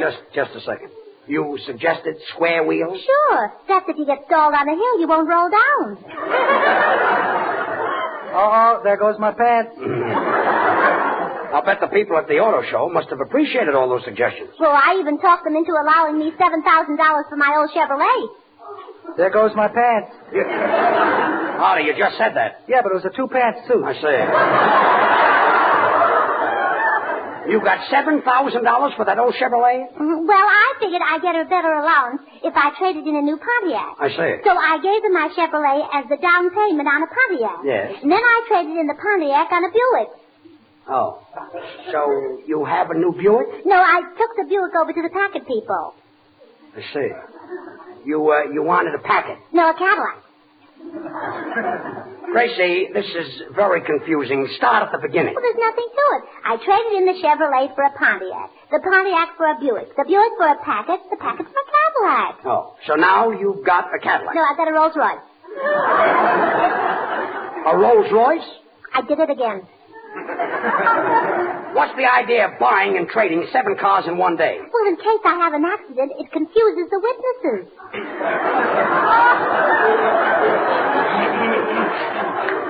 Has anyone got a blanket? Oh, go on. If this keeps up, I'll have to go away for a rest. Oye, yo conozco un lugar muy bueno, una isla allá en el Pacífico, allá en el Pacífico. ¿Quién sabe dónde? Yes. What is it, Senor Lee? Senor Burns, if you want to rest, why don't you take a trip to the West Indies?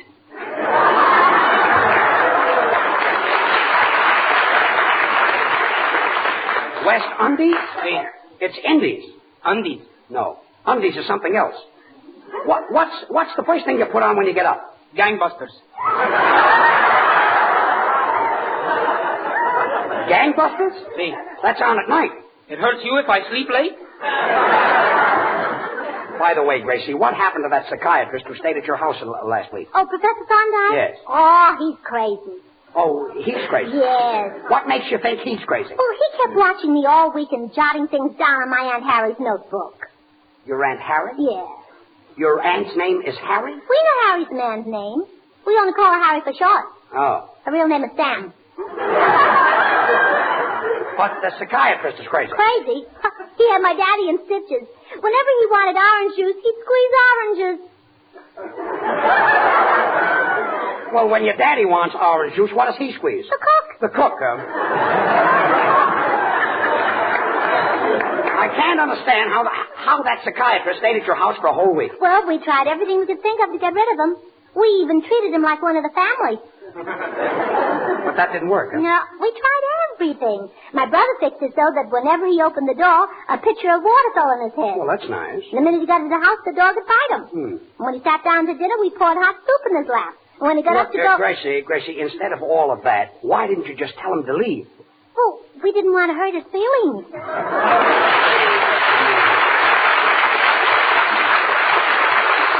And now the Smoothies, Bab, Charlie, and Little will sing I Know That You Know.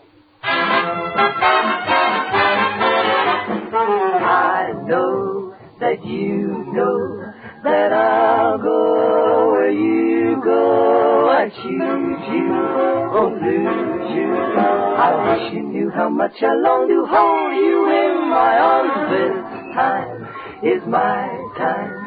'Twill soon be goodbye time. Then in the starlight, hold me tight. With one more little kiss, say nighty-night. I know that you know life's a game, but who can play it all alone? Who can play it all alone? Every chap should hold a heart that's all his own. And that's the reason I tell you, love may come at first sight, they told me. When I saw you, I knew I have found my only love. When I met you, I know that you know that I'll go wherever you go. I choose you, won't lose you. I wish you knew how much I long to hold you in my arms. This time is my time to soon be goodbye by time. Then in the starlight, hold me tight with one more little kiss, say nighty-night. I know that you know that wherever you go, with one more little kiss, say nighty-night.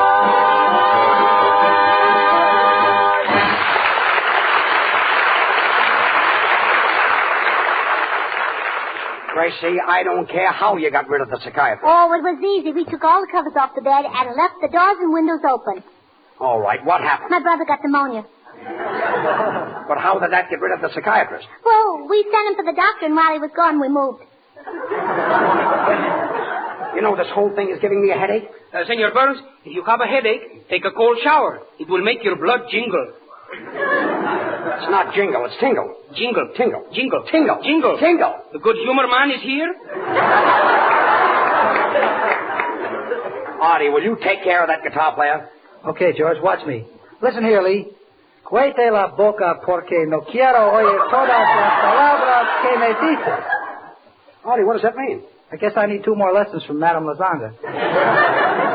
You know, between you, Lee, and Gracie, I'll be seeing things in my sleep tonight. I saw something in my sleep last night. A green elephant. Maybe it's something you ate. Oh, don't be silly. I never eat green elephants. You don't, eh? No, I wait till they get ripe. You know, Gracie, every day and every way you get sillier and sillier. Soundman. Hey, 4 years in Harvard.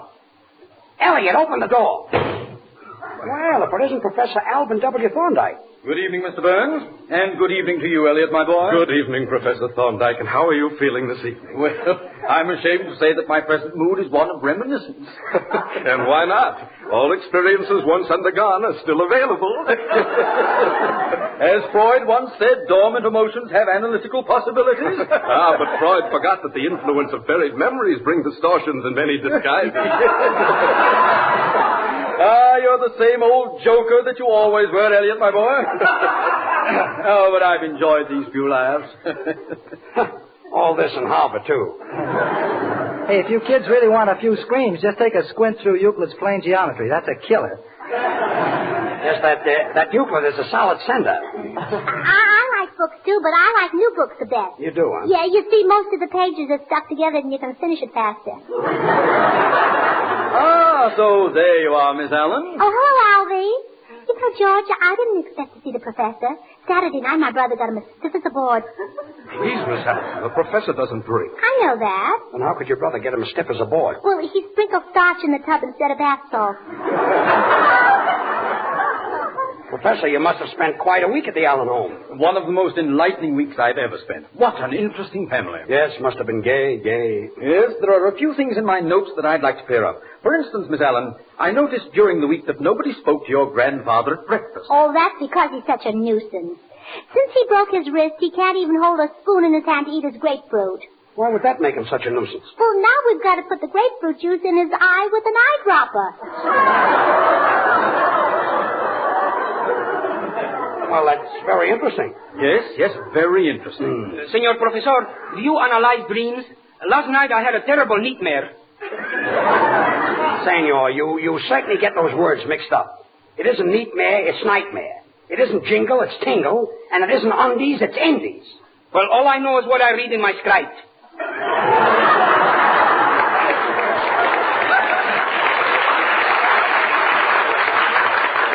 Professor, any more notes in that little black book? Yes. Another thing I noticed, Miss Allen. In your house, every bar of soap has a hole scooped out of the middle. Oh, well, that's my own idea. The soap has a hole scooped out in the middle? Well, sure. That's so after you take a bath, there's no little piece left over.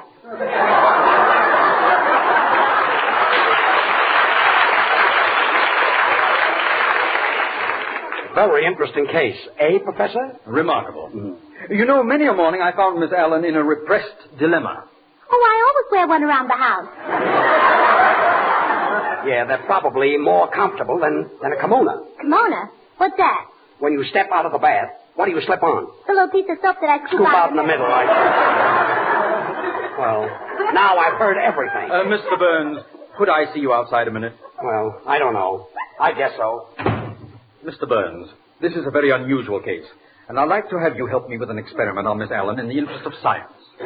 What can I do? I want you to agree with our patient. Humor her in everything she says or does. Cater to all her whims and fancies, and no matter what she asks for, agree to give it to her. Well, okay, Professor. I hope you know what you're doing. Come on, let's go in. But, Gracie, that's impossible. It is not. George, will you buy something for me? Well, it's a quarter. Mr. Burns? Oh, well, I'll be very happy to buy something for you, Gracie. What is it you want? A pair of silver fox slacks.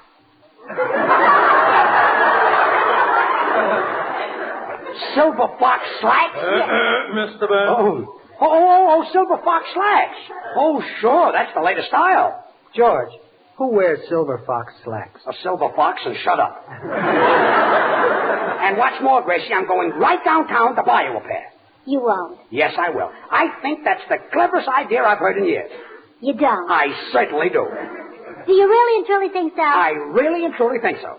Professor Thorndyke, could I see you out in the hall a moment?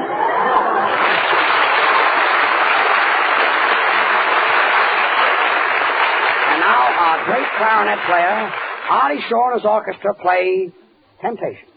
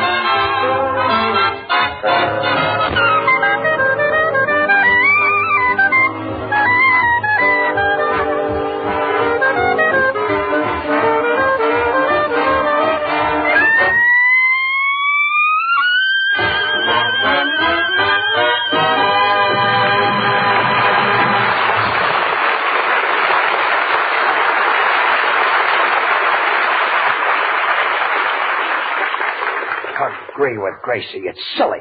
Fire silver fox slap. But, Mr. Burns, it's for science. I understand that. But every time I shake my head, it costs me $200. I'm trying to find out what's going on in Miss Allen's mind. I wish you knew what was going on in my mind. I do, and I am not.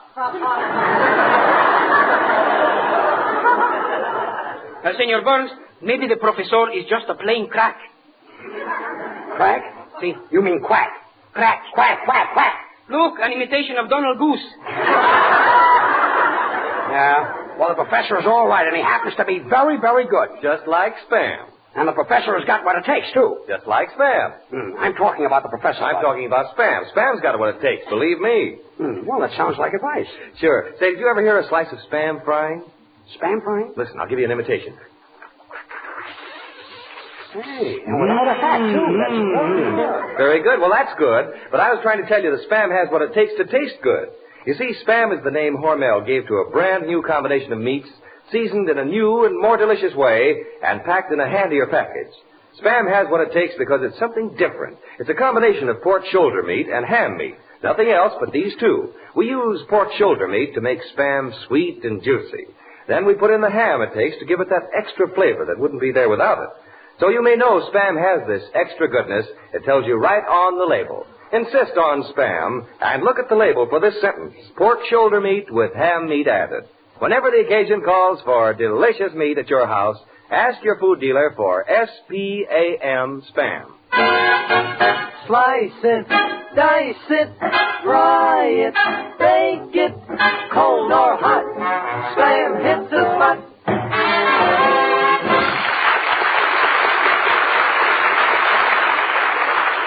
Gracie, I can't answer those questions, and I don't want to hear any more about it. Well, then I'll ask the professor. Well, do whatever you want, but don't bother me. Yes? I'm through with it. George. Professor, what does psychiatry do that any other science can't do? What does the American Medical Association think of it? What is the temperature under the blankets of the quintuplets?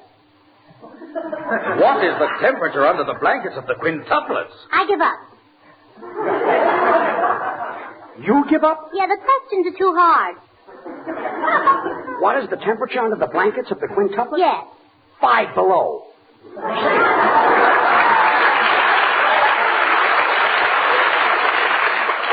I made up something. Mr. Burns. Gee, I wish that last. One laugh. I just can't. What is it? Oh, look, I've had enough of this. I've had enough of this scientific stuff. Sound man, why don't you and the professor go somewhere and split an atom? But, Mr. Burns, let me try just one more experiment. Hypnosis. Oh, let's try it. It'll be fun. Try it. You don't even know what hypnosis is. No, hypnosis is induced by professing profoundly the mentality through all the senses. The method has been used with great success by Swedenborg, Bernheim, and Bingswanger. Amazing, Miss Allen. How did you ever know that? Oh, I just took a wild guess. Swedenborg, Bernheimer, and Bingswanger? Sounds like the real name of the Ritz brothers. Quiet, Lenny Hayden. Miss Allen, you've heard of autosuggestion. Oh, sure. Let's try it. My mother told me never to listen to suggestions in an auto. Well, Mother knows best. Miss Allen, hypnosis is mind over matter. Now, for example, I can make you believe anything I want. I can make you bark like a dog. I can make you a vacuum cleaner. I can make you a broomstick. Can you make me an umbrella? Yes. Make me a blue one. You know, Gracie, that you're not all there. I know, but there's enough in me here to make it worthwhile.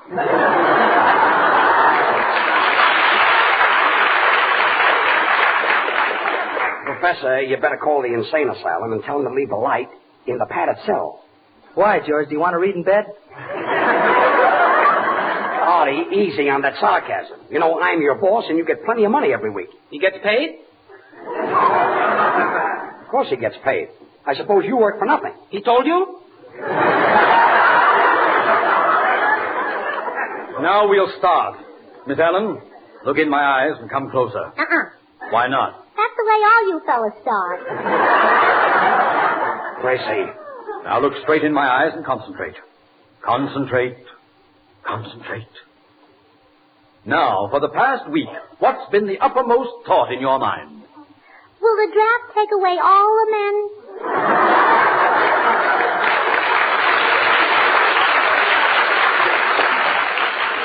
Don't worry, they'll leave me.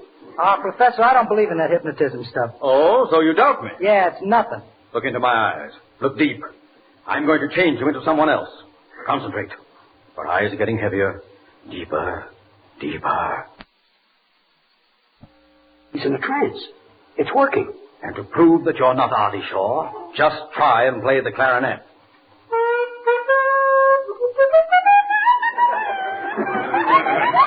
All right. Now, who are you? Benny Goodman.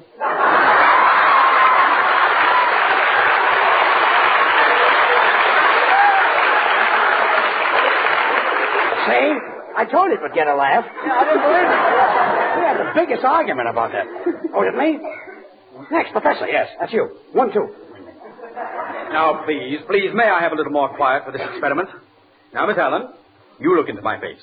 Keep looking at my face. Now, watch my face. It's fading. It's fading. My face is fading. My face is fading. Maybe you ought to wash it in luck.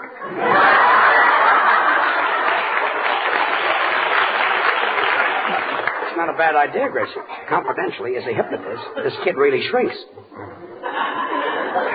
Oh, I can't understand why it doesn't work. I've done it for years. Here, Mr. Burns, I'll try it on you. No. Try it on the announcer. Hey, Bud, come here a minute. Yeah? Mr. Heaston, look right here. Yes? Now look closer. Yes? You're no longer Bud Heaston. You can't mention spam. You can't mention spam. You are now in the jungles of Africa. You are now Tarzan. Bud! What are you yelling about? He won't let me mention spam. Professor, get him out of that trance, and here's your hat. Mr. Burns, I want to try an experiment on Miss Allen that has never failed. Mesmerism. Oh, that'll be fun. Go right ahead, Professor. If you will just try to concentrate, Miss Allen, I will show you how easily mesmerism can produce sleep. Now look into my eyes. Like this? Yes. Now just relax and let yourself go. Everything is peaceful. Everything is restful. Keep looking into my eyes. Relax. Peace. Rest. Relax.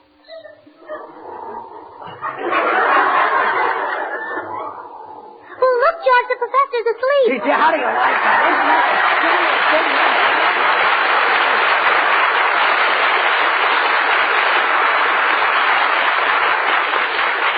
Listen, folks, spam is absolutely the most popular new meat item that has been brought out in a generation. You'd be surprised at how many families already use it regularly. Now, if you're one of the folks who have been listening to these programs every week and have promised yourself that someday you would try spam, and if you haven't yet tried it, now is the time. You're missing something. Spam is delicious meat, and it's handy, convenient to use, and grand to eat. So go to your food store tomorrow and ask for S-P-A-M spam. Thank you, Bud. Well, Gracie, say good night. Good night. George, I'll drive you home in my Chevrolet. Chevrolet? Thought you had a Rolls Royce. I did it again. Good night, folks. Good night.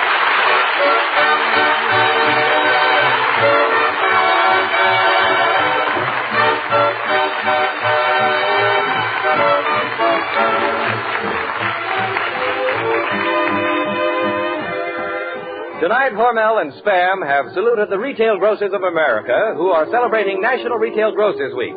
These grocers employ more than 500,000 men and women who constantly strive to bring you healthful food at the lowest cost.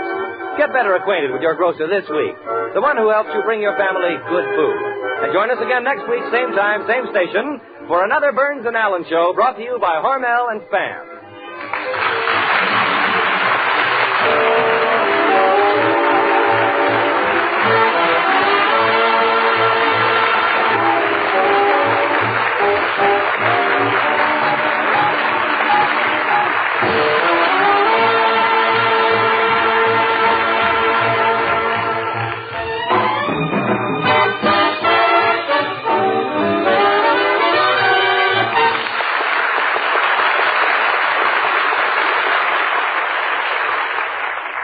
Have you tried Hormel chili con carne? You may think you don't like chili, but chili con carne the way Hormel makes it is different, and everybody likes it. Double your money back if you don't like it. Try Hormel chili con carne tomorrow. This is the National Broadcasting Company.